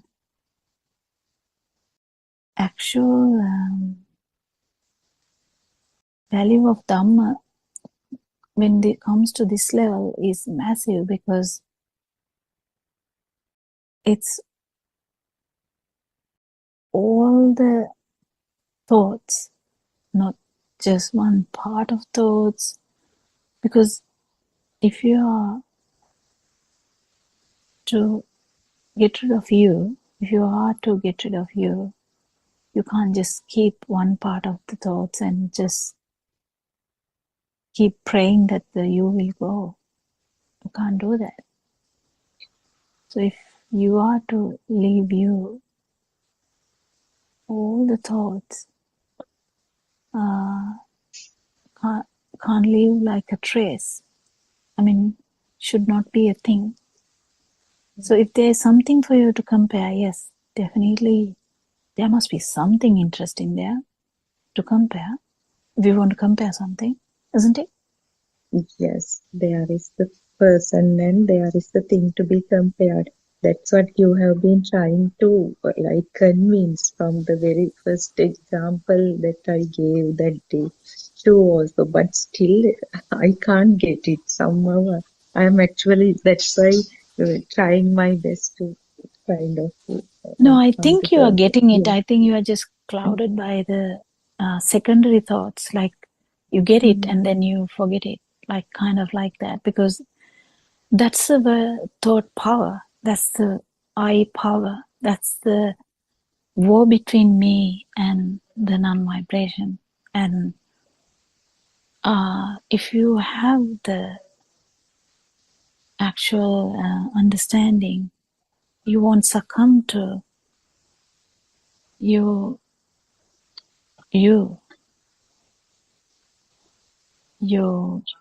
self vibration. You won't succumb to that. So you keep understanding. Oh, the understanding can't come keeping you safe, and then keep understanding that this is not there, this is not there, this is not there, this is not there. That's not the point. The you is actually the comparison. If you think there is a value in comparison, yeah, that is you. If you think there is value in nibbana, yes, that is you. And if you think there is a value in getting rid of taints, that is you. But the thing is, we can't comprehend this fully sometimes. But that's the importance of letting go and just take it easy. Those are the two words that we can't do. Basically, we don't know that. We are so full of energy. We want to do something and we want to take things seriously. We are waiting for that. Can you give me something serious? Yeah, you can have something serious. Yes, have done Yeah. that for So entire life. Yes, Dr. Kokila. yeah, that is the life actually is this happening of these things. So We have a story, we have a thing to do. We get scared when there's nothing to do. We are actually lost, kind of, if there's no stimulus which can actually bring up your self vibration. That's why we change from dal and some, in the morning, if you eat rice with dal, you can't eat rice with dal again noon, and you can't eat rice with dal again in the dinner, because this self vibration that needs some, it wants to kind of Some change. some in the sense, it's actually the change is the self vibration. Yeah. So it is just the manifestation of that which keeps going, because the life is this going feeling, because we feel like something is happening and I'm living. Yesterday I lived there, I went to school, or I went to work. Today I'm home because I can't go, it's raining. Tomorrow I might be able to go, because if it doesn't rain, So we kind of have a story. Don't misunderstand. The story can be there, but the actual doer, when we keep understanding this value, will not be there, and then the doer will not be there. So the story, it's just floating like another, leaf fallen from the tree. Has no meaning, has no power. It just falls. We have Dr. Sakuntala as well as Surangika has joined. So you all can add something to make this discussion a bit more interesting and, live. Yes, Thiruvan Saranai. Actually, as you said, it's the thought everywhere. Thoughts are the ones everywhere. I mean, whether it is the thought as it is, or whether there is a word or an action. Everything has the thoughts in the base. Actually, when you said that, I just wanted to add this because it might not come again. When you say, that Arananse's example where he read a book, that we don't have to actually read the book, but we get the point, remember? We see a butterfly and a flower, we know like butterfly is going to the flower. Kind of we have that image. That's the mind world. That's actually the form world, because there's always the question about these things. We don't have to think about that. There's this how do I say this? So the Kamal Ambagas Satanagi, we don't have to really say that when we how do we say that in English? Okay, we are reading a novel, then we read Kamal is climbing a tree. Then we read it, we don't read it loudly. We just kind of see the sentence, and don't you get the meaning? You get the meaning. You don't have to actually read it. Likewise, the dog can be there, the old shoe can be there, the new shoe can be there, the train can be there, the accident can be there, everything can be there. Still, self-vibration or the self-perception is there too. This is the point I find it difficult to give across. I think it is our kind of problem of communication here, our inability to communicate it properly. But in the context that actually that sound didn't have a sound, that kind of thing, it is very beautiful if you can understand that the dream, even though we don't talk about it, we don't do any action, it is still there, kind of. But then when we understand that even that is not true, can you imagine how light you would feel? And if you actually do this in one stimuli to the point that you don't even get the mind consciousness part and directly feel the change or the direct feel, then you have to have the practice to understand that it is the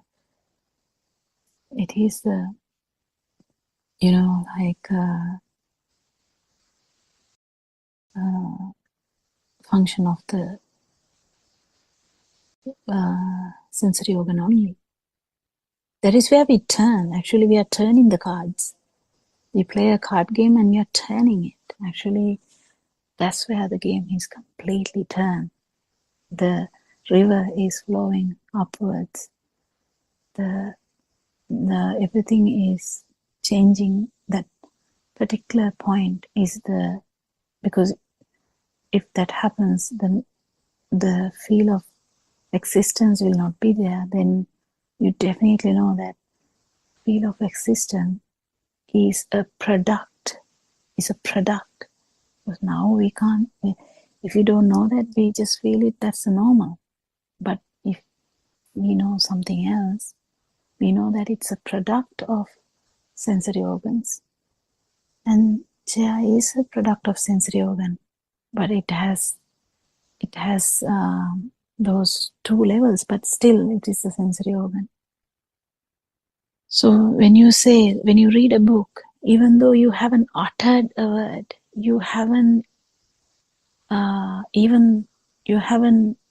uttered inside your brain, not the brain, the kind of inside, the radio that works, even if that is not happened, you still get a perception. And if you feel that as real, the self-perception is there. But if you actually go through and through that, it is the direct vision you get. If you are looking at a book, it's a direct light perception you might get. So it is very beautiful. We can only discuss in different ways, but sometimes it can be very complicated if we keep talking about that. So we go back to we keep going back and forth, we tell about this a little bit and then go back and forth, talk about the normal stuff, because it is very difficult to take this straight away. So our mind is not ready. But once the mind is ready, or kind of self vibration is low, it will happen, just happen. No one can plan it, no one can do it. If someone is trying to see some, compare and things like that, no, that's not there, because that's not no self vibration, no self perception, because that is self perception. If there's someone wanting that self perception, you should at least have that basic understanding that if someone wants something underneath, even subconsciously, it is the self perception. In Sinhala language, we don't have this subconscious part, I think, that much, but in English, we can actually talk about it, because they talk about this, subconsciously needing something, subconsciously wanting something, and actually the subconsciously what you want is to have the next one, have the next one, have the next one. If you can't even get what you want to have the self-perception going, because you are scared that the self-perception, if it is not there, there will be a calamity, there would be a problem. But if this non-self-perception has happened at least once, you know that there's no problem. It's not a problem. We cling on to the self-perception because we think that is the normal.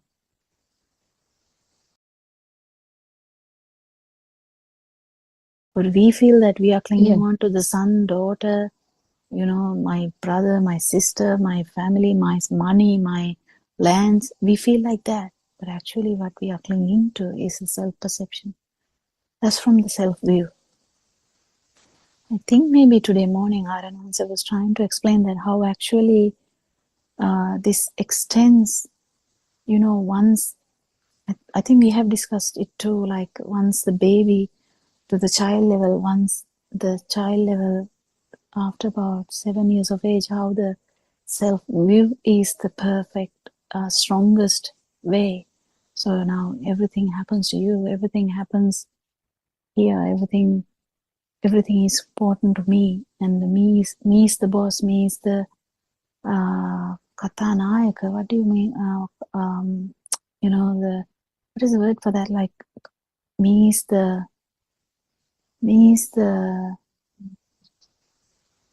what do you main call role that? or something? Can you Yeah, say main main role. role? Yeah, main role. Because you don't know how to become another one. You are the main role. That happens after about, like, in about 7 years of age, that has happened already. That's why the self-view is already there now. So the self-view is the most difficult thing to break. And that's why Sotapanna is the most difficult thing to happen, because the self-view is so strong, it clouds all the thoughts. It is clouded. All the thoughts are clouded by this one particular vibration. What is one particular vibration?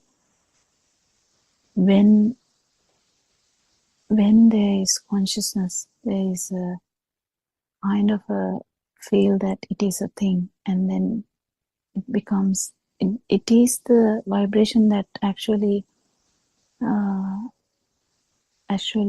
vibrated, was synchronized to the zygote. But what keeps on happening is it is going to get stronger and stronger, stronger and stronger. And once you become like a 20-year-old, even before that, you are fully into self-view. So the main character, that's the word, I think, main character. Yes, I think, yes. Yeah, the main character is here, and everything is happening around. And that's the problem. And that's what is going to dissolve. You're going to become everything around. There's no self here. That's what is going to dissolve, the feel of self here. And this is so beautiful to even contemplate. The contemplate word is taken. So even to even think about this, to even think about this, to think deeply about this, that is also beautiful. Let alone feeling it, experiencing it. Even thinking about it is so beautiful, so that you feel so relaxed, because you keep understanding whatever happens, this separation, this duality, this whatever that we feel, that the main character, like the center, the feel, that is wrong. And that's actually wasn't the case. But due to ignorance, that is the case. Yeah, someone can add on to that? Yes, actually, this perception now, when we call, we can tell it in Sinhala, the Shabda Rupe Shabda Ne. So in other words, the sound perception doesn't have a real sound in it. Yeah, that's a And light vibration. perception, yes. Light perception doesn't have a real light in it. And in the same way, self-perception has no self in it, isn't it? Yeah. So all the perceptions does not have a real thing in Nothing. it, but nothing, basically. Yes. Yeah. Even the self vibration, you keep understanding that there's nothing like that. Yes. So, That's in what other words, we keep understanding. Yes. So, in other words, perception means some fast occurring vibrations which look like the perception, which looks like It's the sound manifestation. perception. That's the beauty of these Manifestation, sensory yeah, organs. yeah. It's the Yes. beauty of the sensory organs. But if you think about Opapathika, or I don't know what that word is, but the birds where there is Yes. no kind of big Physical body. Or, physical body, yeah. then we can't even talk about these things. But then still there is just a a vibration there, there. isn't it? Just there. So the consciousness is there. There is always, but that organism or whatever that the body that has that problem can't solve it. Only humans can understand this. That's the beauty of being humans.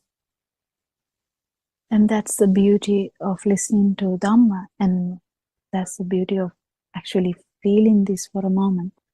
And that's all the beauties that Lord Buddha has explained. I don't know what he used the word there.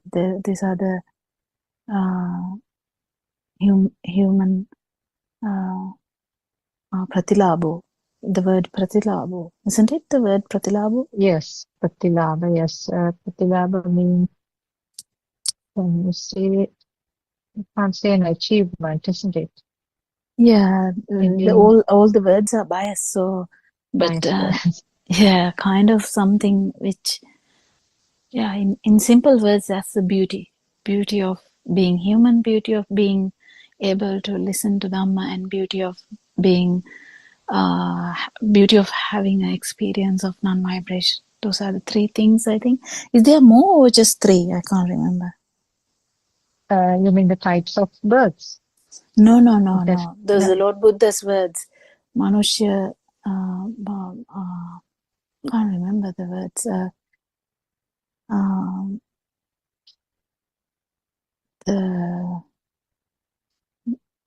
In Sinhala it is ධර්මය ඇසීම ප්‍රතිලාභයක්, මනුෂ්‍ය ජීවිතේ ප්‍රතිලාභයක්. Yes, being able to listen to the true Dhamma is one of the things. Being a human being is one of the things. Those are the things I was telling. Yeah. And being able to experience this for a moment, the non-vibration is the other thing. Is there any more? That was the question I asked. I think there is another one. There's another one. Yes. I don't exactly remember. Yeah. The Sudharma Surangika, I don't know whether you I think it is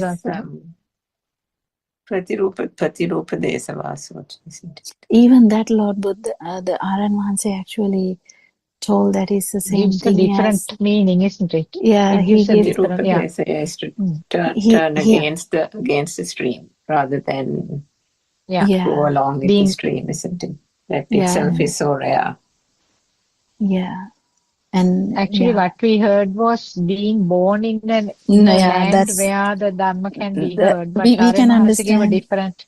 Yes. We can understand that it can't be that simple, because even Brahmas can understand this Dhamma. So being born, or like this it's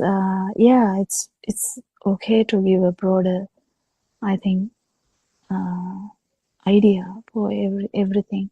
Anyway, the most important factor is being able to feel this. But we have kind of everything, because we have the chance. The main thing is to practice. It is difficult because we are addicted to our mind, and we feel that the mind is our power. Actually, it's vice versa, because mind is the power, but at the same time, mind is the trick where we are tricked into this Vijnana Maya. Do you have a word for Vijnana Maya? It's a consciousness. It's illusory consciousness, Dr. Kokila. Illusory consciousness. So it is there everywhere, in any consciousness. Whether it's a light, whether it's a sound, whether it's the tactile sensations, whether it's a nose with the smell, whether it's the taste, whether it's the mind. But apart from this tactile stuff, and the feel stuff, every other thing has mind consciousness directly related to that. But the skin and stuff, the fluidity, the solidity and stuff, they don't necessarily need mind consciousness for manifestation. That's why it is easy for you to get these experiences with the walking meditation. But it doesn't necessarily mean you need only. No, that's not the point. Anything else?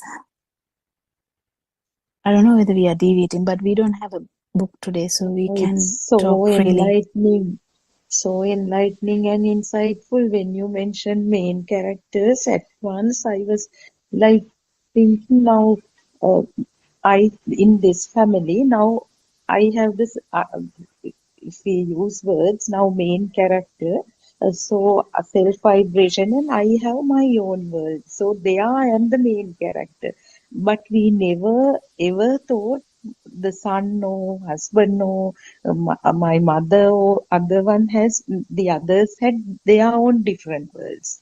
We used to make decisions and do everything from our perspective, because we ignorantly thought everyone is thinking like me. It's the same world. So it's very interesting and enlightening, Dr. Kokila. That made me think of a simple activity we do in school also. I don't know whether it's relevant. If we take a simple story like Red Riding Hood, it is revealed to the world. The story is narrated from Red Riding Hood's perspective. So we get the children to narrate it from the world's perspective or granny's perspective. So that I don't know, when we understand this little by little, it can be applicable to any situation. And I think that is how the wisdom emerges, isn't it, naturally? Theruvan Saranai, and thank you so much. It's so beautiful. I mean, then and there, while listening, we like make some realizations. That what I wanted to share. Thank you so much for these beautiful discussions. Anyone else to add anything? Suranka, do you have anything to add?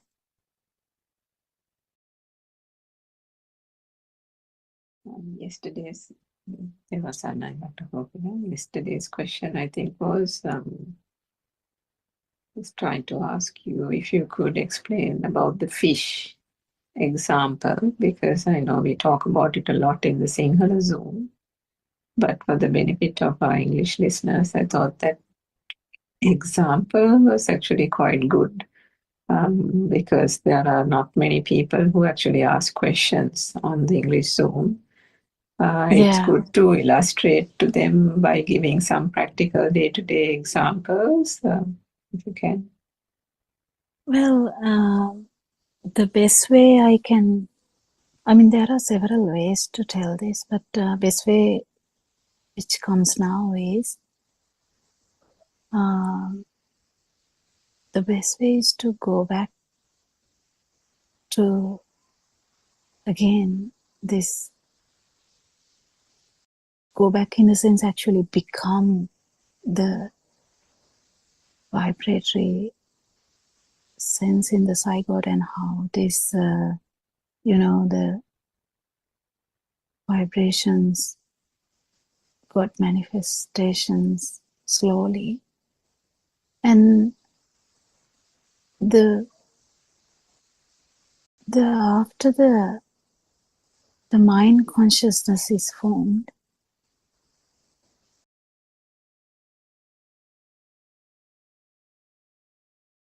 this new new way of perception, kind of, it is like a dreamy, illusory kind of thing, where that the feel is not the way. No, it is the dream. Because if you turn up, you see the sky, and if you turn around, you feel so many things. And that's what I was trying to say about reading the book also, because you don't have to even name them. You still feel them as real. This has to be actually experienced. It's beautiful to know how this has happened. And then slowly this perception, because as soon as there is a perception, even the Tarzan has the perception of the savior monkey mom. So like that, there's so many which keeps coming up. Then now he knows trees. He doesn't have to be told. He doesn't even know that it's a tree. That's the beauty of it. He has a perception. But then when he gets to know all these things, the main character thing forms, the self-view. That is the main important thing, actually. The self-view is formed. The fish, actually, I usually use it. I mean, Aranwanse might tell some different explanation, because we can tell it in different ways. I usually use it to the thing that happened to that child in kindergarten, where the slowly, the mind started to form, in the sense thoughts started to form, and now there's meanings to what you see. There's always meanings to what you see. There was never a meaning before. Before it was just eye vibration, ear vibration, touch vibration, or tongue vibration, or nose vibration. But now there's a meaning to what you see. So that is from there onwards, this bubble of meanings. It's a bubble of meanings. So the child gets up in the morning, there's so much bubble of meanings. He's running around, he knows that it's the house. He doesn't have to be told or reminded, maybe in the beginning. But later, he knows he's going to the garden to play. He knows this is the brother, this is the sister, like that. So this meaningful, illusory world is the fish in the water we talk about. In the sense, when I describe that, that's what I'm trying to say. The fish in the water. The fish in the water has to jump up at least once to feel the vibratory nature of the feel. And that has nothing to do with ignorance. But if actually someone has heard Dhamma, and they understand that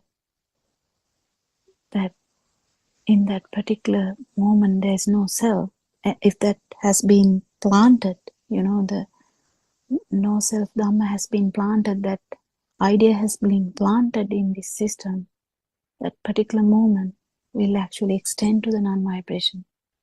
Because just extending it to the vibratory nature has just only one meaning. It has the meaning that, yes, there is a vibratory nature. But that's, again, useless, because vibratory nature is also the consciousness level, which gives you an idea that you're still there. But if you actually has heard Dhamma properly, and you turn it around, you turn it around so much that it is only the one particular, whatever the sensory organ which started that thought, then you might go on to feel the non-self vibration or absence of self vibration. That was the one I was trying to say. I don't know whether it came out, Surangika, nicely, because these things never come up nicely sometimes. I don't know whether it's relatable. Because sometimes I suppose it depends also on the listener, isn't it? And also the teller, because we may because what Lord Buddha explained, what Aryan once explained, sometimes we might not get it fully, and we might get our own version of it. But finally, whatever happens, what is the importance is to feel the non-self vibration. But always we talk about this. You're thinking, because we talked about that it is a problem to us all the time. That's what I was trying to say. The meaning, even though there's no value, the meaning is all still in the water, still in that mind bubble. So if you have pierced that, only in the sense that fish has come out of that, you might get that. This is just for a moment only, and feel the actual self vibration or the tense, because that is the start of this problem. But now we turn it so much that definitely it will end up in an absence of self vibration. To turn that, there's always need of this Dhamma. Yeah. Yeah, Teruna Dr. Kokila, once I remember it was mentioned that being on the fish and being the fish, there was a difference in that also. Yeah, that's exactly what I was going to ask. But yes, my recollection of that was being that context the fish. was different. That context was different again, because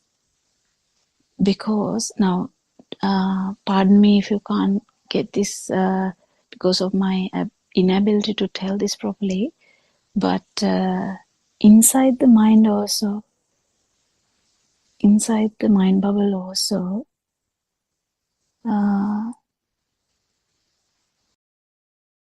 there is a kind of a possibility that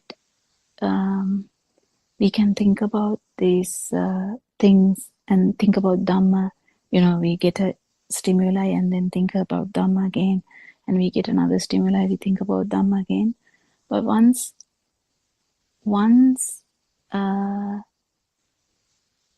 we come to the understanding that's only the Montessori part in this Dhamma, that Savitaka Savichara, and then the next one, it will keep happening, but then you slowly understand that Savitaka Savichara, or keep thinking about Dhamma, is just the initial part.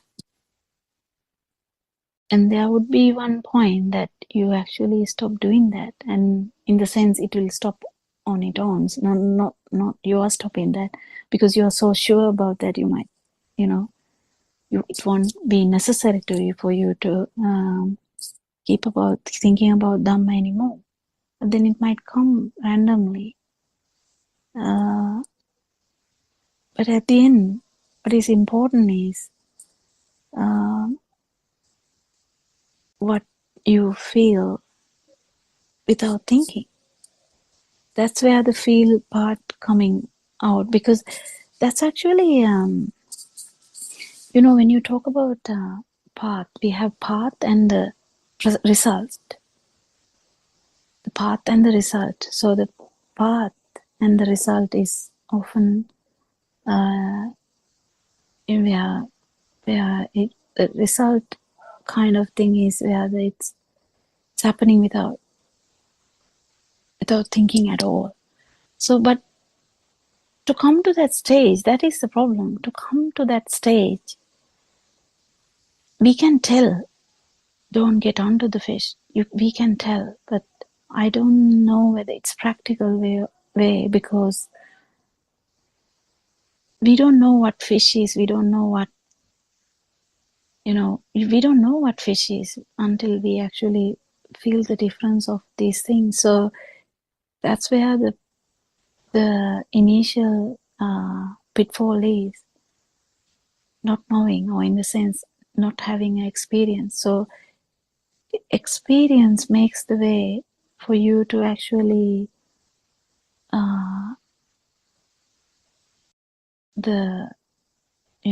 automatically the system will stop thinking too much about it. Once you stop thinking too much about Dhamma, because the system is already aware about that, it's very easy for you to feel the vibration as well as the non-vibration. The system is fully aware, kind of, it's a super awareness though. Now, it's a kind of the super awareness. So that's what I'm saying. So that's the fruit, kind of the result of all these things. To have a kind of understanding whether this is the vibration or the non-vibration. But how can one know? That is where the initial experience importance is, isn't it? That's where Ananda Thero, Venerable Ananda knew whatever he has been trying to, he tried his best to keep watching thoughts and all this stuff, he tried his best because he had a hurry now. Tomorrow he has to become an Arahant. I think he's the only one that had this problem, I think, of forcefully becoming an Arahant just to participate into a Sanghayana. So, didn't he know all these things? He knew. But still he was trying to concentrate on that. So, but because he is already aware, if it happens, he knows it. If it doesn't happen also, he knows it. So the vibration he knows. He knows the non-vibration too. That's how he knows that he hasn't attained it, isn't it? So when you say about on the fish or the being the fish, I think it is told in different contexts. That's what I'm trying to say. So someone can tell that example in a different aspect and mean something else. But this fish thing, I think initially what has to happen is to understand that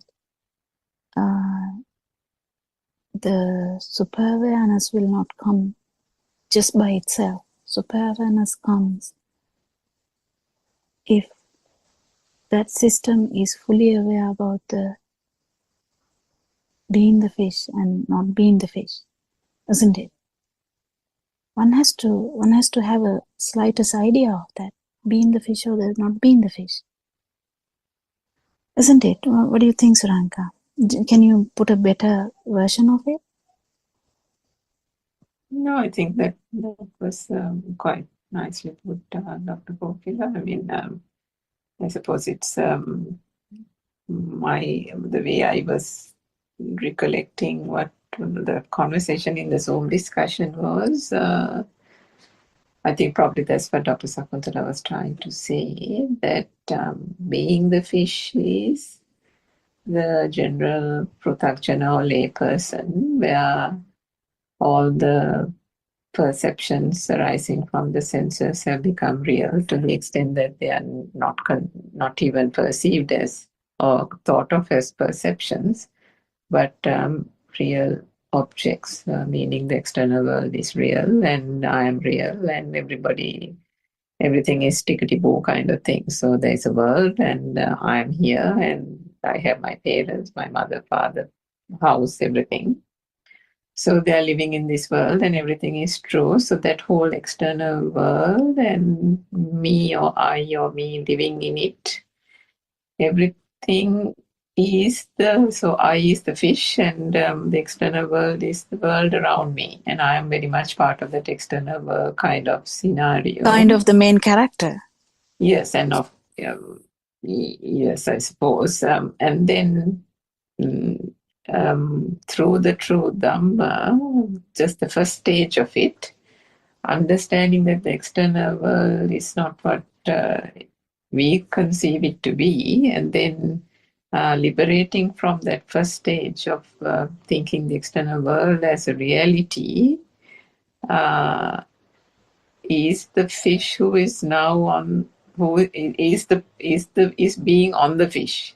Meaning your external world is no longer a reality, but there is still the perception that is still true, or that one can't get out of. So that is why the on the fish kind of thing is, because you haven't really got rid of it. The external world, yes, but not from the perception, the form world. And I think the third stage was you have liberated, or, there is liberation. Not you have, there is liberation also from the mind, the form thing. And then, as Aryan says, one is on the path, which is the feel experience. And at that stage, thoughts can come and everything happens as normal, but one can be on the riverbank observing these happening without actually being immersed in it and producing any kind of volitional formations and then going in the stream of samsaric cycle. Rather, on the contrary, as we talked about the Patilupadesa Vasoja thing, the Dhamma is well understood. Where the vibration and the self-perception is occurring is also well understood, and that this is a system is also well understood. So it is actually the system operating, which is why the thoughts are not considered my thoughts. Within the thought, the vibration and the power is not considered to be the I functioning here and the I operating, and everything is not connected to the I. And that is why that being at the riverbank and then watching is quite different. It's almost a clinical observing kind of thing, an objective element of it, I would have thought, which was the 3 stages. Dr. Sakuntala, was there anything additional to put, or anything that needs to be corrected in what I said? No, I think what you mentioned is sort of complete. As you said, if I tell some other example other than the fish, something that I thought of, the person is seeing dreams. So he thinks that the dream world is real, and all of a sudden he wakes up and then just see the real, so-called real world. That means that momentary experience of the no self perception, or I mean the nature of how it is that no self feeling is, and then he goes back to sleep again and then continue to watch his dream. So that momentary experience is something like for a very short period he wakes up and see the real appearance. Anyway, basically what it means is that fish jumping out of water means experiencing something, that there is something different to what the fish has been experiencing and taking as real, isn't it? Yes, I think it was. Actually, the feel of existence is our normal. Yes. It is the normal. That's where we can talk about the fish like this. It's all thoughts, but then the feeling this has no whatsoever thoughts in there. That is the difficult part, because when we tell a story, we can relate to that. we can relate so beautifully. Even this child thing, you know, when we say zygote, when we say a baby, when we say a kindergarten child, then when we say you know, year 5, year 2, year 3 child, and then, you know, someone who is doing exams, so we can relate to that. But actually becoming that is the difficult part. Kind of if you become that, kind of go back on that, only you get that feel how it was actually. That is where the experience is important. So the storyline is beautifully can be beautifully said, but and understood, but that would be just in our mind. But if you experience it, it will be like concrete. It is going to be. And if one feels the no self-perception, that is absence of this existence, feel of existence, that is going to be forever. And slowly, Lord Buddha says, even if you do nothing, I mean, we are not saying to do nothing, but he reassures you that definitely this will keep happening again, and the self-perception will be defeated, in the sense the self-perception will no longer there, because the non-self-perception is going to win over, and the full even the super awareness we talk about, it is the no self-perception. You look at the same water though, if you can't forget that, still inside water.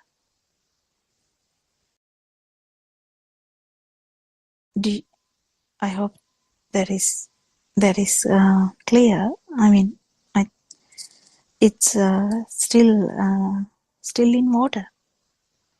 Yeah, the Doesn't experience is the same, isn't it? Experiencing the same no, thing in the an same way. an arahant will be in the normal same world as an person who has not understood this dhamma.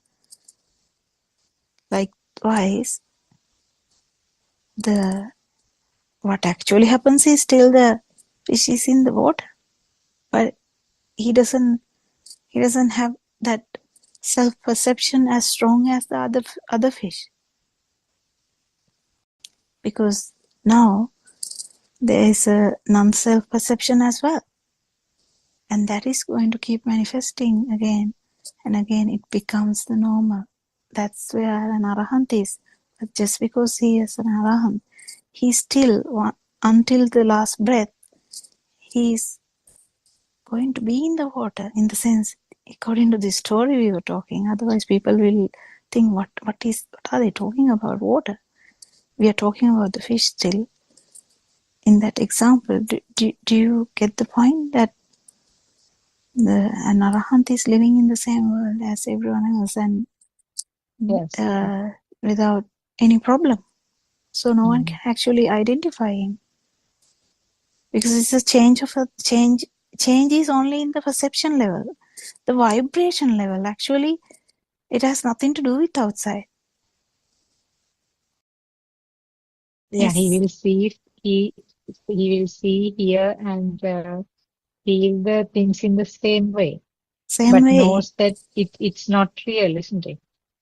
in the sense, through the experiences, that Experiences. power is not there, because that power, the chains, is going to go down, because because what actually happened was, to that baby, because of the view, or in the sense the perception, and then with the view, this got so powerful.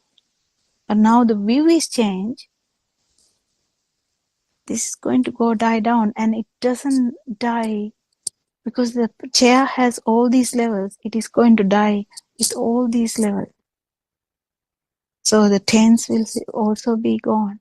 That's where the mellowing midila, elonut midila, in the sense, mellowing is this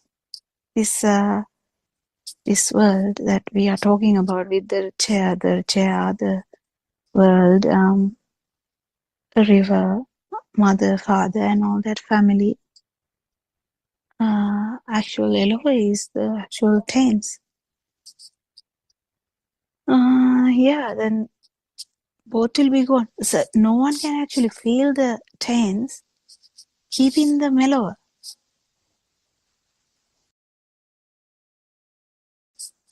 That's where the Yes. Aranhans is trying to say, come to the field, come to the field. You can't really come to the field. It just has to be understood first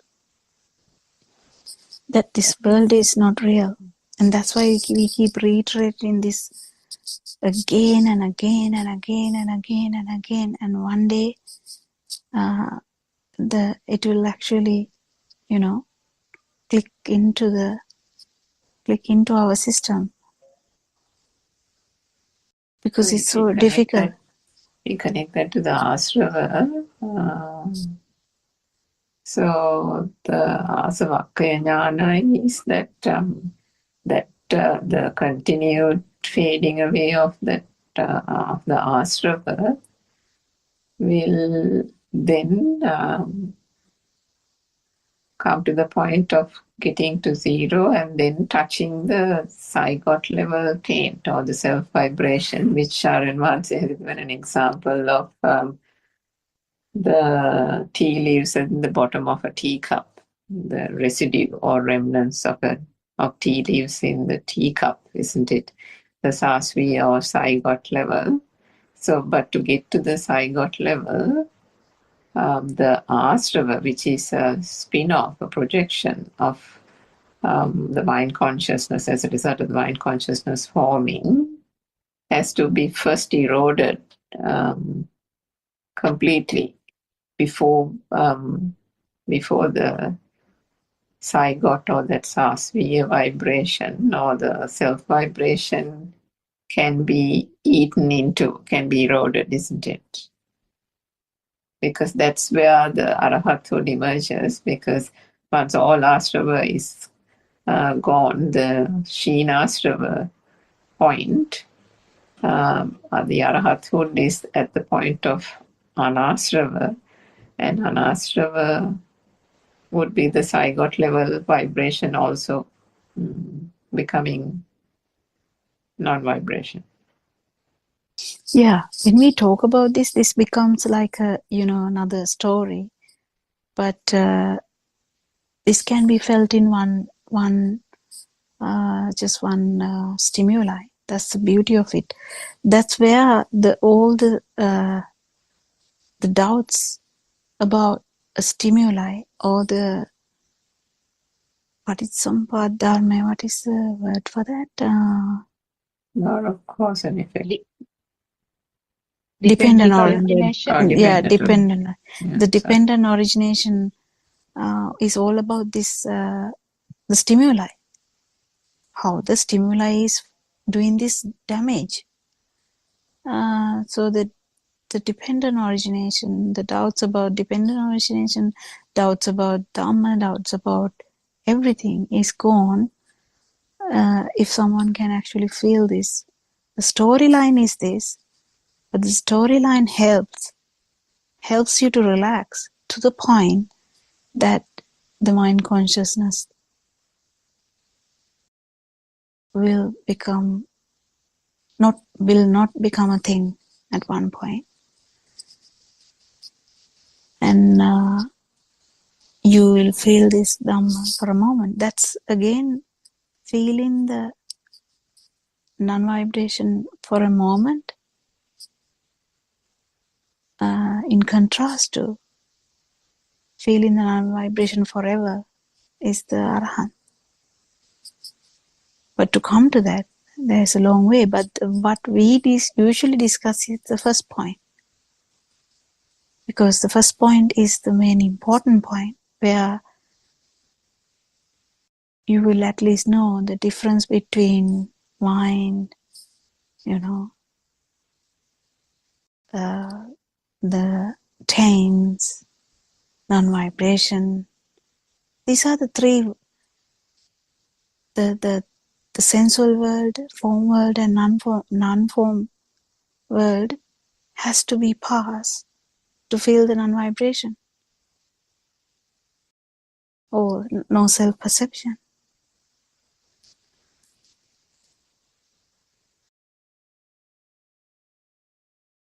Then again, nothing happens, but the whole view is changed. That's the beauty. Dr. Kokila, when I uh, shared that experience of dog biting the shoe, you said that I was in the dream film.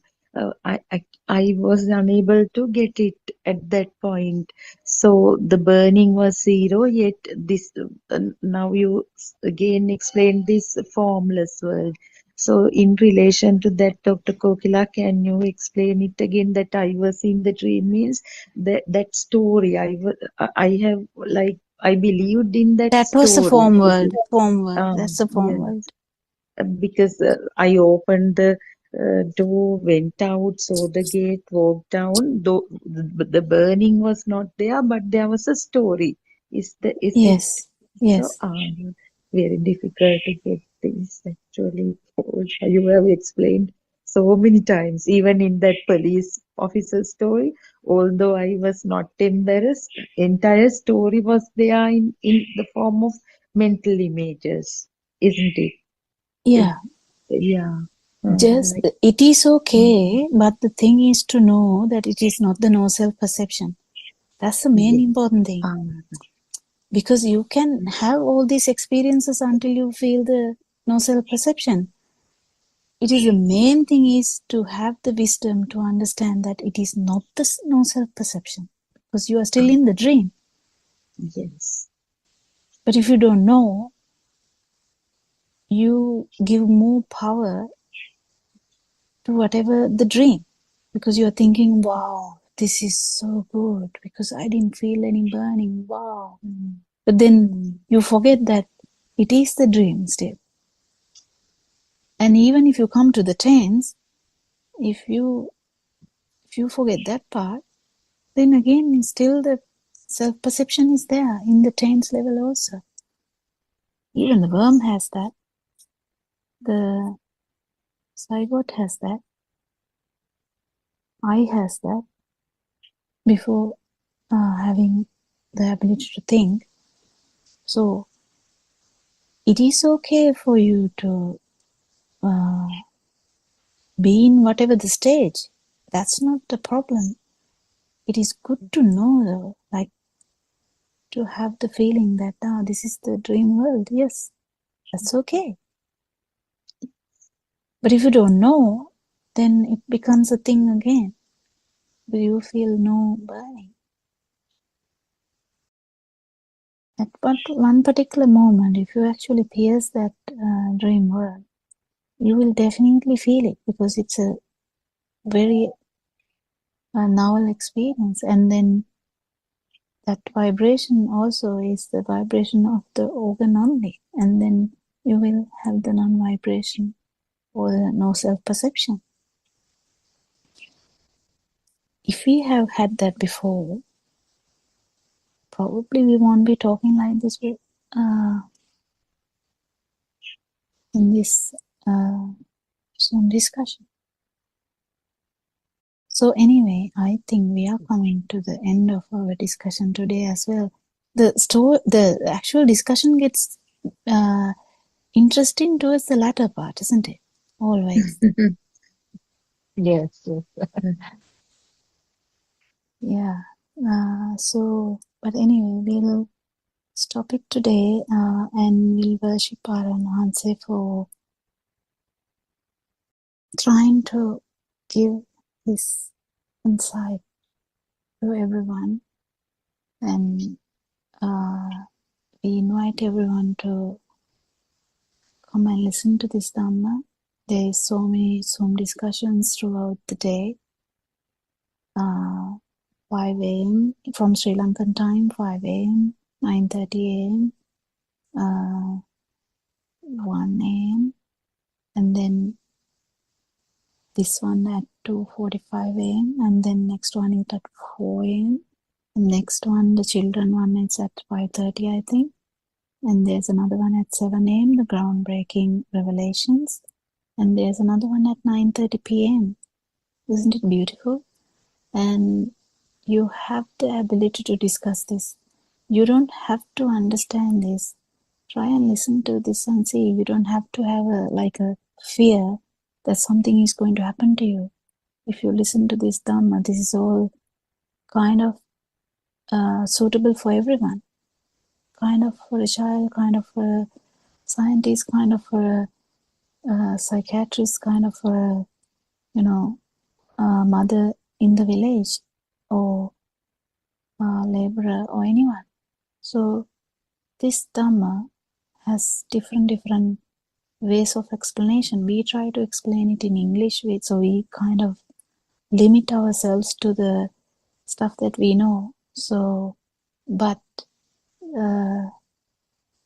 even with problems of communication, we try our hard to give this in different modalities so that everyone in the world, if there is any one with vibration closer to non-vibration,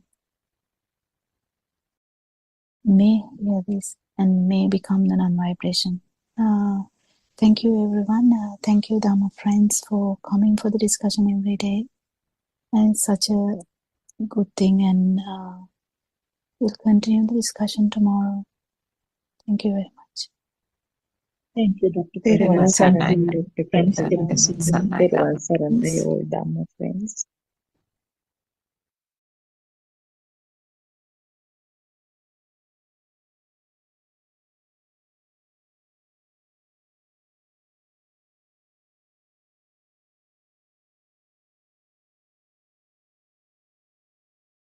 Dr. Kokila, I think Shani is busy probably, so there was no reading from the book. We can start on some topic which may be related to what we were discussing yesterday. Therewal Saranai. Yeah, we can do that. We always have something to discuss. I mean, this will never end. Yes. The discussion never ends, because this is a vast kind of very subtle things we talk, which we sometimes take ages to even understand, and then take ages for us to feel. Yes. Yeah, I think is it possible for you to kind of bring up a point where we can build up on that? Yes, okay, maybe something simple to start with. Mm-hmm. We were actually from the book, what we read was basically how the sensor function occurs, and then how the sensors combine to form the thoughts, and then when the thoughts are formed, the feel level, which is basically the sensor level in the small baby, is not becoming obvious. It gets kind of covered with the thoughts. So thereafter, it's a continuous stream of thoughts which are coming, and every possible thing, every possible stimulus, every stimulus is a thought. So whatever the activities done, or whatever the words used, or whatever the thoughts, everything is a thought at the end. Thought means it's kind of naming of the sensor function. In other words, a kind of description, or as I said, naming, which we call actually nama rupa. Those two, we use that word. That means what was vibrated is given a name, and this naming is the result of resonance or synchronizing of a previous experience. So always, if there is an identification, say for example, to identify a picture vibrated in the eye as a coconut tree, there should have been a previous. Actually, can I add that Yes, to yes, add please. something?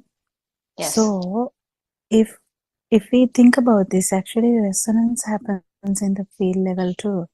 So imagine like you know, the piano and the violin vibrating together. We can't really separate it from separate the new one from each other, but because as Lord Buddha said, the butter, the milk has turned into butter already now, but the sense, the you know, the vibration level has never vanished. It is there, and the vibration level only, that is the that is where this you know, the I don't know whether this will come out properly. I'll try to say. Now when we say milk toffee, the milk toffee has that the picture, the photo of that, or the the mental picture we have about that, and it has that thickness, it has that kind of temperature. We don't feel like the piece of ice, because when we say ice cream, we kind of sense the cold, something cold. We don't know anything burning ice cream. We have never experienced anything like when you put ice cream into your mouth, it's not burning hot like a chip. But so what I'm trying to say is, when we say milk toffee, that particular stimuli, the vibration, the telepathization or synchronization happens in different ways. It depends on it depends on what sensory organ was vibrated. So your mother gives a call, or your sister gives a call and say, I made milk toffee today. Just imagine, it's just a story I'm trying to say. So someone gave you a call and said, I made milk toffees today. So it's just a sound. So it is the vibration of the ear which happened, basically, if you think about it. But, so the basic milk toffee started from a vibration of the ear. In this case, when someone gave a call. But Yes. in that particular moment, all the features, 8 features of that mental picture has come into place without our knowledge. I mean, there's no doer here. Yes. There's no doer here. There's nothing at all. It's just a phenomena, or just a mechanism. What happens is, so the vibration of the ear brings, so that's the only synchronization that happened, only the sound part. But what it brings out is the whole milk toffee thing. So that is the beauty of how this mind is formed and how mind works, because it's not actually milk toffee is bringing milk toffee. That's not how it works. So we have to kind of understand how this happens. So now forget about the telephone call which told you about the I'm making milk toffee today. Just forget about that, because that was vibration of the ear. I think we talked about this last time. But when you walked into the kitchen, someone is making it, you didn't even see it, you just open the door and you get the smell of the smell, some smell. You get vibration of the nose. But then what is coming? It's a milk toffee. That's what actually this milk toffee there starts with the vibration of the nose. So what telepathization starts from the vibration of the nose. Actually, but it comes with the whole package now. It never comes alone. The butter, never comes with the milk though, because it's already butter now. So the whole butter comes like kind of, that's the example from Lord Buddha's time. So the vibration of the ear, but what came out was milk toffee. Vibration of the nose, what came out was the milk toffee. Vibration of the tongue, if someone actually tasted it, or your sister asks, oh, you're here, can you taste whether my milk toffee is good? And you're tasting it, and at that particular point, then you can compare also. You can say, oh, it's not good as mother's one, but yeah, it's okay, it's really good, something like that. So hold the comparison thing. So what else can happen? There are so many memories also, like Yeah, just it can happen as a thought, isn't it? I mean, just you remember suddenly about milk toffee yes, and all the components are there in that. Yes. yes, yeah. So that's how this happens, and this beautiful phenomena, how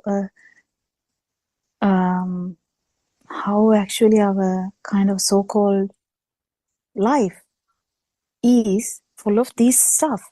But the problem is, as soon as this happens, we feel that there is someone, because there's the it's already, due to the ignorance, we already feel as milk toffee is existing. This is Yes. very evident. Mm. I mean, we don't have even any argument about this. We felt as milk toffee is existing, didn't we? We fight Yes. for that. We might throw it to the other person if we are playing with that. We might hide one to eat later. What else can we do? Oh yeah, we can eat about 10 of them and collapse. What else can we do? I don't know. You can offer them. We can do so Yeah. many stuff. Or we can think about them, and you might think, oh, that friend's milk toffee is so good. I have to learn how to make it, So this scenario, how these sensory organs, vibrations bring about the whole film is the beauty. That's the beauty. But the problem is, why it is suffering is because that actually it is beauty, but the suffering is, what is the suffering part? Suffering part is that feeling that this is existing, or feeling that it is real, brings about the feeling of existence, a life feel into this place, like this system, wherever the experience is. That is the problem, nothing else actually, isn't it? I just wanted to add that. You can continue now. Yes. Yes, yes. That and for that to happen, that spark should have created at some stage, isn't it? I mean, the milk toffee, the thought of Yes, milk yeah, toffee should have created at some point for that to be resonant to this moment, isn't it? I mean, for a yeah, but person who has never experienced milk toffee will not have a milk toffee as a thought at this moment. yes, but that is Mm, this film, whatever yes. this film we talk about, but the feel can extend into, uh, extend more than that. and you might feel without even knowing anything, that the field can extend. That's not the topic here, but field can extend, like because we feel that field is only milk toffee because we know milk toffee this time, but the field actually can extend to stuff that we don't even know. Then it is not from this time. Yes. Yeah. So but it's very important to understand that the sensory faculties are the beginning of the world we perceive, and that world we feel, or we see, or we hear, or we think is actually a construct. So when it comes to the mental constructs, that is the milk toffee, mother, sister, everything is the mental constructs. But even um, before that, there can be, sensory constructs where, the light, the sound, that vibration it's the only thing is the vibration that system is aware. But when you say that system is aware, there is always that, even in subtle level, there is that duality. But if we have done the practice really good to understand that there is no milk toffee here, it's just a function of the sensory organ, there's a chance that in particular any one stimulus you might feel the non-vibration. It's the absence of the duality, or absence of the feel of existence. Yeah, anything else to add? Yes, actually now again talking about the milk toffee, the same thing. Now, as you said, when somebody gives a call and say that I have made milk toffee, so it was only the vibration of the ear, but the rest of the things actually all the other forms like the picture of it, that and maybe the smell of it and the taste of it and the texture, as you said, all are created in the mind, but actually those sensor faculties never function. Like the eye faculty didn't function, but there is a picture created. And the nose faculty, smell faculty didn't have any function, but you can even feel the smell. And almost the taste is also there, like the tongue or the taste faculty didn't have anything to do, but you feel the taste, and sometimes even your mouth is wet with saliva about thinking about the taste, and also the texture. You didn't touch it, your skin never had anything to do with it at that moment, but you get a feeling of the texture, the hard texture. So it's actually a dream, isn't it? I mean, only the ear faculty functioned, and the rest of it is like seeing a dream. There was no vibration in those appropriate faculties, but those components were completed in the mind, like completing a jigsaw puzzle, the parts being completed and completing the picture of milk toffee in the mind.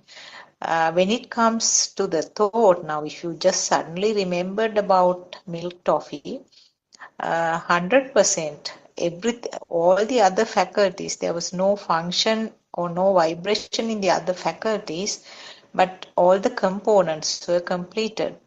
And this is exactly what we experience in the dreams, because dreams also we hear the things, we see various things, including colors. We smell, we remember the taste of some food. We feel something hard. I mean, if somebody hits you in the dream, you feel that you were hit and you feel that hardness on the skin. So all those components, without without those relevant faculties being active, the complete picture is created in the mind. So, like milk toffees, like anything, any other thought, is a creation of the mind, and that is why it's called that it's an illusion or a creation, and it's not really existing, but uh, in the mundane world, the person who doesn't know anything about this Lord Buddha's disclosures tend to give life to those creations of the sense of faculties, and that is where all the defilements arise, because for something which is not really existing, there is clinging or aversion. Basically, those are the two, but there are so many other aspects of the defilements. Now, all those things are the result of this upadana, or taking it as real, and then the process will go on. So this whole thing is a spontaneous sequence of events, and there is no owner, but there is automatically an ownership is attached, saying I am doing and I experienced it. I ate milk toffees and I got the smell, but there's no one, there's no doer, and it's a spontaneous process. The system is functioning, but it's actually like we are swimming in the river downstream. This is what is happening in the normal way, where every event, every thought is given the tag of myself or me. But in Dhamma path, what we try is to understand this process as a normal thing, and there's no person doing it. There is no owner who can control this system, no author for this system. And by learning this, we try to understand, and then what we try to do is, what the system try to do is to swim upstream. Anything else to add? Yeah, actually, in that sense, it is so beautiful to understand that mind is, what we call mind is actually just occurrence of stimuli, very fast. But in that sense, it is also beautiful to understand that it is kind of like another vibration. Now it acts as another vibration. So we talked about that, all the 8 features, all the 5 senses, when they vibrate together, the milk toffee, the actual that thought has all the features. In Pali they call Suddhashtaka, but it has all the features of these, from the sensory organs. But it's beautiful to understand that mind is actually vibration. Why it is important to understand is, we take this mind for so granted. We can't even, Lord Buddha once said, if someone wants to take something for granted, at least take the body, because body lasts only few years. But then if you take the mind as something, like for something to be taken for granted, then that is the end. That is kind of the biggest trap in the world if you think the mind is me. So mind is actually fast occurrence of stimuli, yes, but at the same time it is it is the same vibration kind of thing that the human, specifically human, I'm talking about humans, so the vibration of the ear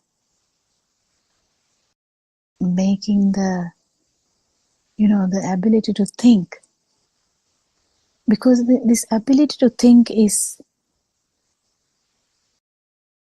magnificent ability that humans have, and they feel so proud about that. It's okay. They feel so unique about it. I mean, the mind is actually, the mind is the most unique power that humans have, because if not for the mind, this ability of thinking, this species will never kind of survive. But because there is the ability to think, or in the like a process, like new things, process old things, keep processing. This is the incredible, powerful organ. It acts as organ, but it is like the thing that we feel that it is mine. Kind of, the ability to think is mine. It's here. It's unique, but it's only another vibration. It's very important then, because that is the vibration that we kind of get the essence of self-vibration. When it was even in Buddothpado discussions, Saranam say, kind of listen and say, like, you have to be careful. And then we are like puzzled, why? Then it is mainly the self-vibration or the tense actually is manifested in every other way, but it's the most catching part is this vibration. And when we talk, it is the same thing, because the talking, Vachi Sankara, the talking actually has this inside vibration as the cause, root. It's Vitakka Vichara. So Vitakka Vichara is the inside radio that goes on and on and on and on. And we only talk few things from that. If you actually put a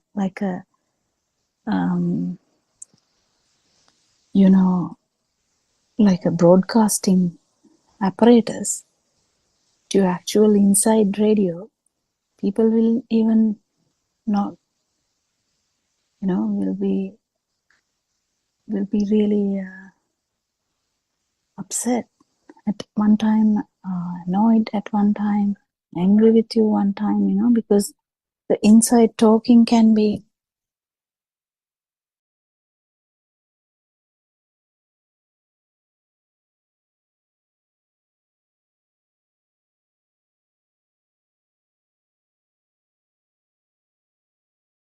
sorry, I had to mute it because of the intervention. So this I lost it also, the track, but the vibration of the mind is really beautiful to understand how this talking, and about the actions also is the same thing, but it's about the breathing that is bringing up the actions, but the actions are actually fed by the thoughts. So the thoughts actually bring about the words and the actions. So that is the actual outcome, and by the words and the actions, that's your self-vibration, which is giving you like, but once just imagine an arahant who the self-vibration has has become low and then has come to the non-vibration. Still the actions will be there, but without that power, without that essence of it, that which gave the kind of like the alive kind of thing. But people, when people hear this, they might think, oh, then that must be very sad not to have some power. No, that's the utmost tranquility and absence of suffering, which brings about the super happiness, I would say. I don't know how to say that. Yeah. Anything to add to that? So Suranika is also here. Yes, Suranika. Hello. Yeah. Hi. I'm quite new to this session. Do I have permission to speak? Yeah. May I know? Yeah. I'm Saman Kotikala. I just got to know this link and about this sermon and these discussions very recently.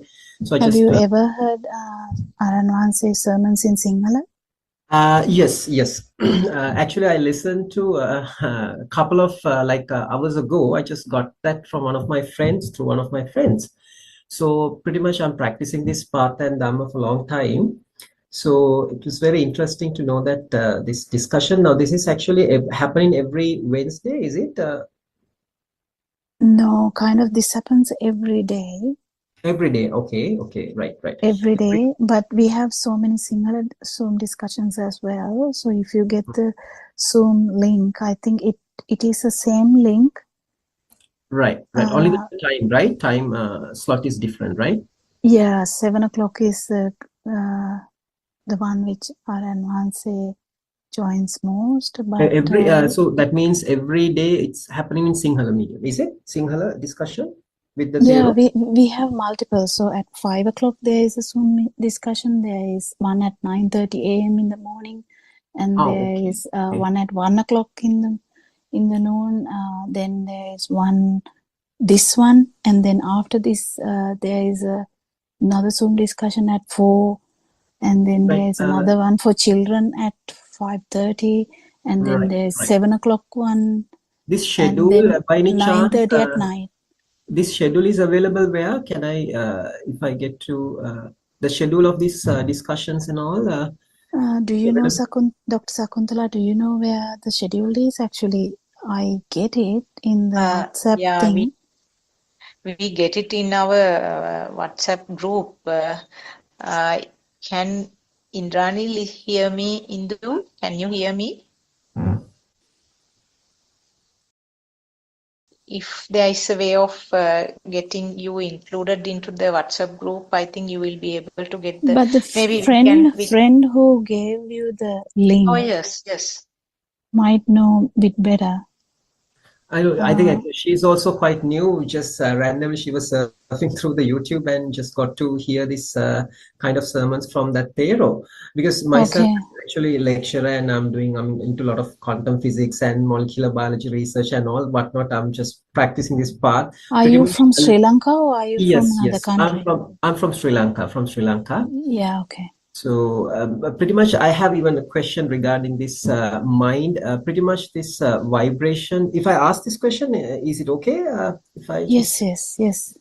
Yeah, this mind itself, what I feel like, this mind itself is a kind of error, isn't it? Because this mind itself is minding, or like separating this common vibrational patterns, or rather this energy fluctuations, is what we have around, including ourselves and our mind itself. So isn't this mind is basically like separating this uniform energy fluctuations or vibrations into unique sets, or rather fixed entities. So isn't that a mind? So I just asking a question: can we interpret like that? This uniform vibrations is all we have around us, which we perceive through our senses, and this uniform vibrations which are equanimous, there is no less or more, it's pretty much equal vibrations if you think of a wave. But what happens is that when the ignorance strikes, lack of wisdom tells us in a certain way that these are not uniform vibrations, it's just something you can separate, you can isolate one from another. When you moment you separate, or rather when you mind I might have to disturb you there. yes. So, what Lord Buddha was trying to say, are you a Buddhist? Yes, I'm a okay. Buddhist. So, what Lord Buddha was trying to say was about non-vibration. He didn't actually, he explained all about the vibration, but he actually gave everyone the ability to synchronize to the non-vibration, that is the absence of vibration. So the absence of vibration is actually there, but we can't synchronize to that because it is difficult and never thought about because of the ignorance. So the vibration you talk about, even the worm has a vibration. Worm has very minimal tactile sensations only, but the worm also has a life field or kind of self, like an existence field, even though the worm doesn't have a big mind. But if you are specifically talking about only humans, which we can't, because the being, the word being, B-E-I-N-G, is there where anywhere where consciousness is. So the consciousness actually kind of gives you that feel of existence. So we can't forget that. When we talk about something, we can't forget that because there are so much consciousnesses around. We can't forget that it is again the form of vibration. But the actual basis, what Lord Buddha tried to teach you, was not about the vibration, but about the non-vibration, how to synchronize to the non-vibration, which is permanent. But the vibration, when you try to interpret in self-anger, it becomes a bit complicated because then you look at it in a view that someone is doing something, but actually what happens is the vibration itself is just manifestations of the sensory organs. It could be even the worm, which is the only tactile sensation, but the tactile sensation is felt as happening here. That is why the feel of existence is there. But in the human mind, we kind of have a complex mechanism because we have 5 senses which can vibrate at the same time. But if you go to the zygote level, the vibration, if there wasn't a synchronicity which happened to that zygote, wasn't there's never going to be like a fetus which is going to come out as a kind of a somewhat grown baby. So that zygote level, we know that even even 5 babies are born as like triplets or whatever, they are different, and their abilities are different, even though they are not even they have the faces of parents, but they are different. So everyone is different. So that particular vibration is the only vibration that happens. And when that is actually forming into the sensory organs in the fetus, then slowly they go, and the vibration is still the same. But once it is having a manifestation as light, sound, because the baby doesn't know anything about the outside, the dream you talked about, the separation, but it is a feel. The baby also has that feel.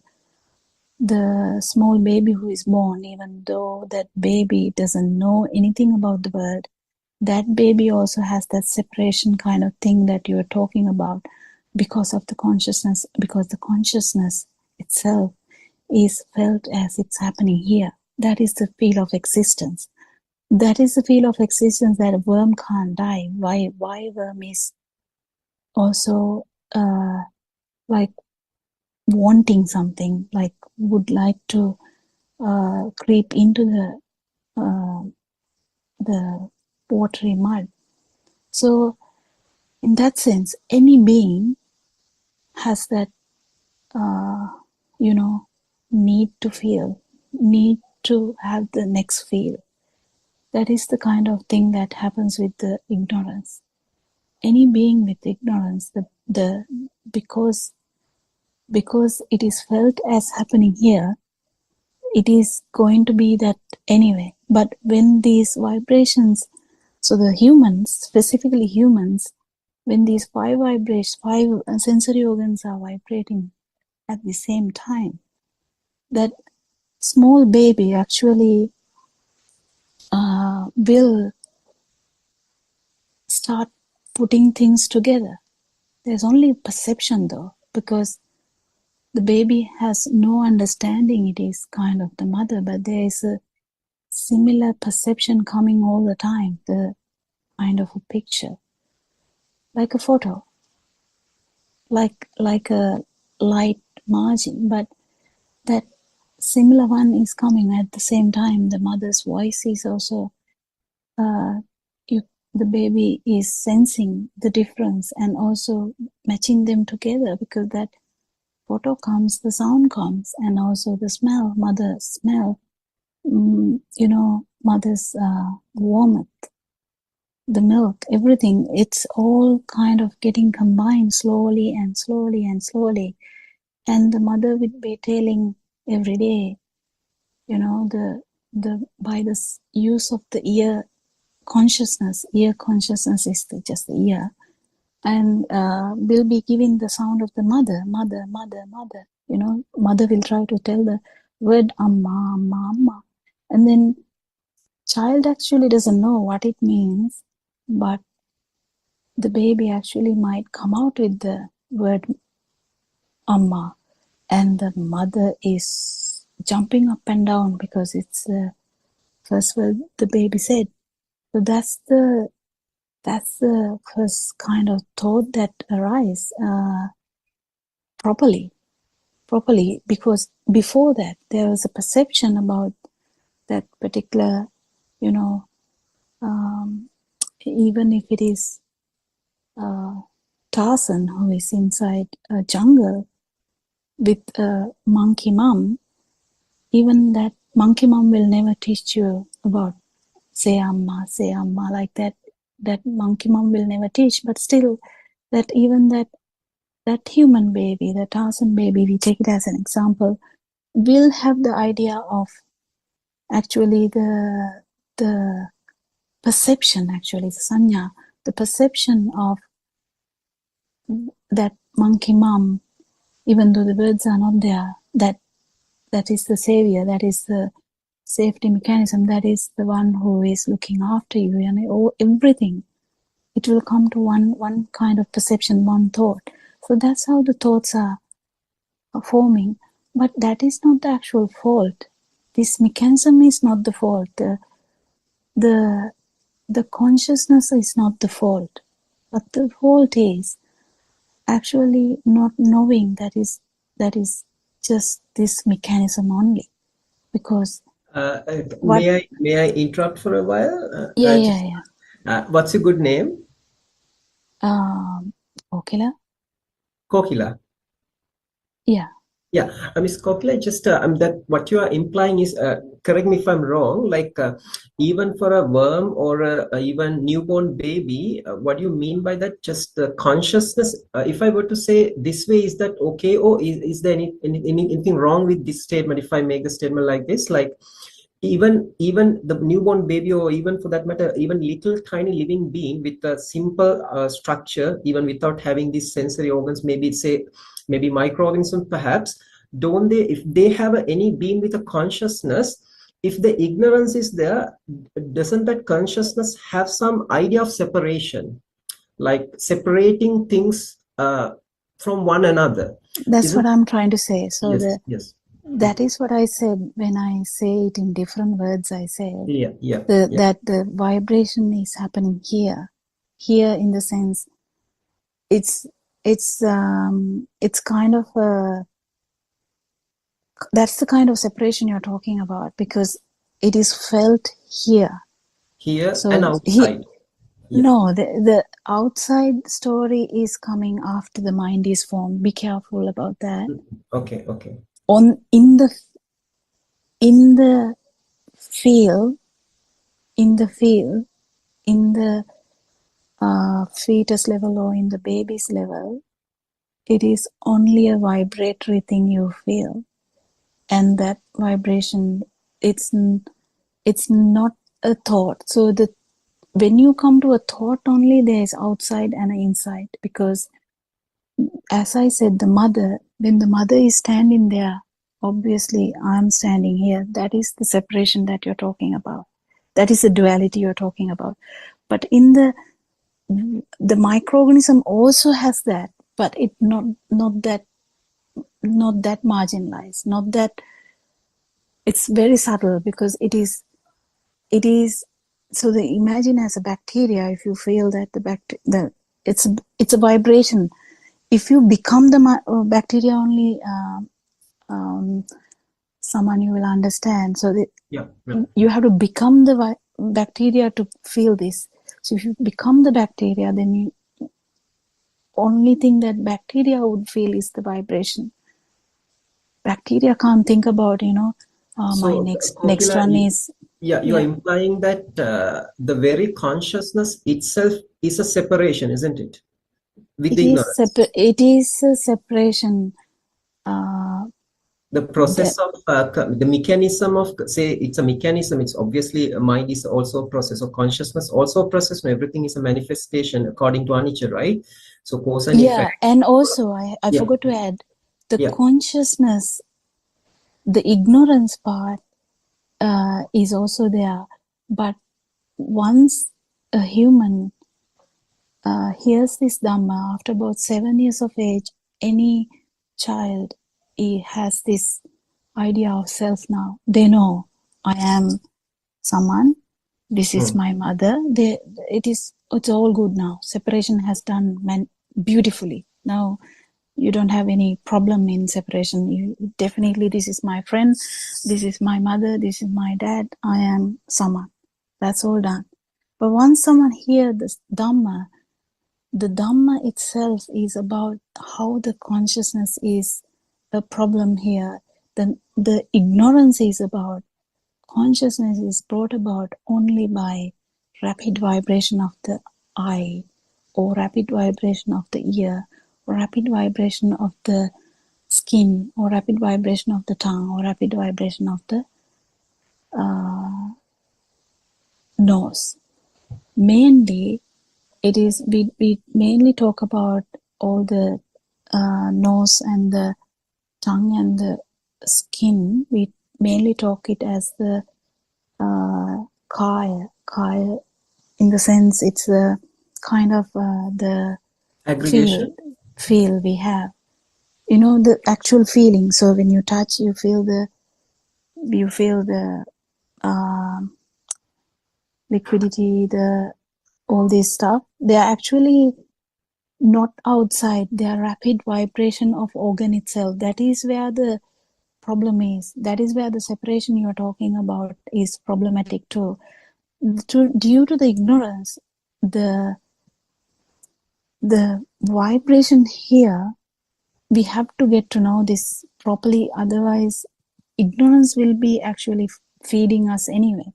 But actually, what has happened here is vibration of the sensory faculties only. It is so rapid that if you read about them, you will know how rapid they are in the eye, how rapid they are in the ear, how rapid they are in the skin level, and how rapid actually the human mind is. That is the fastest thing, I think.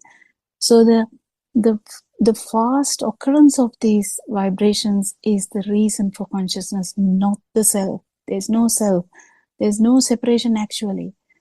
And that is the understanding that leads to the non-vibration. This has to be felt. This has to be understood also first. But this has to be felt. So feeling that is the difficult part. But if you actually feel it, you understand the non-vibration. In the non-vibration, that separation you're talking about is not there. Yeah, got it. Much merits. Thank you. Much merits.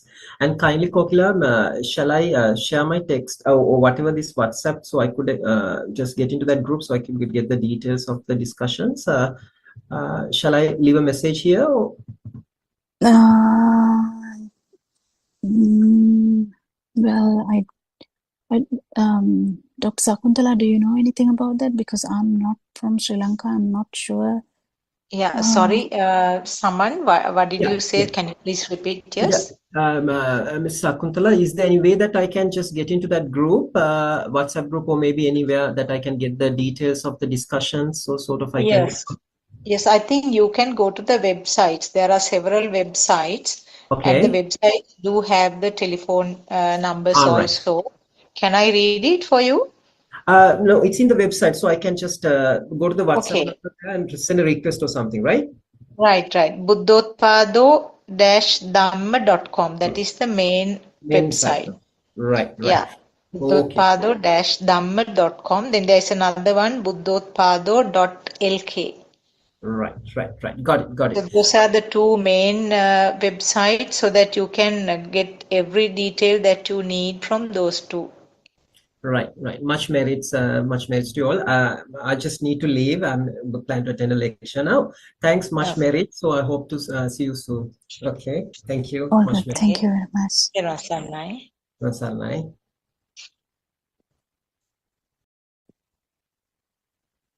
So I think, Sakuntala, we were talking about the mind being a dhvaniya, or mind being a vibration as well. So anything to add on to that? I think Suranka is also here. In some, maybe we can Suranka have a join. like a discussion. Yes.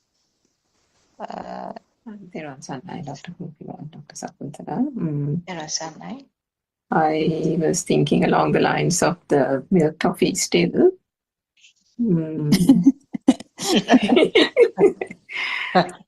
Because it is actually quite interesting, when you said that one stimuli can set off the whole experience. One vibration. One vibration, say it's from the nose sensor, but then you get the milk toffee sensation. But then the thing is that everything happens from one vibration also, isn't it? One vibration. Yeah, if you dig into that, it is the tent. It's the tent, yeah. So that one vibration then kind of splits itself only because it's not splitting. Don't use that word. I think splitting gives mixed ideas. I think the telepathization is the phenomena there too, because Lord Buddha has always told it's only one sensory organ works at one time. If it is eye, it is not the ear. If it is the ear, it is not the tongue. But because this happens so fast, we can't comprehend this.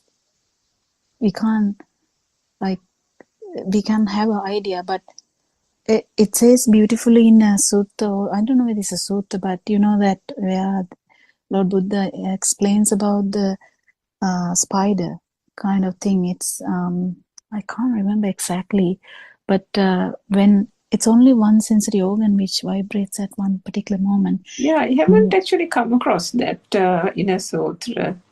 No, it's not. I don't know what it is. I'll take it back because I'm not sure. But what I'm trying to say is that particular thing, once the mind is well formed, which comes is the product, the gittel, the butter, not the milk. But it is very important. That's why we talk about understanding this Dhamma and feeling this Dhamma in one stimuli is the thing that we talk about, you know, the moment that we talk about. That's why we talk about one particular moment. Otherwise, we don't have to talk about a moment, should we? So, yeah, anything else to add, Suranka, into that thing? Yes, so what I was trying to say was, so for example, now the child may in the nursery classroom first be shown by the teacher might show a picture. So now let's say the teacher will show a picture of the milk toffee and say, this is called a milk toffee. This is a sweet. And that's it. Now, supposing this child has never seen such thing before, but is now learning, sees the picture of a milk toffee and knows that it is sweet. That's it. So then maybe 1 month later, the mother makes milk toffee at home, or somebody comes with milk toffee. And then the child actually links that name and sound, the picture and the sound given in the classroom with the taste, because now the child actually gets to taste That's actually like Surangika's waterfall now. Because Surangika was, you know, remember we were discussing about how we feel alive near the waterfall, but when we look at a picture, we don't feel like that alive.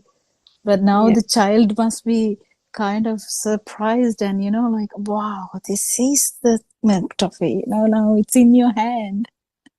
Yeah, so then the texture of the milk toffee, and say there's cashew inside the milk toffee, all that now, so these are additional through the taste sensor. The child is taking on these additional, what do you call those things, volitional formations. And so the telepathization that is happening at that moment is the Montessori vibration synchronizing, and then the new taste sensation kind of thing as well. So then every time, say again, 1 year later, the teacher says, bring something to school. Everybody has to bring something to school. So the child tells the mother, okay, I know you're not very good at baking, but I want to take milk toffee. So mama, can you help? And so now finally the mother makes it. So then, you know, finally maybe that was not as good as what the friend brought home, but still it's milk toffee, that'll do. And so now that is taken. So again, now that entire experience of the mother making it, and maybe it went wrong, maybe it went well, all those again. That is the film we are talking about. Yes, so these are all, what I'm trying to say is each of these experiences are by itself again by telepathizing, isn't it? And say 10 years later, when the child hears the word, not a child anymore, a teenager, hears the word milk toffee, those individual sensor-driven vibrations which happened at different points in time, so time is of course again a falsehood, but that vibration, telepathization occurs from those different sensor-driven perceptions, all come together in one shot, isn't it? But it is not necessarily, what I'm trying to say is not necessarily happening. The time itself, how much of a falsehood it is, because it didn't matter that from a conventional world perspective that the child got one aspect from the Montessori and one aspect 1 month later and another aspect another month later. The vibration happening at that very moment, if it matches a similar vibration, everything comes. Yeah, how about mother? Mother is like, yeah, exactly. Yeah. mother that's is right. age of you. Yes, it keeps on adding, isn't it? I mean, it keeps on adding, and the final product changes each time. And Now- what about me? Yes, yes. And that is the most volitional aspect that can happen, because that is not even in these few years, like whatever the years we are talking about, that is not even that. This self vibration has been the thing forever.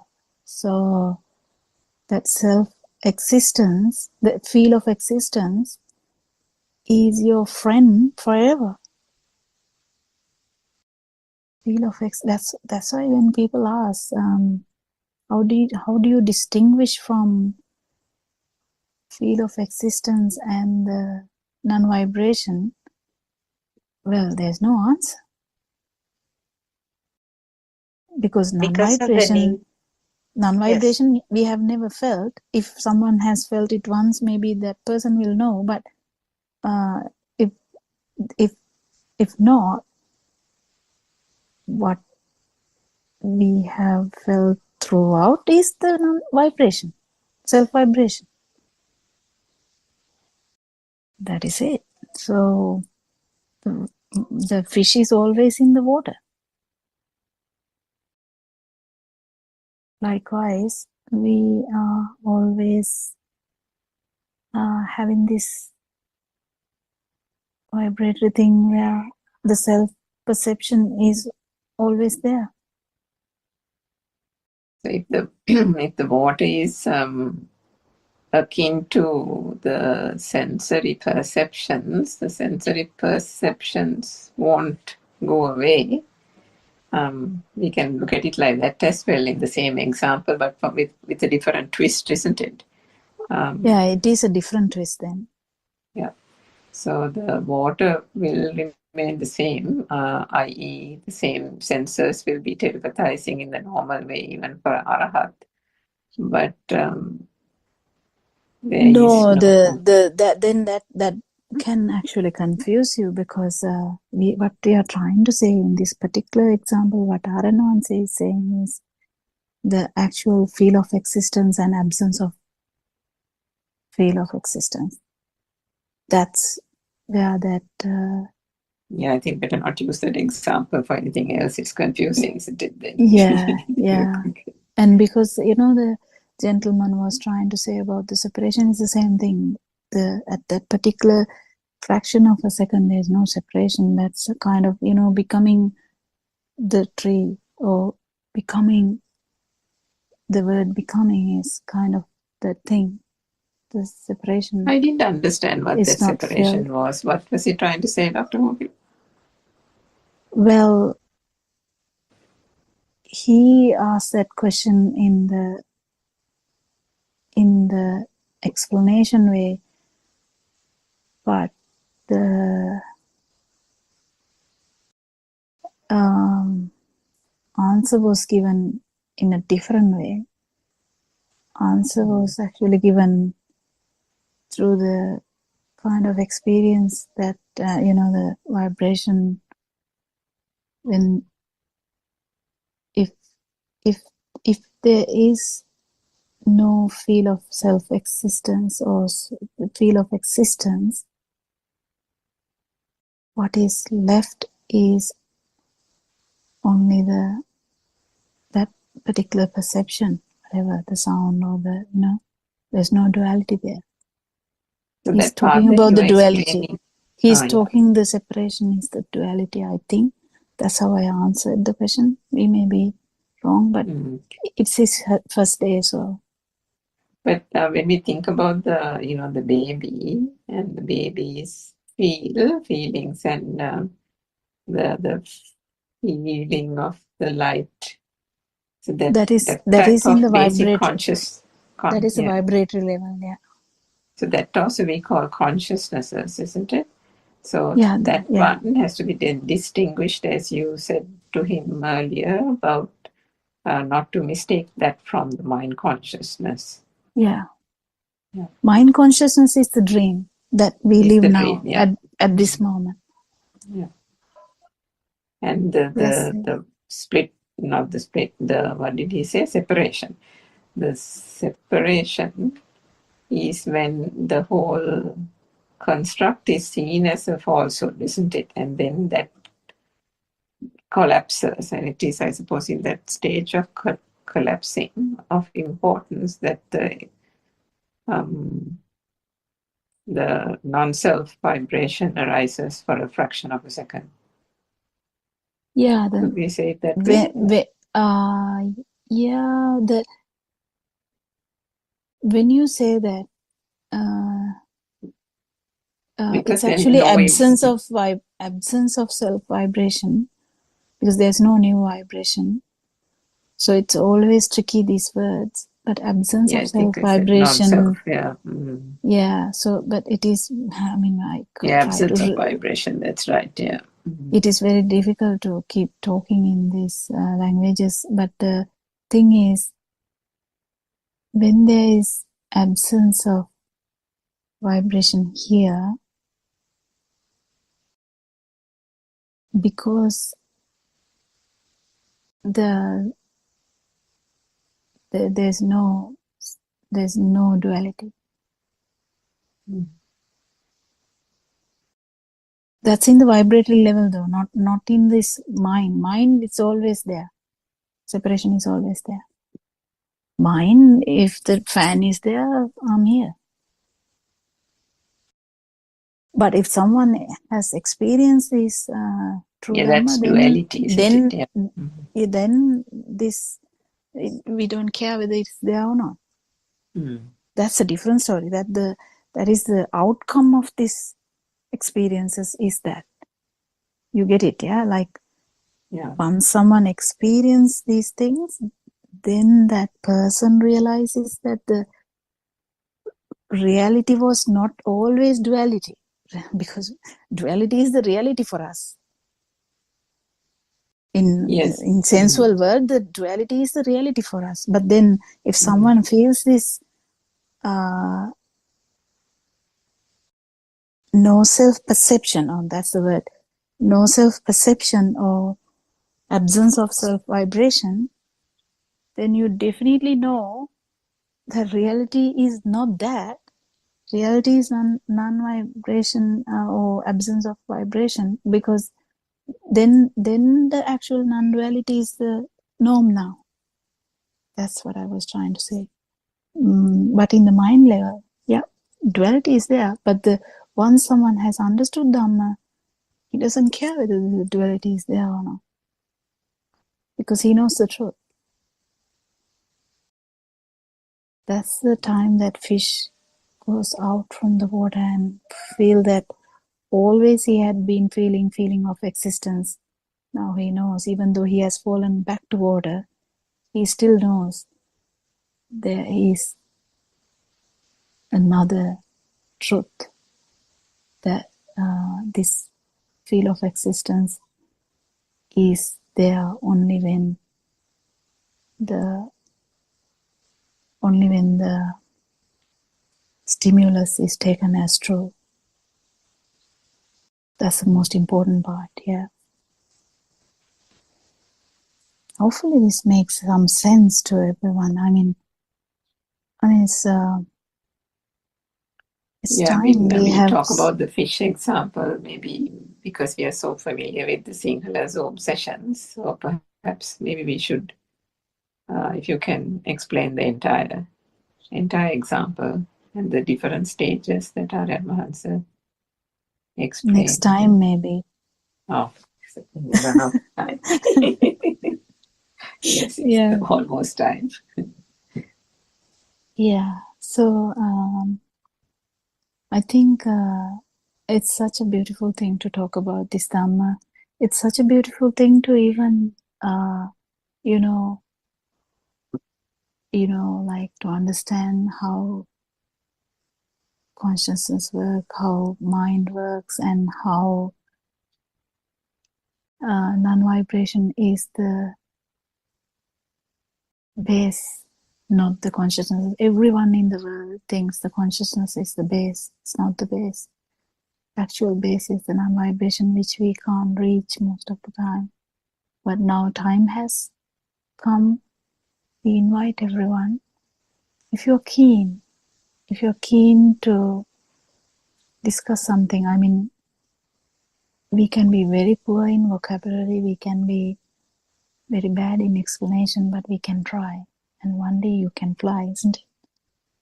You can try. So we worship Aryan Vanse, we thank Aryan Vanse, and thank you all Dhamma friends for coming every day and making this so beautiful experience, because I don't think one person talking would be interesting for a Zoom. And specifically in Sinhala Zoom discussions, we have someone.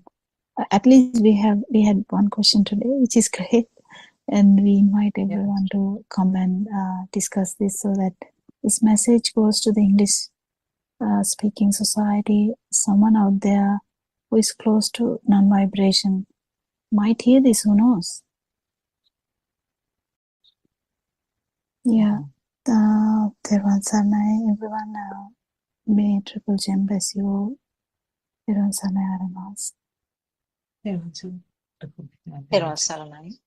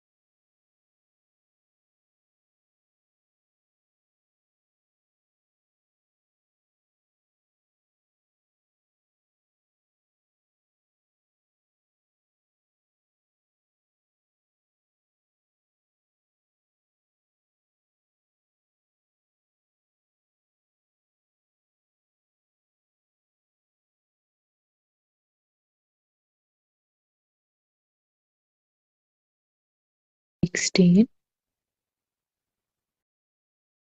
The eye consciousness is similar to the mirror that gleams when held towards the sunlight. There is only a gleam or shine on the eye consciousness. The forming of the mind consciousness is a natural phenomenon. As soon as the senses receive any stimulus, automatically a thought is formed in the mind consciousness. When a shape called mother is given a sound like ma, ma, ma, then the child tries to produce the same sound from his voice as ma, ma, and he forms a word. The learning of words is similar to when there is thunder up in the skies. When the frequency of the vibration from the noise of thunder matches the natural frequency of the window pane, then window panes begin to vibrate to the sounds of the thunder. But nothing came from the sky towards the window panes. Nothing came from the sky. In the same way, when an adult teaches a child to say mother, the child uses his voice to imitate the sound of the vibration he hears. And that is how he learns to form the sound or the word. Learning of words is also a natural phenomenon. It happens automatically. The fact that we don't understand this natural phenomenon is avidya, or the ignorance of not knowing the Dhamma. Due to our ignorance, we create sankhar and pains such as lobha, dvesha, moha, which takes us in this unending cycle of suffering.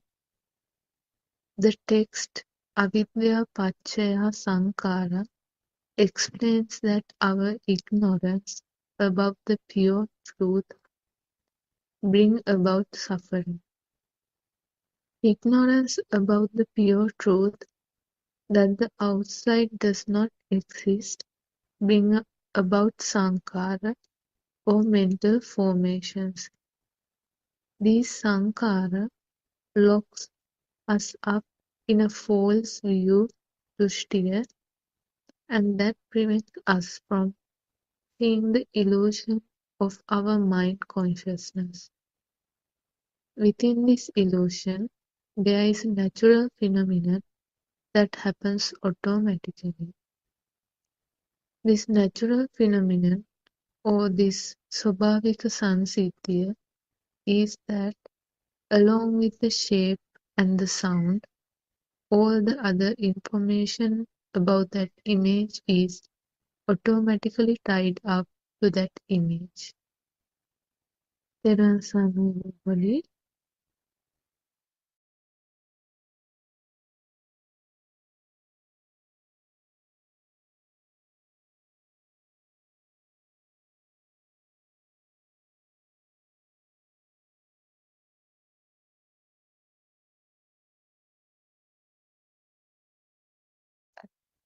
Therun Saranai. Dr. Kokila, please go ahead. Therun Saranai. Therun Saranai, everyone. May Triple Gem bless you all, and we will worship Paran say first of all. And I joined a little bit later. Were you there from beginning, Dr. Sakuntala, for the reading? Yes. Could you please Yes. summarize it? Okay. Yes. Most of it actually. Basically, what was read was how the sensor level is functioning, what is happening at the sensor level.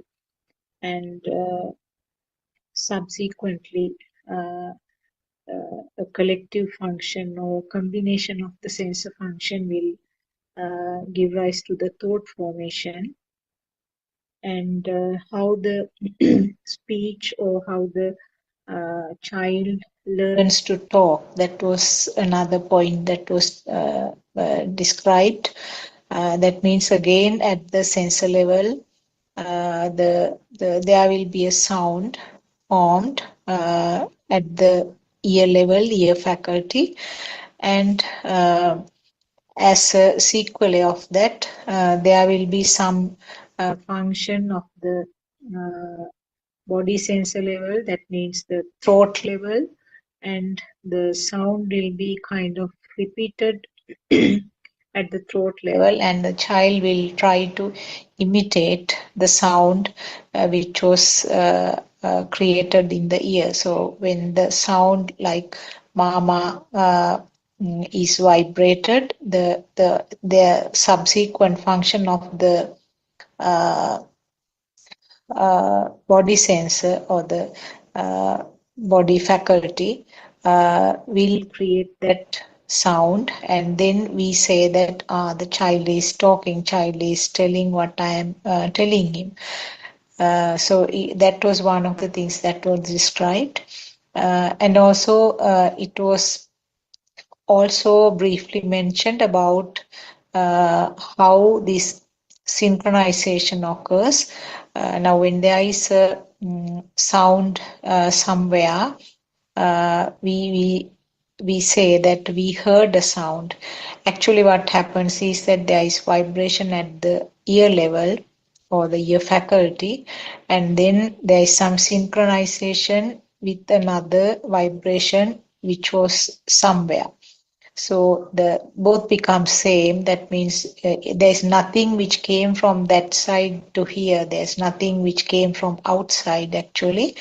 There is synchronization or telepathization of two similar vibrations, and that process we call we heard.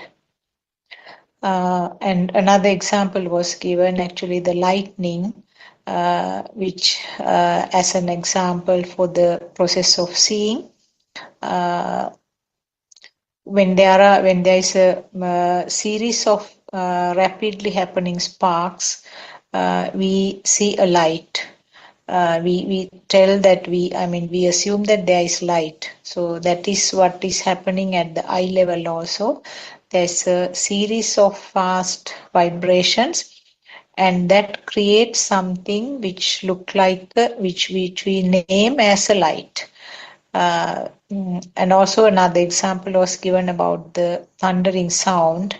Now, when there is some thundering, at the same time, we observe some of the windows will shatter.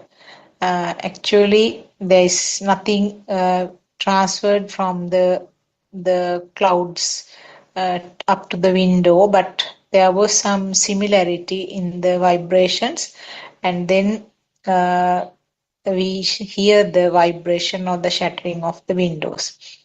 So like that, the examples were given to indicate that sensor functions are not manipulated by something outside. Sensor function occurs then and there, and that is simply a vibration at that level. But the process called hearing, seeing, and the feeling of the skin, all these things are something that happens then and there, and then there is some synchronization with similar vibrations somewhere. So we cannot assume and say that those vibrations are persisting. That those vibrations also occur then and there, and then instantly there is some matching or telepathizing to the sensor faculties.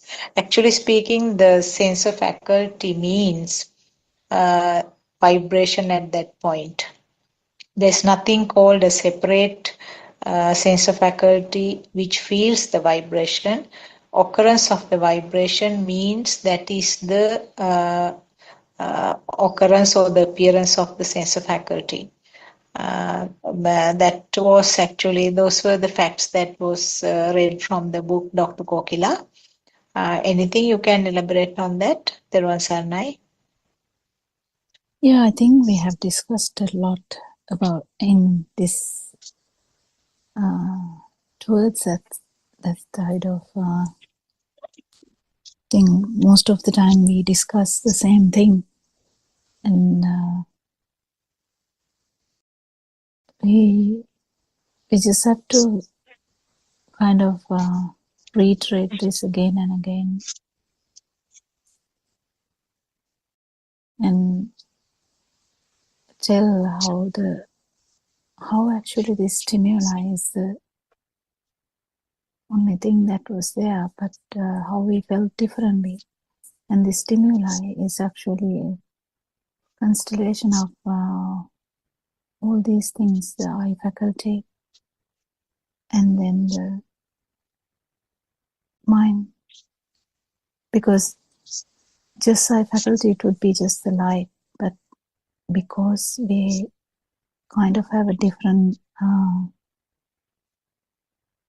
way of different mechanism how these sensory organs work, they vibrate in the same time, and they actually act as a different new vibration.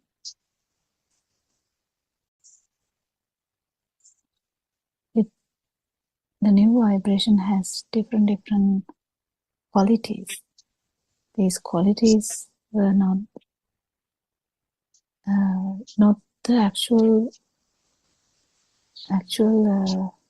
function of the first one. Like when you sing a song, the music, the final outcome is different. But if you actually divide it into various factors like the drum, the flute, the piano, the violin,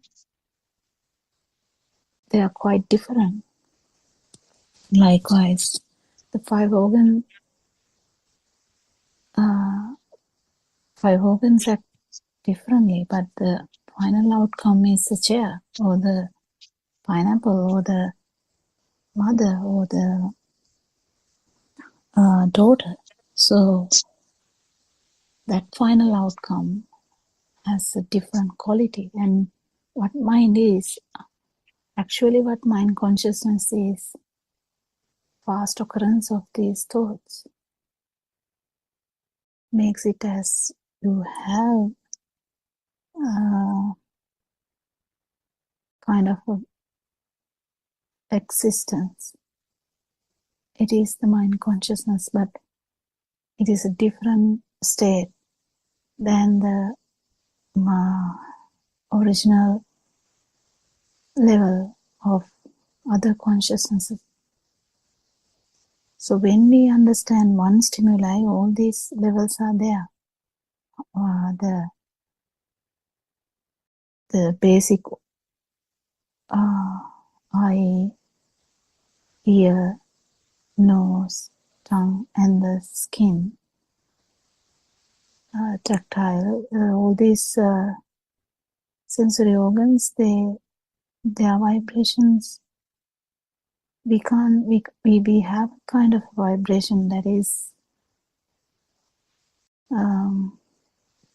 without the mind consciousness, but with the mind consciousness we have that new quality, new kind of a meaning now.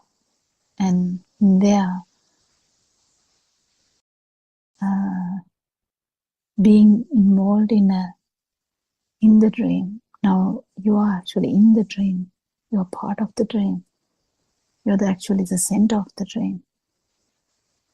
So this feeling brings us the most damaging part of this is actually the self-perception. Why? Because always if you feel something, there is someone who is feeling it. So that's inevitable. So that is the problem. It has happened, but no one has actually done this. So what was there was actually the stimulus, because there's eye faculty, there's all the other faculties, mind faculty, and there's a final outcome, kind of.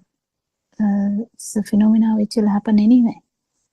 And this is not going to stop until you stop breathing, and but then what is happening then? What is understanding them, and what happens then is this extra power which has come because we have taken this as real. The stimuli is not real. So there's two types of liberation that Lord Buddha talks. One is from defilements, one is from skandha. Don't know what that means in English, like from sensory organs, sensory organ vibrations. So defilements is like actually liberation from mind, where you actually get rid of that, the underlying vibration as well, because one stimuli has all these three layers. But even after that, the life will continue with the so-called sensory organ vibrations, and that's going to happen until breathing stops. But what is the magic here is, the main magic is that inability to vibrate. Because there's no vibration here, there's no ability to synchronize anywhere else. And even in non-returner level, there's no enough power for that vibration be able to have a synchronicity in the normal realms,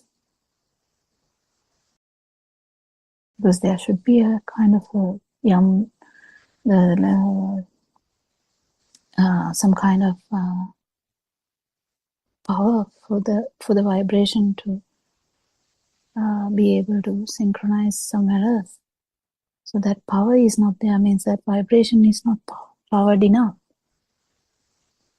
This is all happening as a mechanism. Actually, there's no one doing it, or nothing is happening here. But understanding this is bit difficult in the beginning, but once you get hold of the idea, it becomes part of you, and you kind of start feeling it. That's the most important thing, isn't it?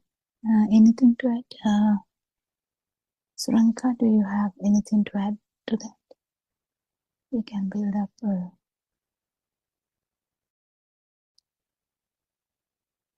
discussion.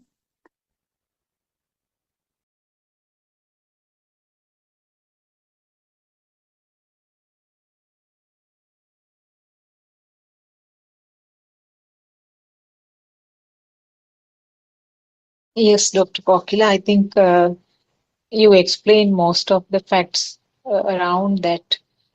These things have been discussed again and again, but because it is the basic important fact or the basic teaching in Lord Buddha's teaching, we are mentioning it again and again. So understanding that it is happening uh, uh, uh, at sensor level. Every action, every thought, every word, every action can be accounted to the sensor level. But because we have been having this strong drushti about selfness or I-ness, or whatever the word we can use, existing feeling. Because of that we tend to sort of think many things that can be easily sort of recognized as sensor level, but still we feel that it happened to me or it was done by me, and I used it, I had it. For everything, automatically this self feeling is tagged. And as it was mentioned in the book reading, this is an automatic process or a spontaneous process. And you mentioned that in your part also. So there is no way of controlling or stopping whatever the environment that the animal or the living being is there, irrespective of the environment, this spontaneous process occurs. So whatever the sounds come, whatever the sounds vibrated, whatever the shapes vibrated, and whatever the other senses, other feelings vibrated, all will combine automatically to form the thoughts after a particular level. That means after a particular maturation of the physical parts of the body, there is automatically combining to form thoughts. And because the thought itself has a power or a current, it won't stop from there. It will lead to the feeling of existence, which we call itta sanyava. And itta sanyava means there is a spontaneous feeling that self is there. So this is the sequelae, and this is something that we have been talking again and again so many times, and it is the truth, and it is the fact that to be understood in the form of an internal transformation, not as a knowledge. A person who will listen to these Dhamma discussions can take it as a thought and can say that, yes, this is only a sound, this is only a shape to me. But that is completely wrong, actually. Taking it as a thought means the person is there, doer or the person responsible is there, and some activity is happening. So it should be an internal transformation. Initially, to understand this as a sensor function or sensor level, the person should use the thoughts and then try to research himself, and then try to understand. And eventually, after some level, it's felt as a thought automatically. At that time itself, you get that thought instantly to say that this is something created. And then further deep, when the understanding or the internal transformation is further better, it comes as a feel. Then the next thing is that I know, Dr. Pokila, you are very often discussing this level in your discussions, especially this night discussion. I have heard you mentioning this very often, because you can't stop at the sensor level, because sensors itself are creations. Sensor function itself is a creation. That is why Lord Buddha said, Chakkung nichangva anichangva. That means is the sensor level, or the what you see is true. So in other words, even without a name, if you see a shape, if the eye vibrates and creates a shape, that itself is not true. That again is a result of a fast vibration. The usual example of the fireball, when the fireball is spinning very fast, you can see it as a fire circle.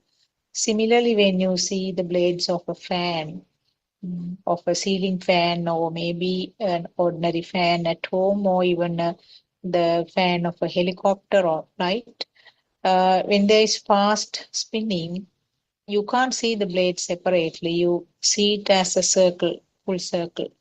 So you can't say that there is no circle because you can see it. And you can't say there is a circle because it's just a creation at that moment. So that is the deeper level that you have to understand. And that is what the system will understand with the complete internal transformation, that there is nothing, basically nothing in any of these things which are experienced as stimuli, depending on the nature of the sense faculty of each living being. Something is created all the time.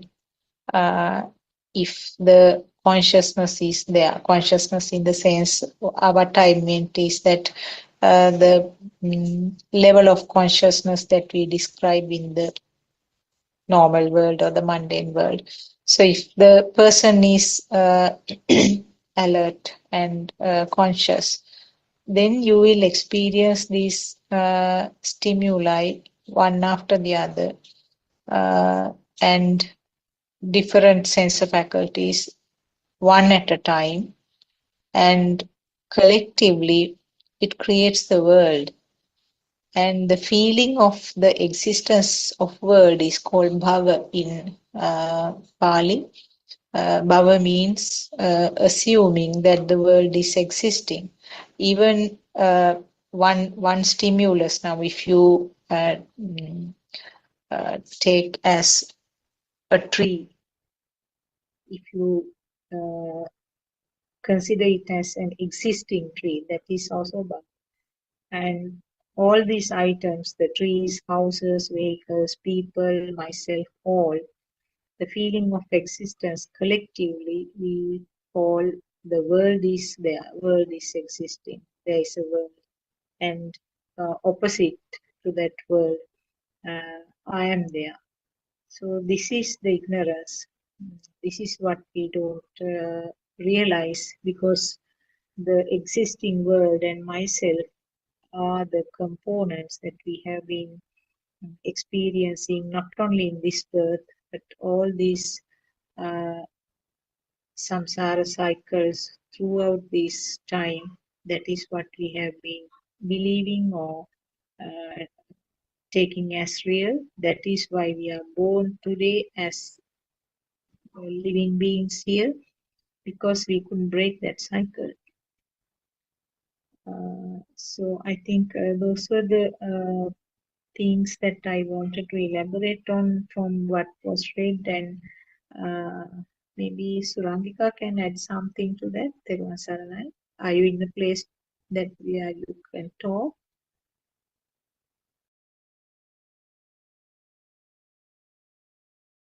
Therwan Saranai, Dr. Sakuntala, Dr. Pokila. Yes. Yes, I think as Dr. Pokila said, we are talking about basically the same process, isn't it?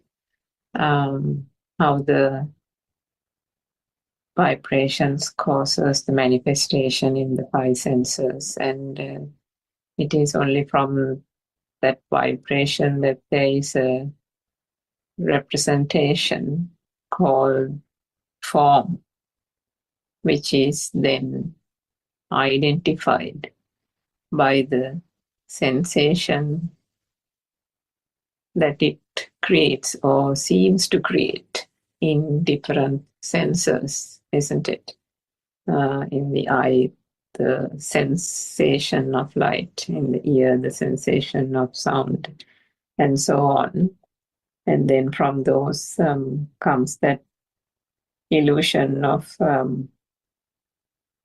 and from those comes actually the naming, or the identification of those various images and sounds purely for the purpose of experiencing those and distinguishing one from the other. And why is that also done? That is done for the purpose of wanting to savor it, wanting to enjoy one as distinct and different from the other.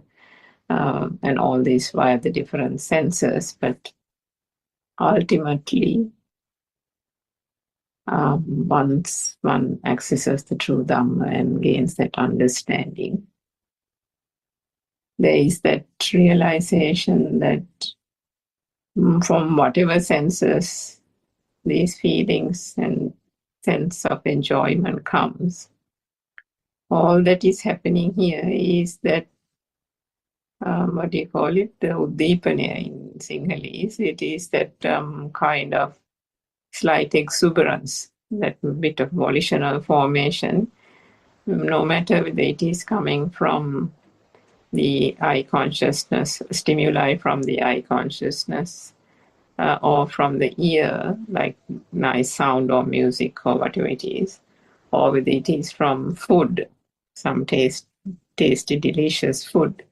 Ultimately, the sensation is that sense of satisfaction or the sense of savoring, and then that existent feel and the savoring, the sensual desire, the sensual form and formless world, the three bhumi, the three realms get created, and that existent and self-perception is there.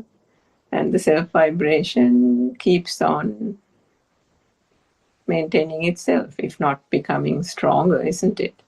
But ultimately, one realizes that if all these senses are just only giving that sense of savoring or tasting or enjoying, ultimately it is just one sensation. Ultimately, it is one vibration. And when that is realized, the futility of sensations being derived from different senses collapses, isn't it? And that is the very thing that, and when people do not understand that, they go behind all these different types of enjoyment. If it is sports, through the physical activity of it, the euphoria of winning a game, or playing some, hard game like rugby and soccer and things like that, the joy of the moment, the joy of winning, and so on. And then if it is food, you go to restaurants, you have these different types of cuisine, you go to the nth degree about how to make it, this, that, and the other, and you get this fine dining and all these kind of things. So that's the ultimate zenith of the taste sensor and the taste function. So from all these things, people, due to ignorance, think that they are gaining different types of satisfaction, and all these are like kind of catering to different parts of themselves, and each of these tastes that they cultivate within them also they think is part of their character, part of their personality. And they've created these certain art forms and personality traits based on these different sense faculties and their desires for different types of experiences.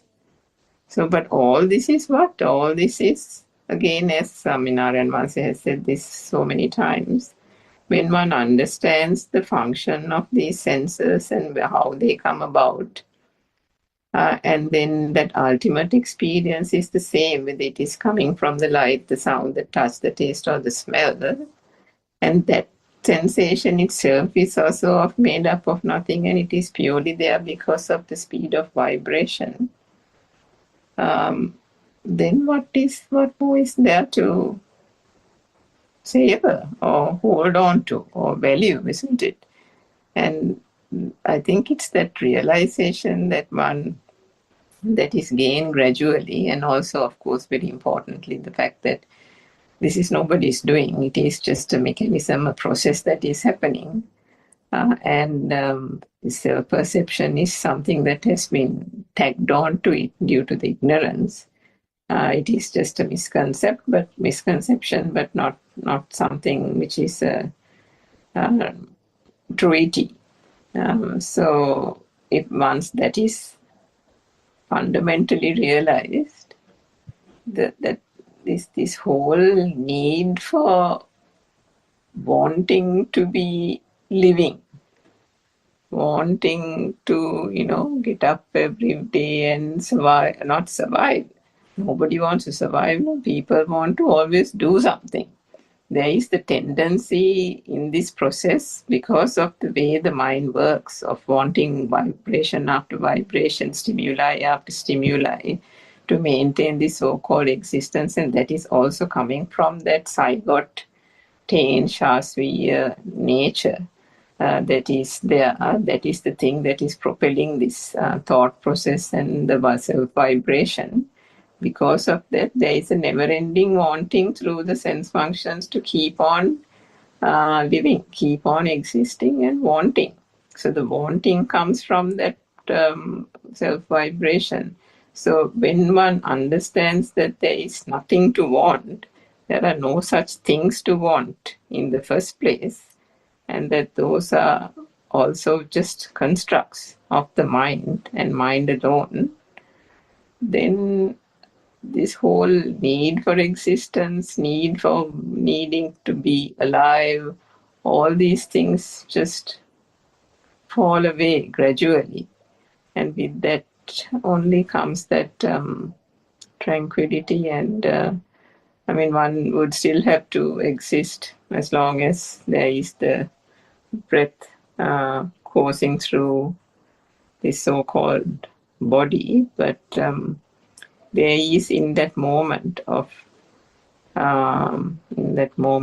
nothing being anything of value, I don't know what you call it, the Swapadishesha nirvanic state, isn't it, Dr. Kokila? And then one just continues on until this physical body comes to an end. But having at least realized that point of Swapadishesha Nirvana, or at least a state of super-awareness, then the only thing that one actually would want to do is to find a way of providing this source of solace to those out there who are suffering due to ignorance and going behind all these sensor-driven sensations that they think are giving them so much joy, but unerringly and unknowingly and invariably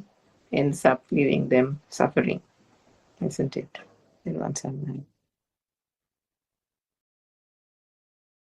Yeah.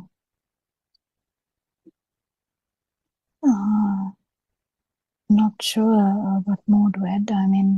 We can discuss something that Hanse keeps saying last few days, because it's really nice to hear all the sermons that he does, which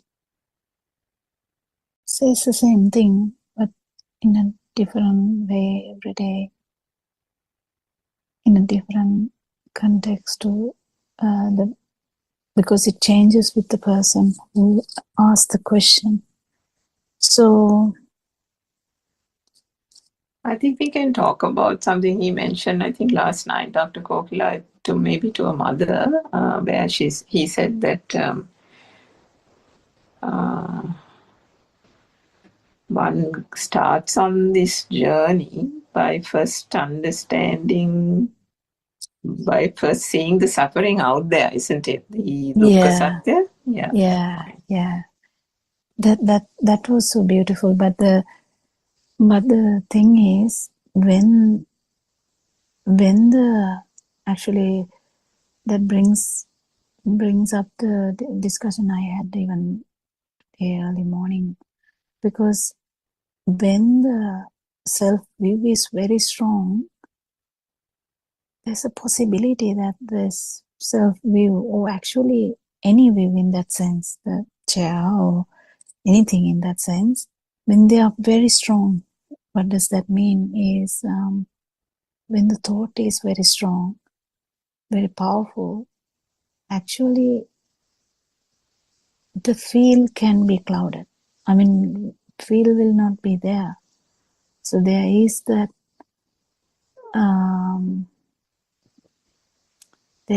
problem. That's where in Lord Buddha's time, Patachara, actually, if that calamity didn't happen to Patachara might not feel anything. Sometimes you don't know, but it's an example. Likewise, sometimes when the view is so strong, the thought is very strong. Yeah. Yeah, excuse me, Dr. Kokila, if we can start with the basic explanation, basically explaining what is really meant by mind and what is meant by feel. I think that will be something useful for the listeners, because we talk very often about the feel and the mind. If we tell them what is really meant by feel and what is meant by mind, I think that will be a good basic basis to start this, what you are going to explain. Well, even that is very difficult because it has to be felt. But the thing is, feel is mainly, it doesn't have the mental picture. So the feel is the basic feel that even the child or the baby would have. Feel, even the baby would have a kind of a feel, and that feel, that's the way I could tell it. I mean, there would be more ways to tell that, but I think the basic example would be the little baby in the cot. How the feelings, without being clouded by a thought, genuine. I mean, I don't know whether we can use that genuine word, but I think in this context we can use that word, genuine, basic feels. And in that, then comes the feel of the mind too, like the mind. There's a feel in the mind too. The mind, the outcome, there's kind of emotions as well. But so the feel entails the ones with the baby as well as the feel of the mind, because mind also has few other factors. That's the beauty of the human mind. It's only with the human mind though, because a lot of animals, they don't have the human kind of this mind nature. They have the feel and they will just forget about it, like kind of they don't kind of go back and go back to the same scenario again and again and again and think about it and feel sorry about that. But in the human system, because we have the ability to synchronize to the same thought again, this is the phenomena that happens in a human mind, where thoughts will just come to the surface because there would be a similar something. You imagine cry of a baby might bring a mother's memories about her own baby, something like that. She didn't even plan to think about her own baby, but there was a baby crying in the streets, and then this can bring about the like this, because they too are similar in vibration, so that can bring the same thought. But the feel actually is how strong you feel about it. And when we say that, actually this feel is an indicator for your how strongly you would have kind of it is the indicator for taints also. But when the mind is formed, it is very difficult for this to surface, because mind has so many explanations. Like we go to the baby. Imagine a baby kind of, or even a child would be so happy, then they will express that. But adult, even if they feel the happiness, they don't want to express that. Or the sadness, child will be crying like non-stop. But adult would not cry because it's not good to cry. So this everything is clouded by and buried by the thoughts which are governed by the culture, governed by the family norms, governed by the data you have, governed by the job you do, governed by the even children's attitudes, because the way mom performs can change due to a lot of factors. It's all in the mind. But because because of these restrictions we make in our own self, the feel is mass, basically mass. We even don't feel anything because it's kind of the way that people live. So this is very well known in psychology, very well known, that children who underwent some kind of harsh situations, they would learn to ignore things. They would learn to, skip things. They would learn to think about something else. And also in the other way around, if a child is exposed to all the time with like a very extreme conditions where like every time there's something happening, there's no much time for being single, like to calm down. That person will not have an idea about anything, like so always on the go. Kind of there's always the factors which mold this our external appearance as well as external kind of our actions and our words, our thoughts, basically. But this, remember, tense, there's nothing like that. It's kind of the same vibration that is there. That vibration can change from thought to thought, yes, of course, because the frequency can change. So imagine it is like an animal. Now you are trying to attack someone because you got angry. The kind of the vibration of the tense can be very high, and if that is the last thought, the high possibility is the synchronicity can happen to a similar level. That's how it happens. But anyway,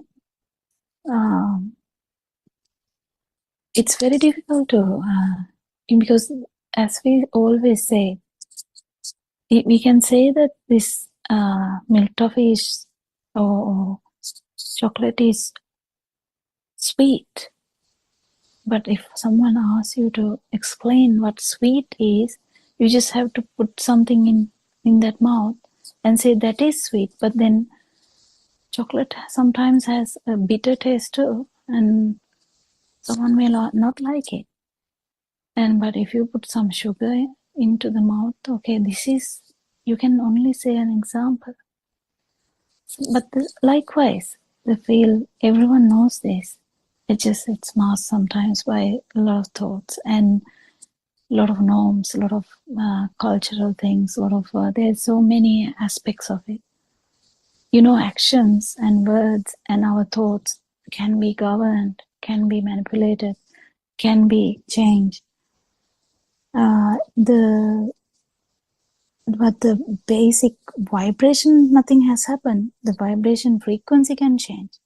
It's the same vibration. Nothing changes. Nothing happens to the vibration. Same vibration, but the frequency can change. That's where we feel it very hard. If you are tuned to that, the first tuning is happening when you actually go see through and through one stimuli. If you can see through the mind, like when it is not real, you can exactly feel that vibration and the non-vibration as well. But then after that, you're familiar with this now. That's where the hint is, I think, because you're familiar with the vibration as well as the non-vibration.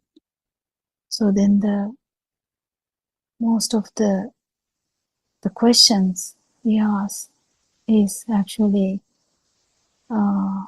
subsiding, because we know the vibration, we know the non-vibration. So it takes time for the vibration to go away. In the sense, vibration is a field. That's why I use that word. Sorry, the vibration is the field. The field is a field. So sweet or salt is a field.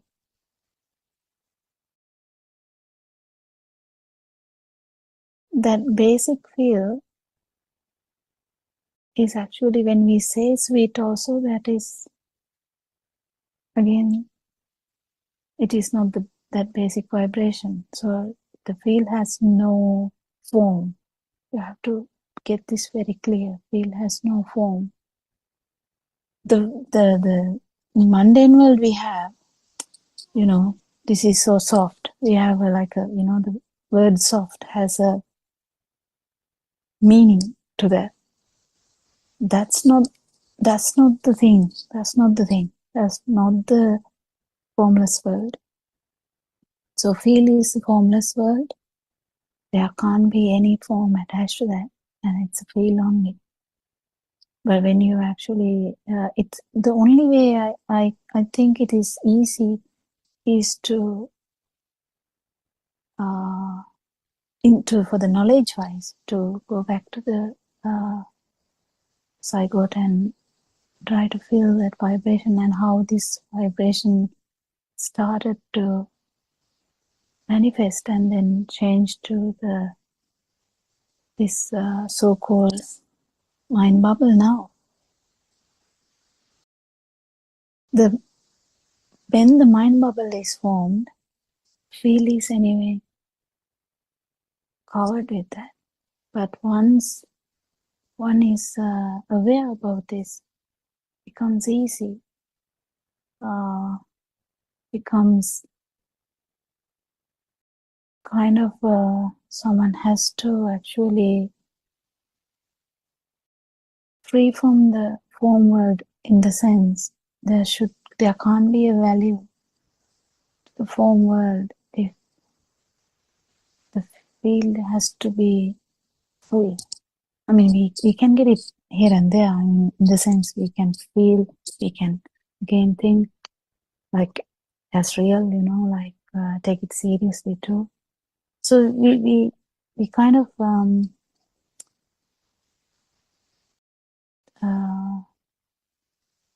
go from dole, and even know what is the word for that, we can be having Oscillating, isn't it? Yeah, oscillating from one place to another, but as we have heard, non-returner. is going by the feel only, and yeah, that's I think that oscillation stops, because oscillation can be in every phase. Like oscillation can happen from outside to the mind level, where the view is very strong and view is getting broken. Then the mind level, that's the second one, where the actual form world is still felt as real. That is where all the perceptions are felt as real. All, like every word we talk, even Dhamma, whatever, they are felt as real. If someone has actually surpassed this level, then the actual form level doesn't matter. The feel would be there. But then, if actually someone has felt the non-vibration, they know the difference between the feel and the non-feel. No, there's no word like that. Feel of the vibration and feel of the non-vibration. So there's nothing that the system can do. There's nothing that non-returner can do. Just wait for the feel of the vibration to become the non-vibration. How do you know? Because you have felt it before, isn't it? Is there anything to add?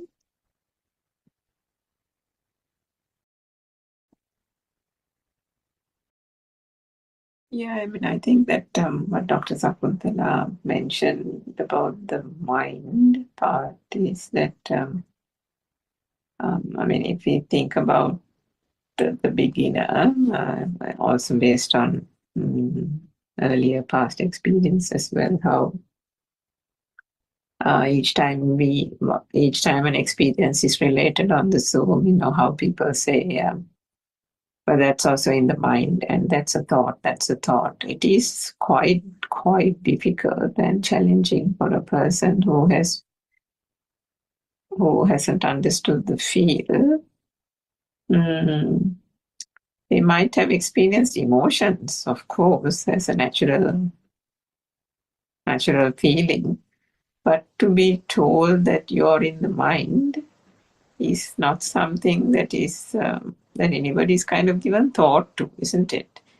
Because it's the whole mind formation has happened from such a small, tender age, and the feelings that have got generated as a result of those thoughts, which we spoke of earlier, coming from the various senses and then with objects becoming real, is taken so much for granted that the feelings and emotions that they generate are also considered feelings associated with that person without knowing that they are generated by thoughts and thoughts alone.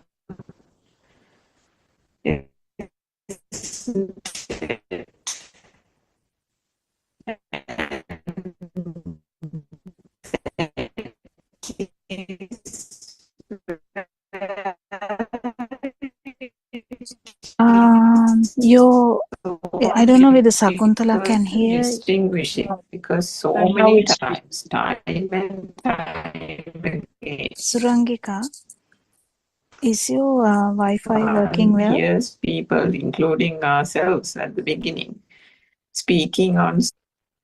I'm wondering whether that's the part that. Sorry, maybe it's the fan. I have a fan on. I'll switch it off. Can you hear me, Dr. Kokila? No, you were in some parts. Your voice could not be heard that much. Did Dr. Sakuntala hear the voice? No, it was, yeah, there were some disturbances. It was dragging. Yeah. Oh, sorry. Can you hear me now? Yes. Now we can hear. Yeah, so what I was trying to say was that these emotions and various things that people have, they don't know that they are getting that they have got generated from the mind or the thought patterns with making senses and the sensory experiences real. So that is why there was a big challenge even at the beginner stage on Zoom when people say things and recount various experiences only to be told, but you're thinking, that's in the mind.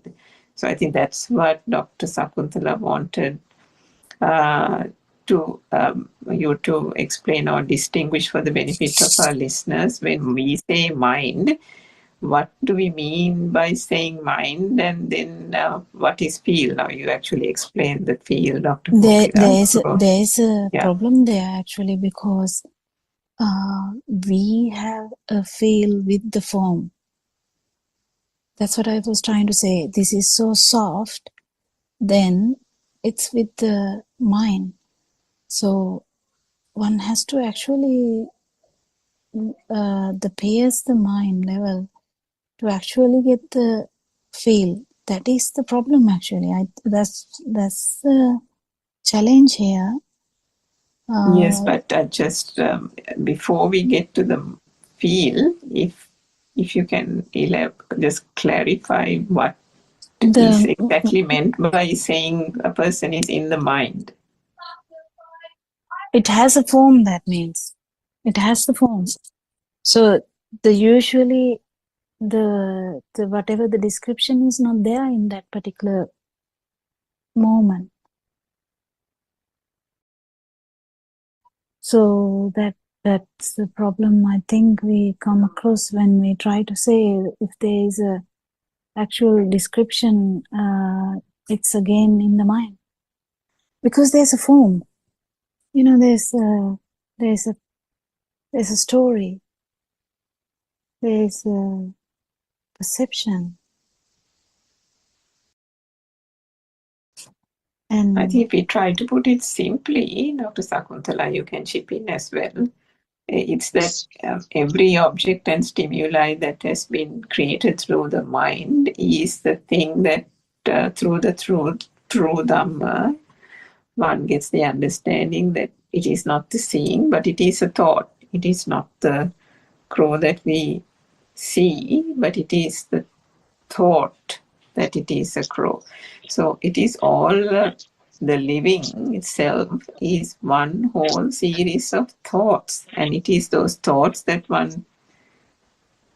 are referred to here as being in the mind, because all the thoughts, the so-called objects, persons, people, external world, reality, I, me, myself, all that, through the true Dhamma, we understand only thoughts, and it is to those thoughts that we refer when R.N. Mahanse or any Dhamma teacher says, you or he or she is in the mind, isn't it? I mean, just for the benefit of our listeners, just trying to clarify and distill that down a little bit more.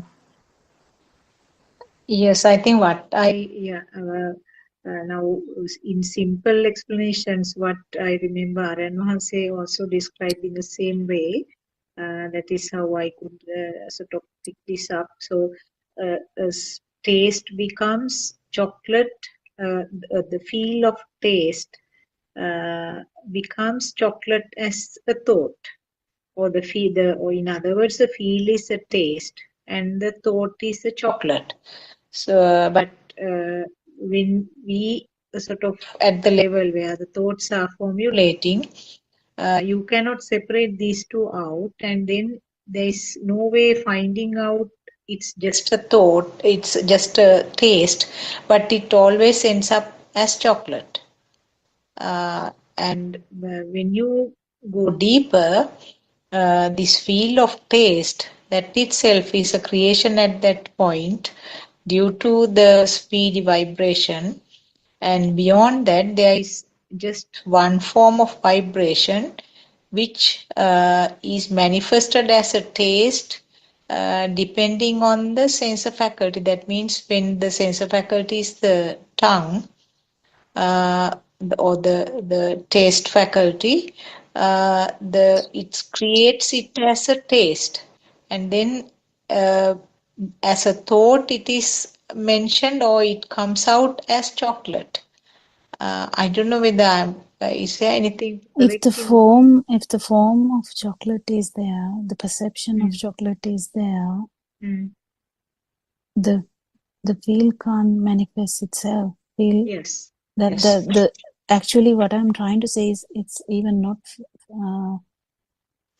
the vibratory nature of the taints can't be manifested. It then only we actually understand that because we have contemplated it before, only it comes that is the vibration of the tongue only. This thinking part is not going to happen in that particular experience. That experience has nothing to do with the thinking part. That's where the avitakka vichara is no thinking part. So can you see the avitakka vichara means it has no thinking at all, in the sense there's no chocolate at all. It's just the vibration of the tongue and the non-vibration. That's where everyone struggles, I think. But it is something which can't be explained either. But it has to be felt. Can I clarify something from both of you? The word contemplation is used for the abhisankarana or Oh, sorry, I used it in the mundane world. We talk about contemplation. I don't know whether it is used in this yeah, Dhamma in as these well. Dhamma Sorry. discussions, what is it? I mean, what word is it? The kamatahan or abhisankarana? So abhisankarana is the volitional formations. The volitional word and the formation. Formation comes from that mental formation, the sankhara aspect of it. Okay. And the volitional part comes from the fact that we upadana karandit, meaning that we are taking it to be real and then therefore savoring and enjoying it, thinking that it has value, whether it is from the external world or the perception itself. In both those senses, if there is a sense of value attached to it, then there is that volitional formation, isn't it, Dr. Kokila? Yeah, the words are so confusing. I'm not a good person with the words. I think you are better in that aspect, because sorry, I used the word contemplation, where I was trying to say was the yoniso manasikara, that thing is not happening in that particular avitakka vichara level. That was what I was trying to say. Yeah, it's only at the field level, isn't it? No, the savitakka savichara, there's one in the middle, and then the avitakka vichara is the one where actually, in the sense, feel and the non-vibration. So the feel of the vibration and the non-vibration. Because it has to go to non-vibration. It's useless to just feel. Just feel is still if you have contemplated, if you have done this yoniso manasikara, what is the word for that? I don't even have a word term for it, actually. That whatever that is, if we have done that well, maybe the practice, deep penetrative, maybe penetrative insight, isn't it? Yeah. If we have done the penetrative insight before with the 4 levels of practicing, then only it will come. Otherwise, it will never come. It will just stop in the level of the vibration. Non-vibration won't come because you get so flustered in that situation. But if you have actually practiced it so well, then it has that effect.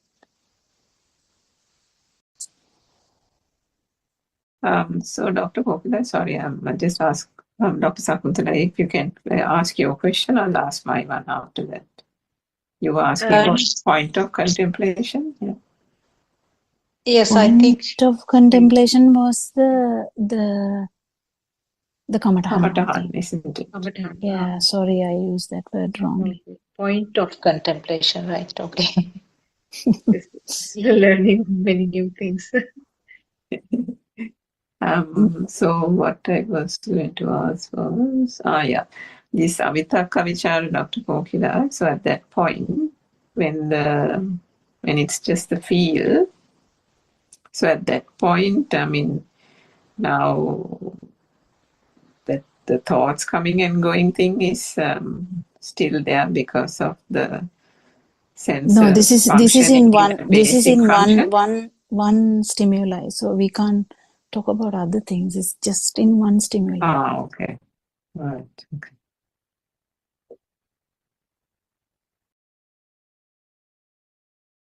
Everything is explained in one stimulus. One stimulus. Yeah, Isn't it? even this stream winner has to feel it in one stimuli. That's where the whole thing is. That's where what Aranwansi is talking about has come out, because if one stimuli wasn't felt as a thing and the feel of existence is broken, that completely explains the whole thing. That means you are born in every stimuli. Yes.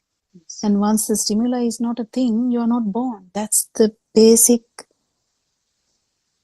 important, I don't know, I don't have words to say anymore. That's the Buddhakshanya, isn't it? Yeah. I remember there was a question either today morning or last night. Patient, I can't remember. Probably today morning, 5 o'clock. One mother asked about now if a fetus dies, then there is no sort of life and it will get I think evacuated. last night, yeah. That It's last was, night. he has That was- explained it multiple times. Yes. Because in that also he said that it is just one spark or one vibration, and then there's nothing called this vibration going to another fetus when it happens. The vibration becomes synchronized. That's all. Yeah. Yeah. Synchronicity, or the ability to synchronize, is the beauty of the, or actually that is the samsaric cycle, I think. Cycle, yes. This whole thing is so natural also. There's no self, but this keep happening. That is the aviññānaka way. I don't know what is the word for that. Aviññānaka way to, if you start looking at this phenomena, aviññānaka way. Do you have a good word, Surangika, for that? Aviññānaka is looking at it from a lens of non-self vibration. That's good. Yeah. Oh my God, you are so good in that non-self angle. Yeah. If that can be done, this whole thing is like easy. This whole story becomes easy.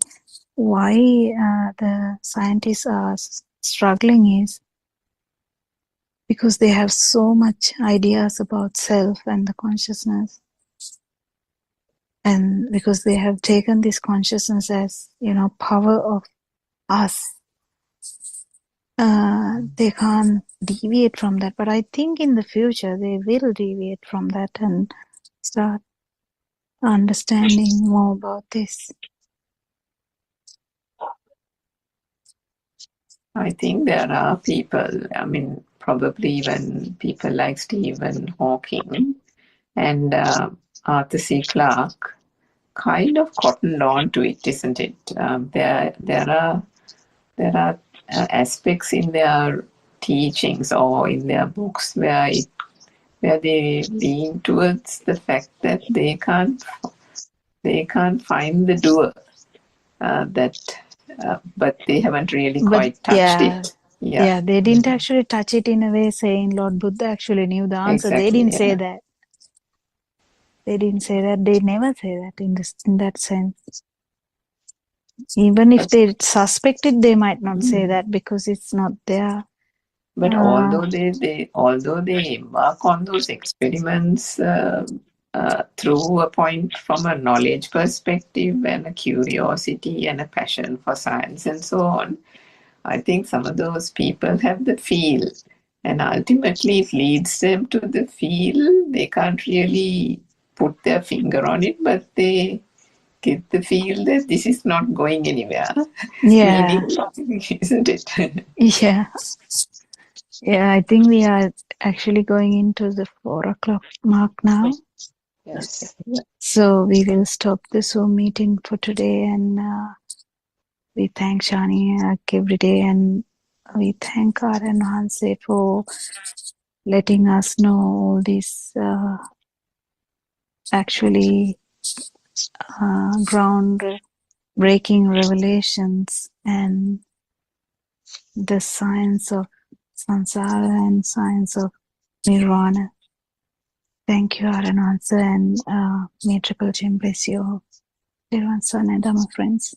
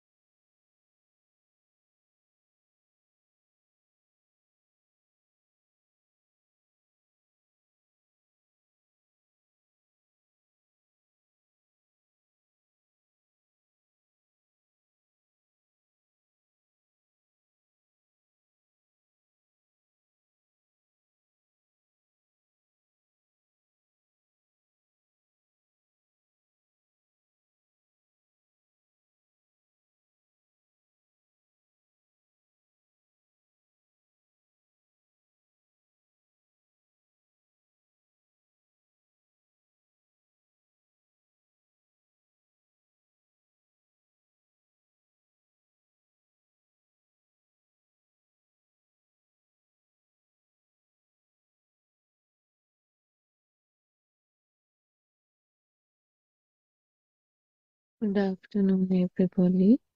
Everyone, everybody. Let's continue with the book reading. The True Dhamma Has Awakened, Volume 2, page number 14, second paragraph.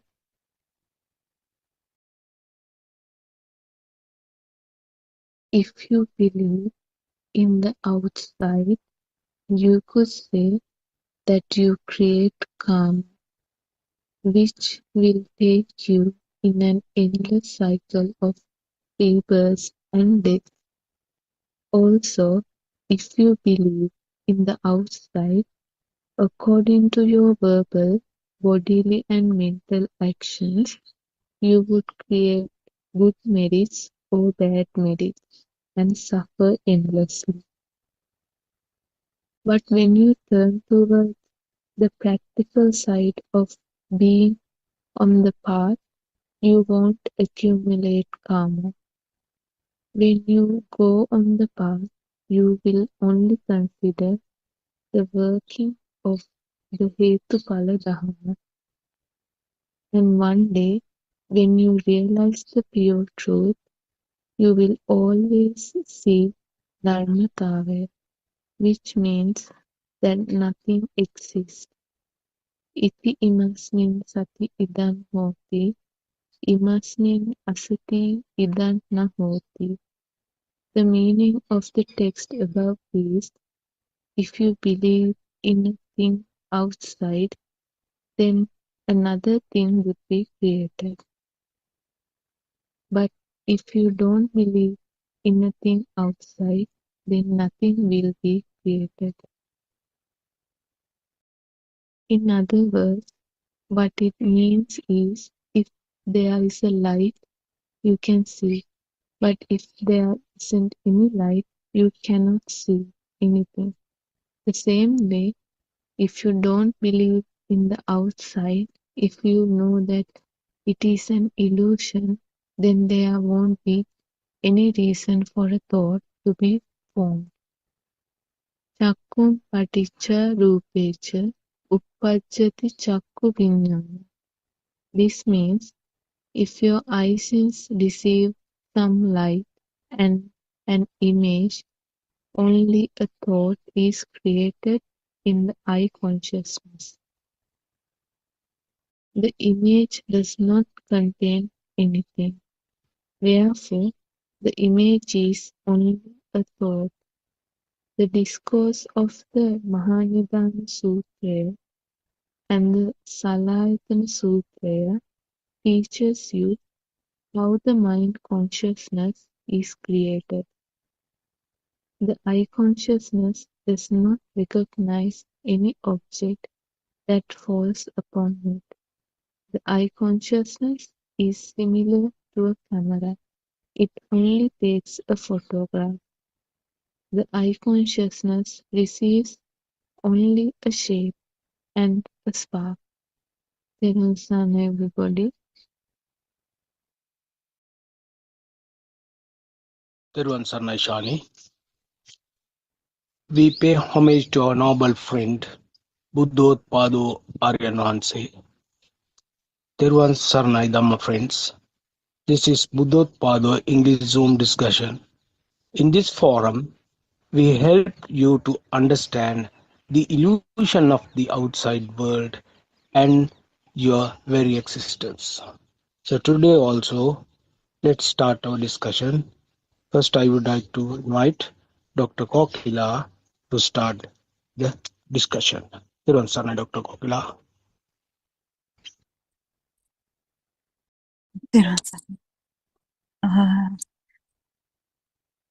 We pay homage to our enhancing and may triple jump as you go. We will start the discussion today as we were talking about very specific sentence in the book. I think we have talked about this before, but we can elaborate on that a little bit more. Dr. Sakuntala, do you think you can start the discussion about that, or is it?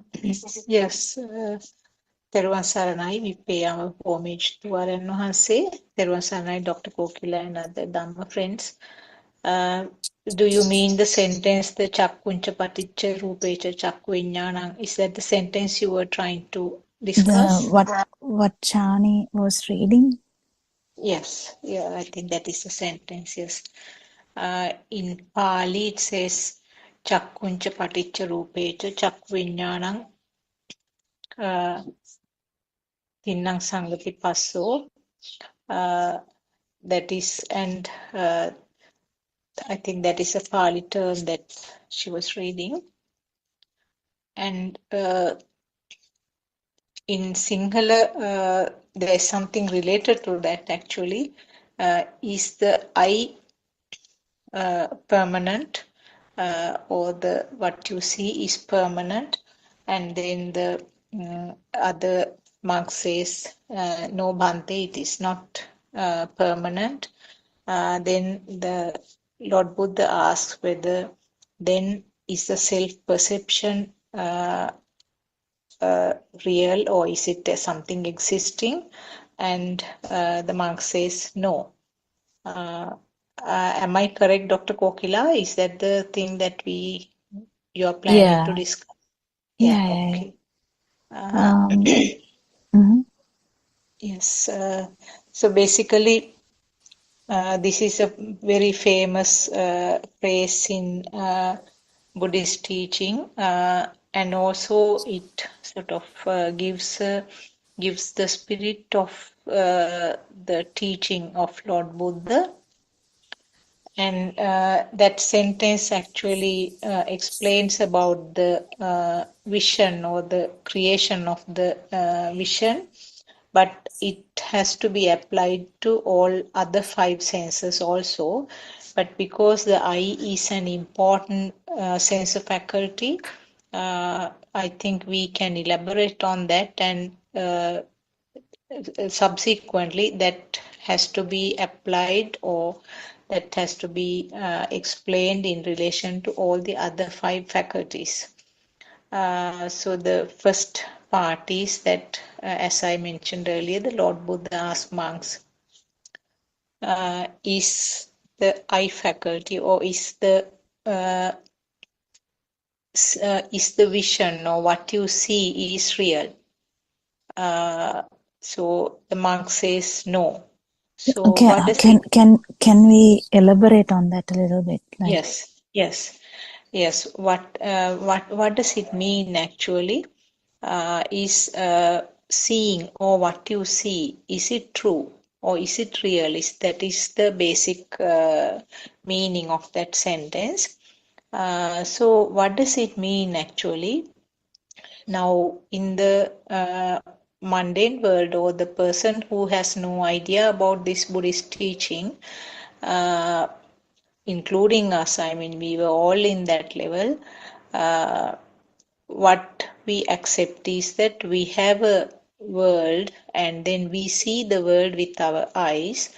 And we mean eyes means that the physical eye. So if the person is totally blind, there is nothing that the person can see, but a person who has a functional material eye can see this material world, and then we assume that what we see is real. But in Buddhist teaching, actually the meaning of the chakku or the eye, if it is directly translated to Sinhala, it's the asa, or in English it is eye, and in Pali it is chakku. But actually the chakku doesn't mean that the materialistic eye, the what is made up of flesh and various other soft tissues, blood, all that. So it doesn't mean that physical eye. The meaning of the chakku, or we call it eye faculty, means that it is a function of seeing. So function of the seeing, is it real? That means Lord Buddha is asking, what you see, can you take it as real? Now in our teaching, we know that eye functions, the physical eye functions as a camera. So the eye cannot decide what the picture is. So in certain circumstances, when the suitable circumstances are there will be some pictures formed, or there will be some vibration of the physical eye, which leads to the ability to see something. Now, this ability to see is solely depends on the capacity of that sense of eye faculty. So, different animals will have different types of eye faculties. The nature of the eye faculty greatly varies from animal to animal, insect to insect, and even among the animals or the human beings of the same species will have some difference in the way that the eye faculty is functioning. Actually, the function means the eye faculty. So when you take this fact, depending on the ability of the eye faculty, there is a shape, or we can call it a light is created. That is a result of some vibration that occurs in the eye. And because this vibration is a very fast action, extremely fast, which we cannot give in number, we cannot tell the speed in number, and there is a very fast action which creates something which looks like real. So in other words, if that speed is not there, we will not have this creation of the shape or the light. So a form of shape is created, but the eye doesn't know how to name it, doesn't recognize what it is. So the more important step, which occurs almost at the same time, we cannot see a time gap between these two actions. What happens is the mind will recognize what it is. Now, when I tell that mind will recognize, actually there is nothing called mind. There is no separate component called mind. It is actually a collective function of the other sensor faculties will give rise to the mind or the mind faculty. And this is, in simple words, we call thought. So thought is the one which gives the naming. Then the question comes, how did the mind or how did the thought know what it is? That this is the place, this is the instance where we should know about our what is called the Ubbe Nivasanussati Jnanaya, means the ability to use the data which happened in the past. So in Buddhism, we do not describe something called memory actually, but when it is something called cause and effect phenomenon.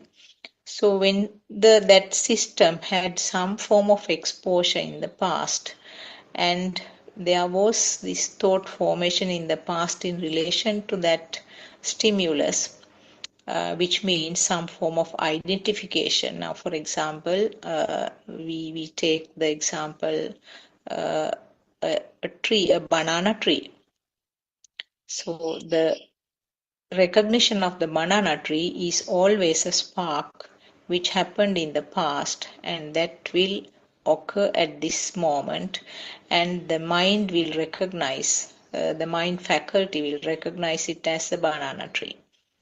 So when you sort of see this sequence of action, it's very clear that the picture which was created, the shape which was created by the eye faculty, is not something unique to all the animals.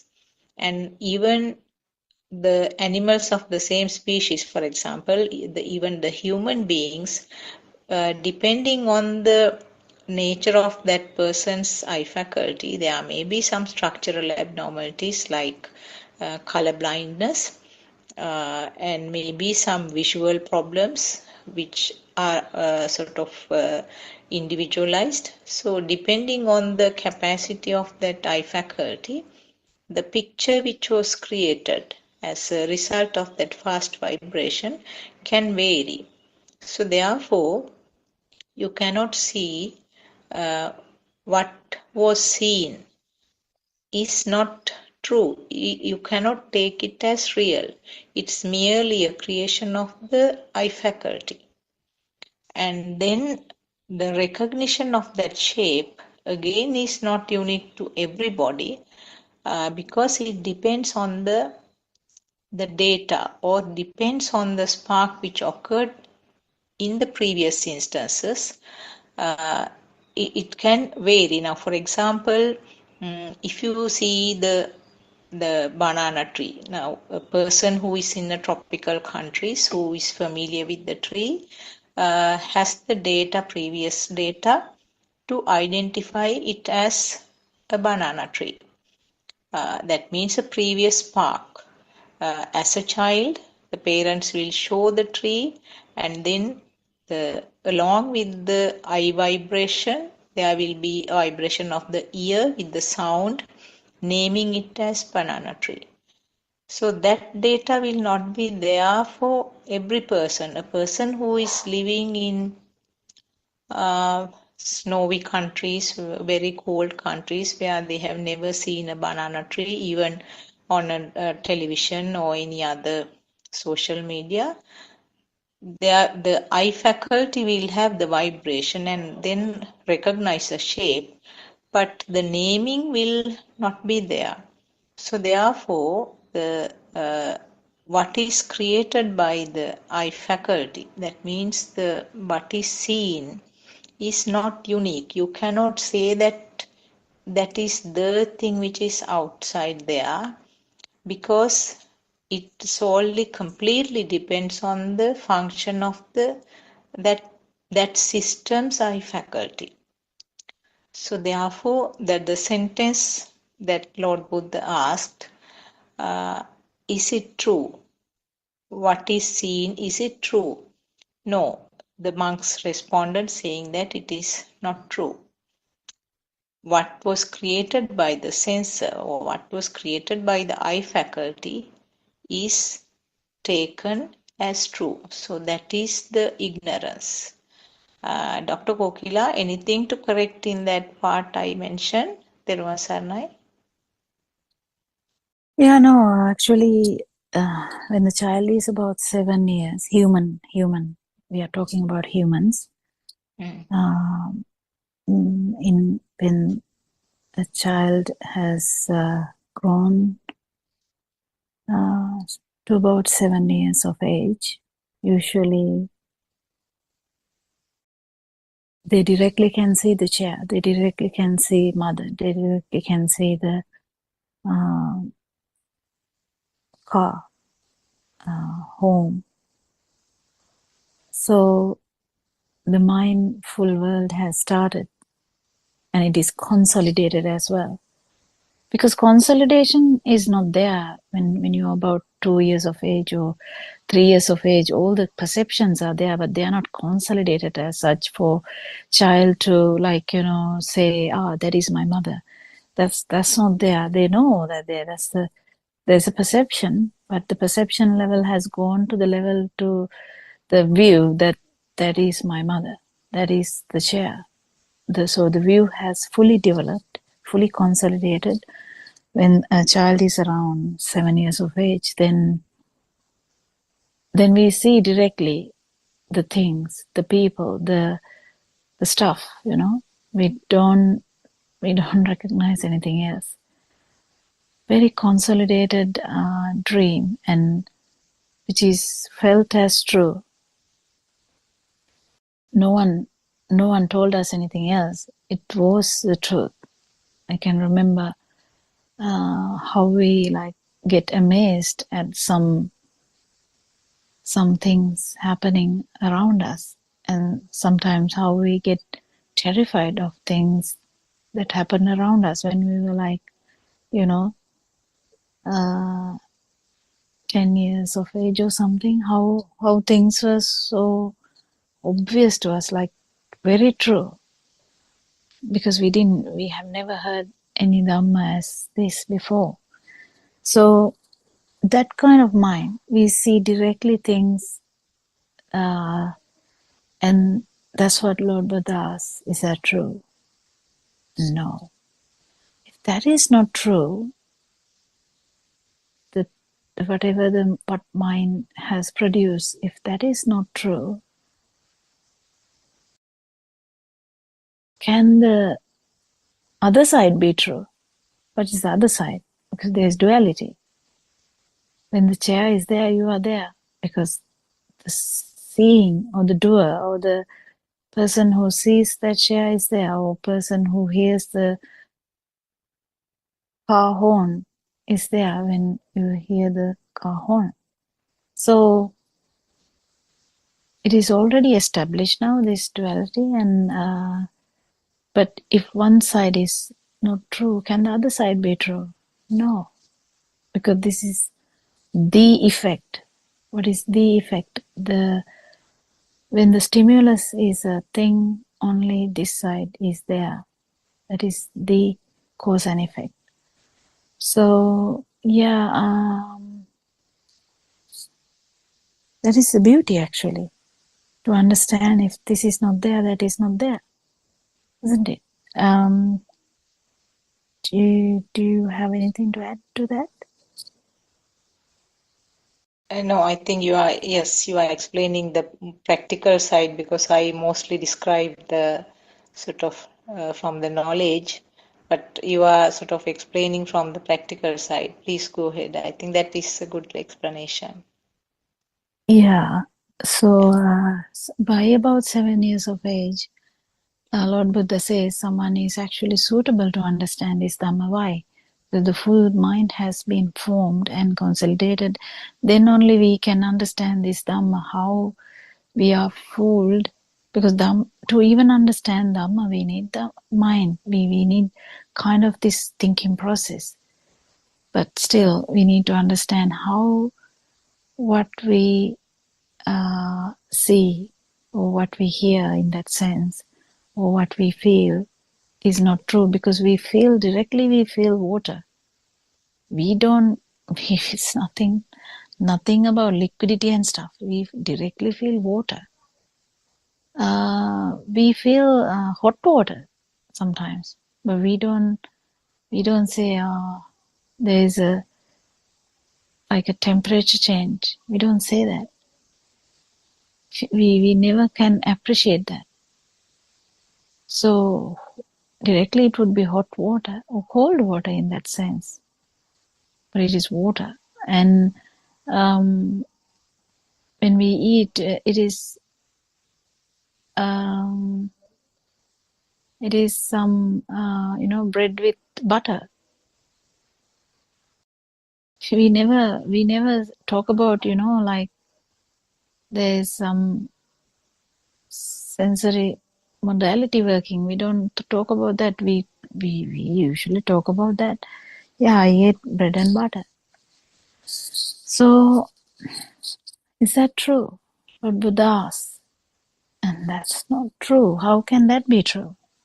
And Dr. Sakuntala correctly explained how that is not true, because that is the mind is never true.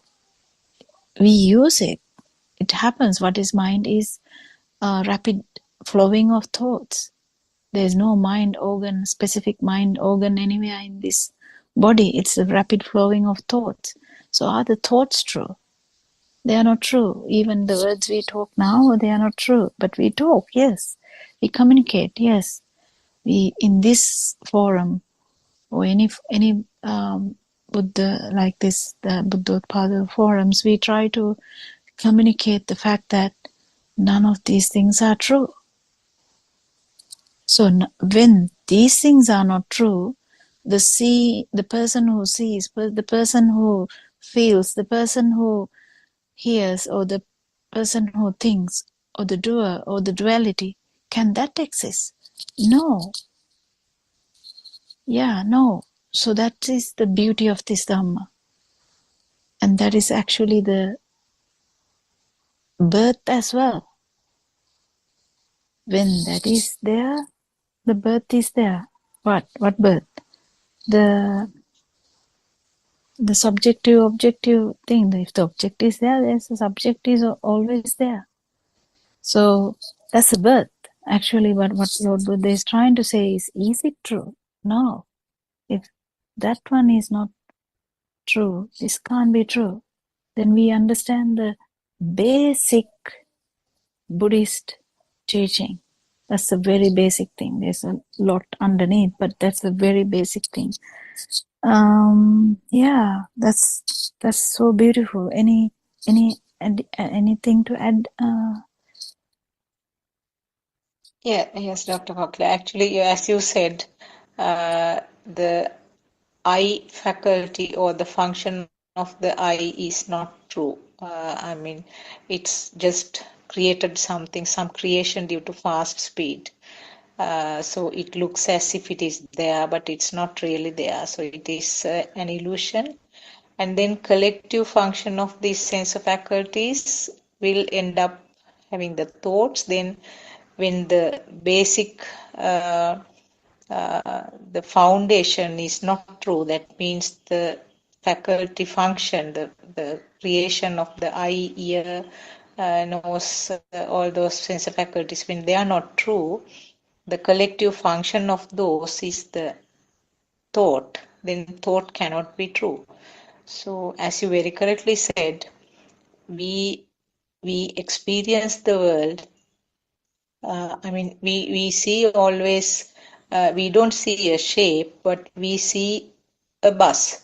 We don't see a shape, we see a rose flower.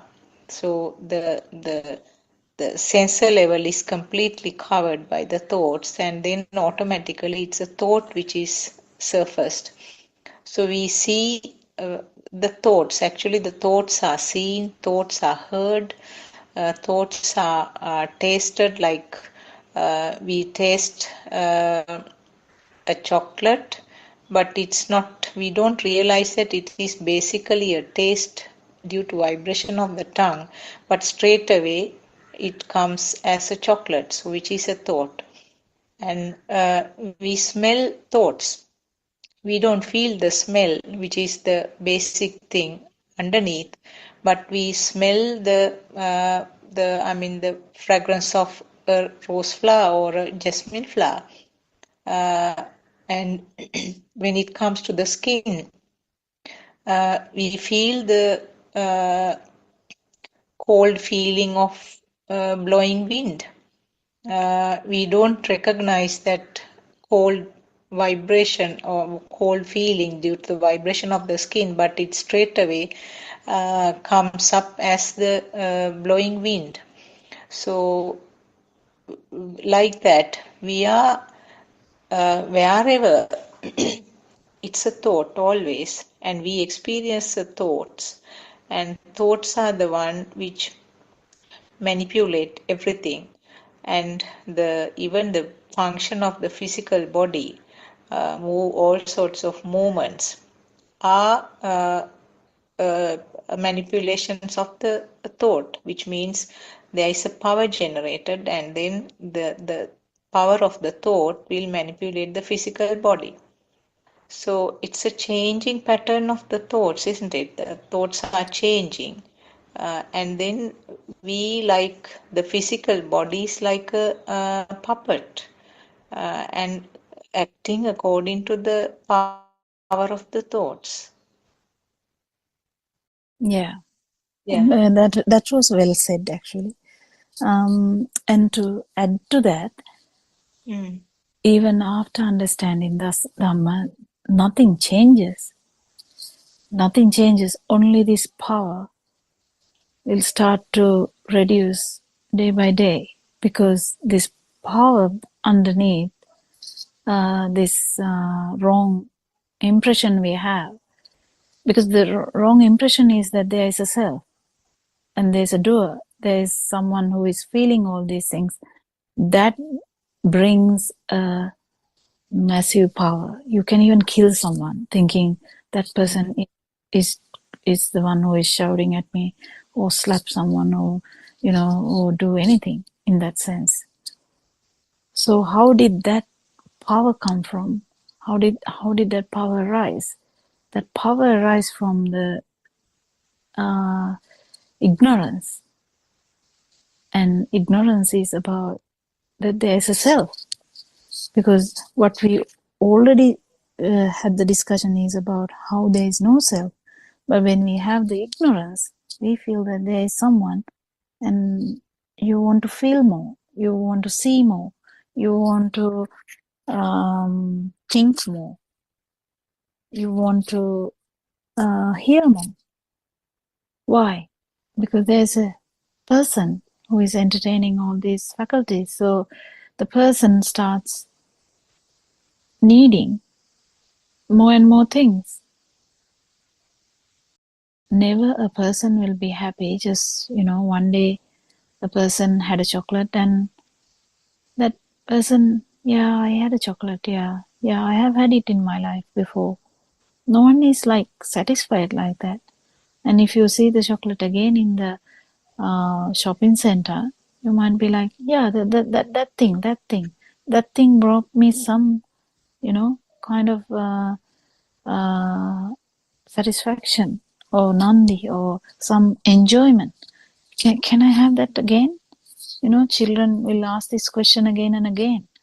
You know how bad it is to walk around a shopping center with kids, how tempted they would be. So it's natural natural thing, but this is because of the ignorance that actually a perception is bringing the sensation of satisfaction, not actually the taste. Because the taste actually can't do that. That chocolate can do that. But specifically, the tongue vibration can't bring a specific... it gives you the sense of existence. But actual extension of that is needing more and more chocolate. It's funny, and it's kind of really interesting too, how to understand how this power works, how this power is lying underneath and works as like a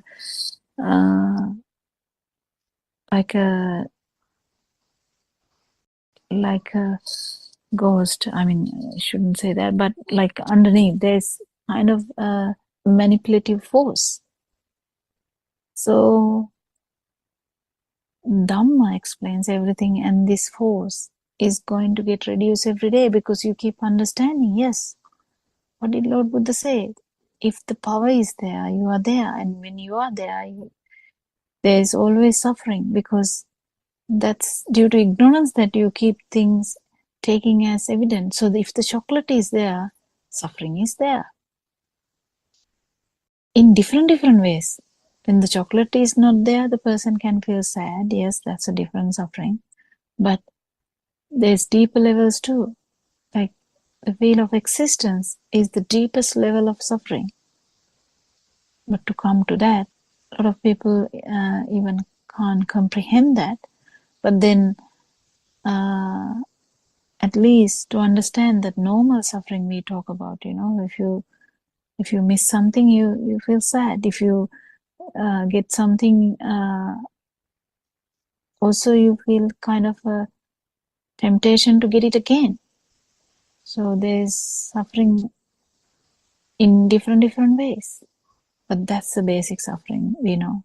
But there's more depth to that. Anything to add, Sarangika? Do you have the ability to talk and add something, discuss something? Yes, Teruvan Sarnai, Dr. Kokila, Dr. Sakuntala, and Teruvan Sarnai, Dharma friends. It was a good discussion on how thoughts come about, isn't it? That Chakunchapati page is so famous in the way we explain it, and one of the what shall I say, groundbreaking revelations of Aryan Mahanse was also on that same Pali term or stanza, where that second stanza, isn't it? Chakkuncha paticca rupecha upajjati chakku vinyanam tinnam sangati passo. So the tinnam sangati passo is the aspect that was, the different interpretation was given by Aryan Mahansa. But before that, the Chakkuncha paticca rupecha, the rupecha thing has been described in other Buddhist teachings that is commonly encountered. To mean that there is an external picture or a frame or an image that is being seen by the eye, and then that is the thing, the combination of those two by attachment or desire causes the chakku vinyanam, or the consciousness kind of explanation was what was given, which meant that the picture was also made to be real, meaning that that it existed externally was made to be real, and the fact that there was an eye here was also seeing the picture was made to be real, and all that type of thing. So we know through the true Dhamma that, as Dr. Sakuntala pointed out right at the beginning, the eye faculty is the thing that occurs spontaneously. In the seeing, the function of seeing is what we mention as the eye there, and nothing else. And the rupecha part, the rupecha or rupane or form as we call it, is not something clearly coming from the outside, noise it that even the light is coming from the outside, but it is something that gets manifested in the eye sensor in that very moment and then interpreted by the mind consciousness. So the Nansangati Passo element is again something that people mistakenly thought that it was the eye and the outside picture coming together, forming the vinyanya or the mind consciousness kind of thing, and the thought is born at that moment. But R.M. Mahanse has explained that it is a combination of the light consciousness, hearing, the sound consciousness, and the other sensations that are manifested to the other sense faculties. That means the smell, touch, and taste, that kind of physical sensations. All those five combined, the Sruta, Mruta is what we call it in Pali. All those three types of sensations combine, altogether five, combine to form that secondary cycle, which is the mind consciousness, i.e. the thought. So that itself was a groundbreaking revelation because it puts the whole external world reality kind of thing as a falsehood.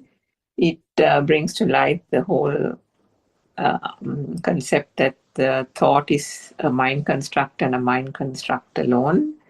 And then, of course, we go on to break up how this whole mind thing works, and that it's the thought itself is what, as Dr. Sakuntala said, what we consider the chair, the mother, the father are all just thoughts. And it is those thoughts that make up this so-called world that people believe to be true, and off the back of that, get the feeling that everything is existing.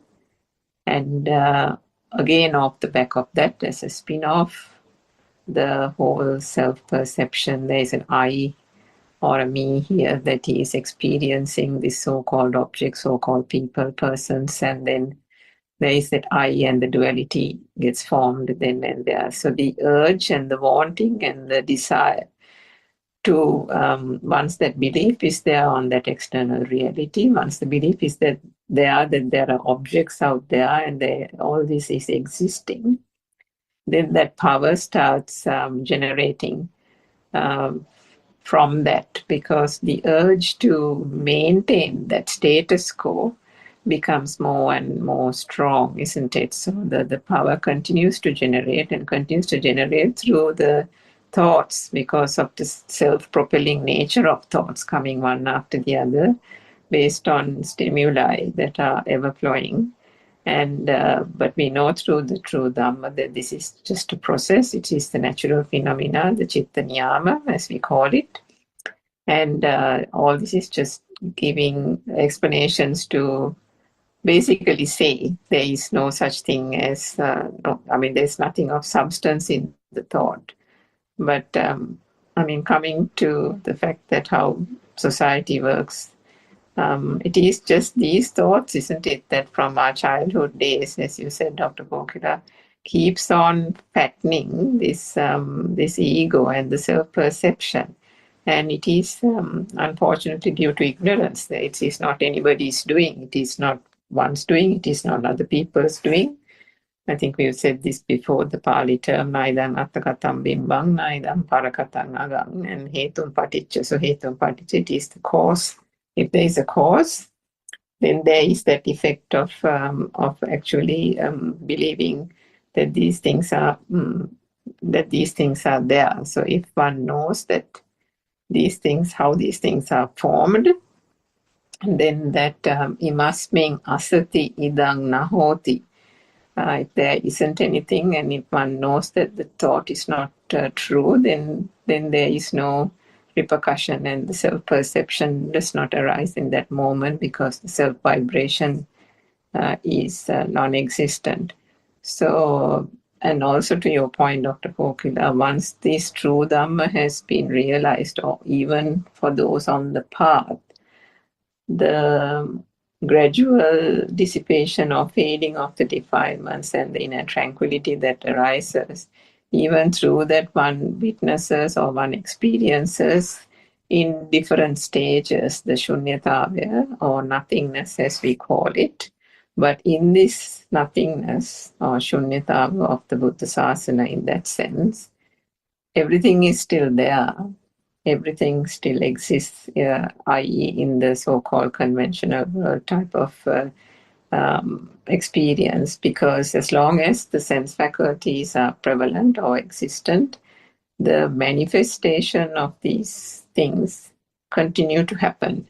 Because we've talked about this before, one cannot turn the cheese back into milk. So that vattang vattati, the two cycles, the first cycle of the light sound consciousness and so on, turning into the mind consciousness, and the objects that are the generation of that mind consciousness, i.e. chair, table, mother, father, school, etc., cannot be unwound, isn't it?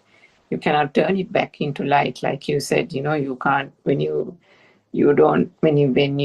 drink milk, you don't think that it's liquid separately and milk separately. You're just drinking milk, isn't it? And then the chocolate also, one won't contemplate that the chocolate has a liquidity effect in it, and that is why it's melting and so on. One thinks the chocolate bar is solid, and then we don't even think about solidity. All that is taught is it's a chocolate, I like it, and I like to eat the chocolate, and that's it. And then the desire forms, and then the craving, and so on and so forth. So this is the way the whole process works. But having understood the Dhamma and the realization that comes with it, the freedom, the liberation of the mind is that one still sees this so-called world that gets manifested to the sense faculties in that same way. There is no change, and yet one exists with those, but with no entanglement, no desire, no craving, and then therefore no suffering, isn't it, Dr. Kokila? Yeah, it's very clear now. And when we say, the synchronicity of these vibrations is very important to understand. That's how even,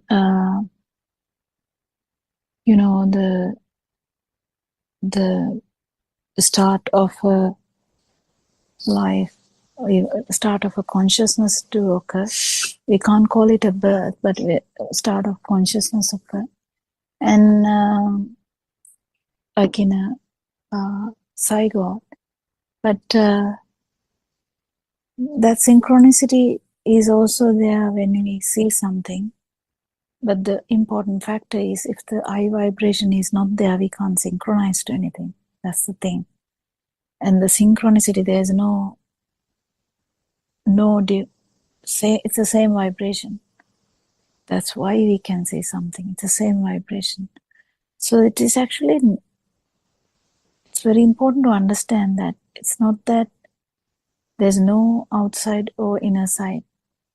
Understanding that there's no antara, or there's no difference like that is important in understanding the whole Dhamma. That's another factor, I think, to feel this. If you can feel this and even understand this, is a massive thing to understand that there's nothing. It's only the synchronicity of the vibration. That's how the the I consciousness is there. I consciousness is there because of the rapid vibration of this vibration here, but the synchronicity is the thing that is felt as light. It's the same with the ear. The synchronicity is a massive phenomena which happens everywhere, even with the death of a person, where the mind ceases to work, mind ceases to exist, or in the sense the thoughts stop working. Underlying vibration which we call about the chains, or chains, I think, that the vibration can continue to vibrate, and then at that last thought, whatever the last thought would be, the thought vibration that will automatically vibrate elsewhere because of the synchronicity. So this synchronicity is the phenomena which that a few days ago morning Aranansi was talking about this, how it starts another life somewhere else, which has the whole features of this last thought. So it's very beautiful Dhamma, and I can't even express how mesmerizing this Dhamma is, how beautiful this Dhamma is. And the more you feel it, the more you get rid of the power which carries the whole, which is the cornerstone for the suffering, and it brings the world will be similar. It is still similar. Nothing has changed. Still, everything is similar. So, but one thing is different. What is the difference? Difference is the self vibration here is reducing each day to the level of the non-vibration, isn't it? Anything to add to that? Yes, I think that phrase that we were explaining, which we started at the beginning, second part is that, is there a self then? If what you see is not real, if what is heard is not real, if what is felt as taste, smell, or the tactile skin feel is not real, then is there a self? That is what Lord Buddha asked. Then the monks replied saying that there is no self. So I think that part already was explained when Surangika gave a detailed evaluation of the part that she described actually. So then whatever the stimulus which is taken as real or as existing or true, then there is duality, and on the other side there is the person or myself who is experiencing. So that is the second part of that phrase. So then if you do not take it as real, what is seen or what is heard, etc., if you do not take it as real or existing, then there is no self on this side.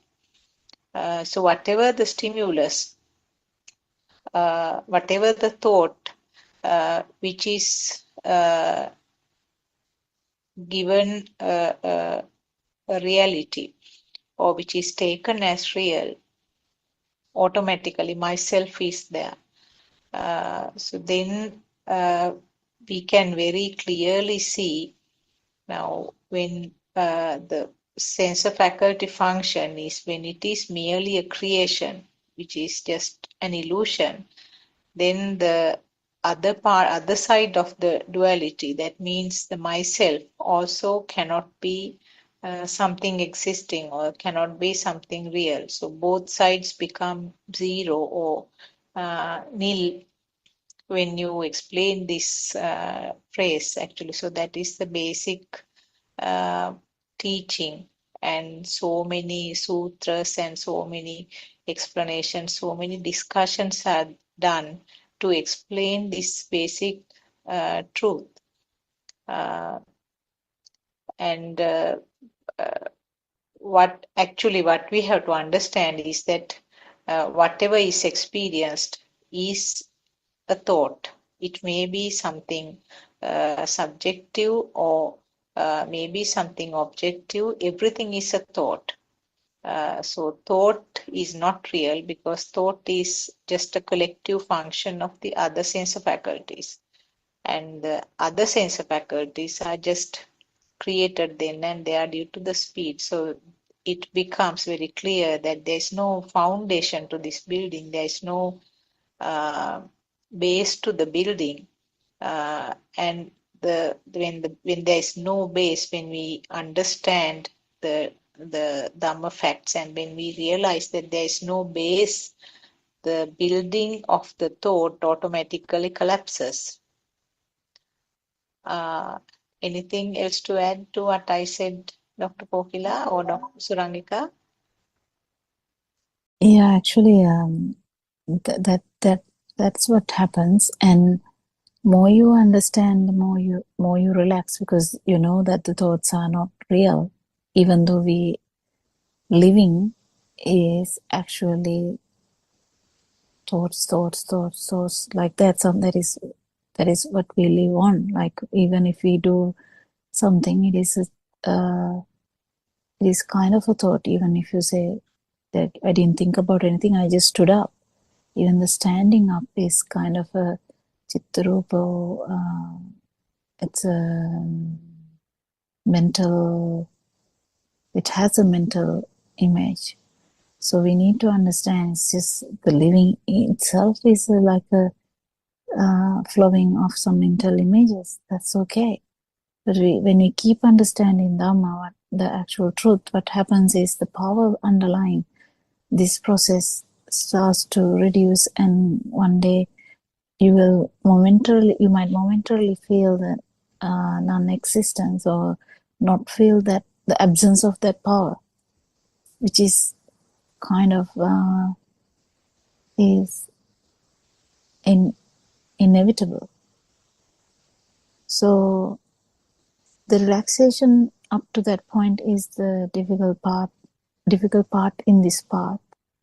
But more you understand them, more you feel that there's nothing that this doer can do but to keep investigating how this happens and keep your kind of right effort to feel the non-vibration. Because if once you feel the non-vibration, to feel the non-vibration, it is just one thought. One thought has all these layers. One thought has the tense. One thought has because if there were no light, you can't talk about a flower. How can you? If there is no sound, you can't talk about a cross sound or car horn sound. If there is no tactile sensation, you can't talk about hot water or the temperature. So this one thought has all these layers: the tense level, the perception level, and the sensual level, where we kind of direct it to the outside. But when we keep understanding them, all these levels also get slowly evident. It takes time, though.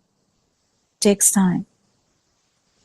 First, we actually kind of understand that it's actually a perception we have, we don't have an experience of the outside. And then we realize, slowly, takes time, we slowly realize that the perceptions are not true, even though we feel like that. I mean, even just because we understand them, it doesn't mean that all the habits of all the perceptions are gone. You will definitely feel them as real, but slowly. It takes time. It takes our effort, right investigation, right, the Chanda Chitta Virya Vimansa, all this matter. And keep rekindling your interest in this. And and then if you kind of understand that the perception level is not true, you might pierce that level as well, and then feel the vibration, which is just the vibration of a sensory organ, and that vibration is the vibration which carried all these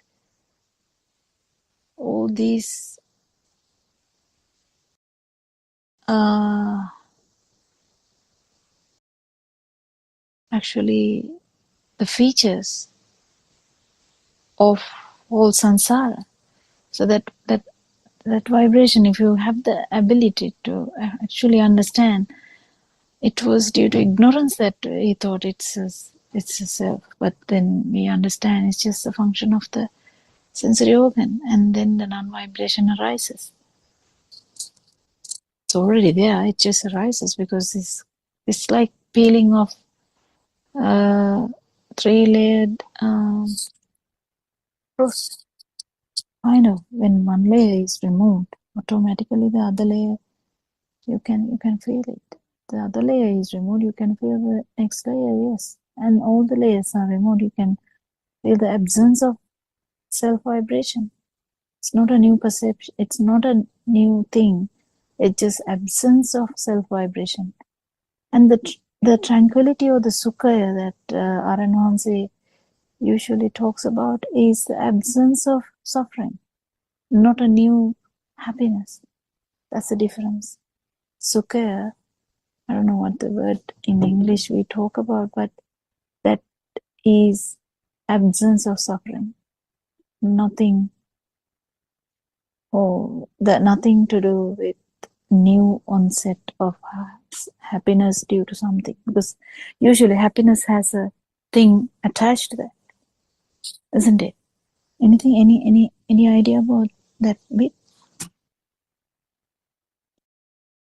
Yeah, it's difficult to describe, isn't it, Dr. Kokila? Happiness has like a sensual world connotation to it, or a slightly, I don't know, materialistic kind of connotation to it, isn't it? Yeah.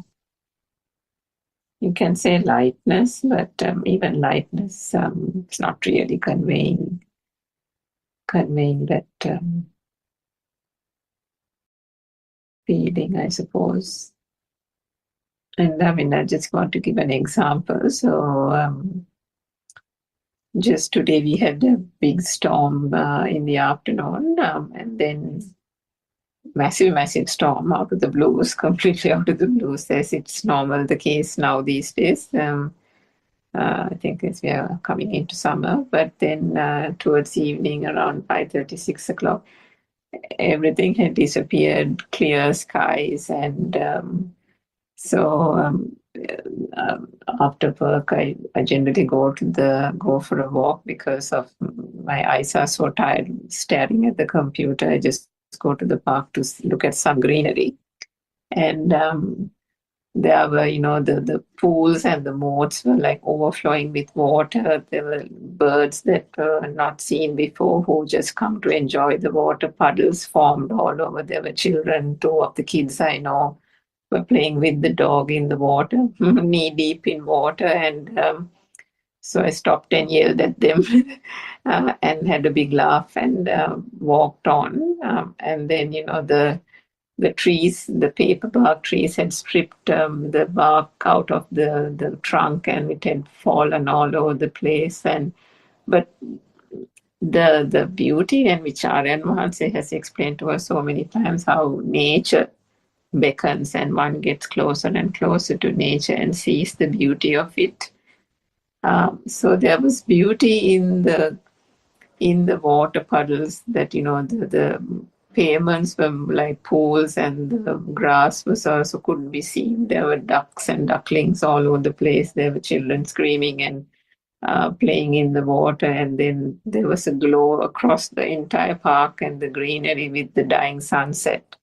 All that was beautiful, and there was so much of beauty in it, and one is actually seeing the beauty. One can be close to the beauty, but there is still a separation. There is almost, one can discern the beauty, but one doesn't, there is no identification with the beauty.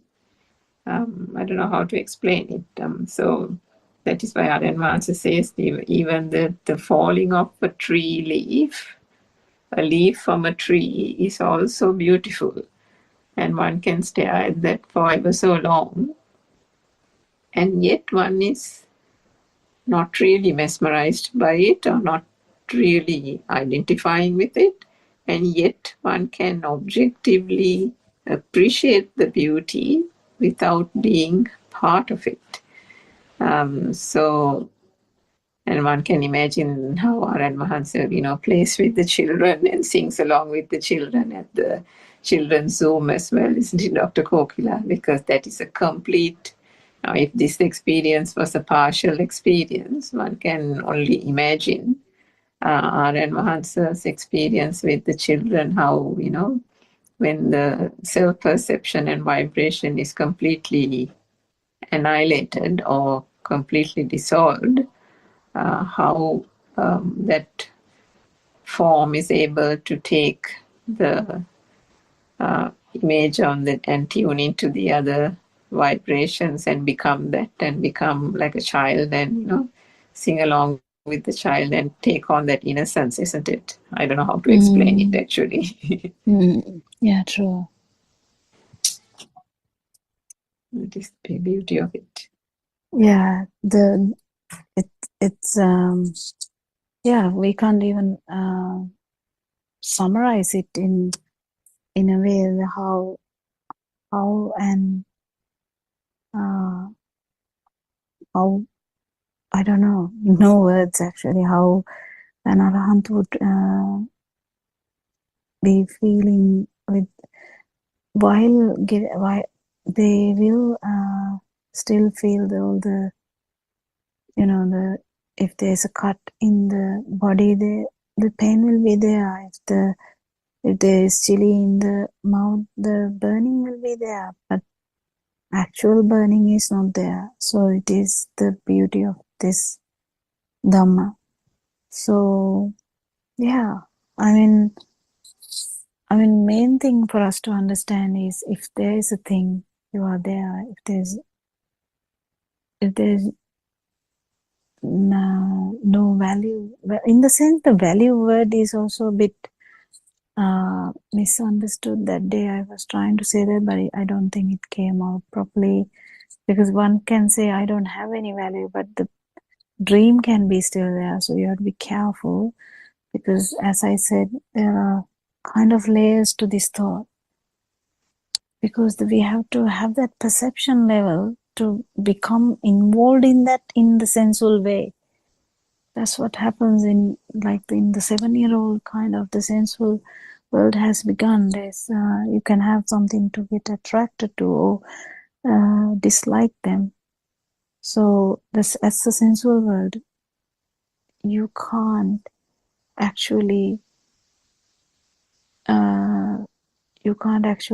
stop that, and that's the nature kind of thing. If there's a thing, you just get either you like it or you don't dislike it, or you just I don't like it, or you can say I don't like, no dislike it. So even that it is existing, that bit is the big thing to understand.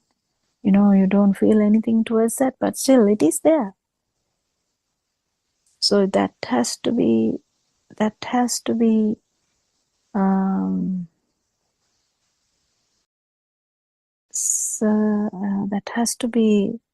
understood and well investigated for you to go through that and get into the taints level and the vibration level, and then you can understand how this vibration did this damage for a whole sansara. And that part is also, depending on each moment, isn't it, Dr. Kokila? Because it is self-evident. It's difficult for another person to say how that person is felt at that very moment. When the experience is taken. Yeah, we can only give a hint. That's all we can do. But the most important thing is, Lord Buddha has given in a sutta where he has explained how it will not be stabilizing. But to stabilize, and Venerable Anuruddha, I think, Anuruddha, Lord Buddha was explaining how it takes time to stabilize, but that means it has already been felt, and if not stabilized, means he's not an arahant yet. And Venerable Anuruddha says, yes, it's not stable, it hasn't stabilized. And Lord Buddha explains so many things, holding on to a stimulus too much, or holding less, or not holding at all, or how many were there? There were like a lot. The Thinamidda, or what is Thinamidda? It's locked and torpor, isn't it? Yeah, that one. And there was a list. I can't remember the whole list now, but these things are very important because it was directly, when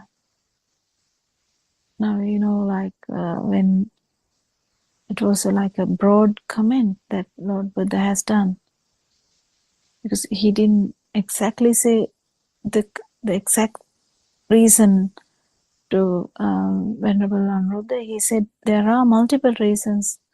Anuruddha, I also had that problem, and he said examples of things that can affect or delay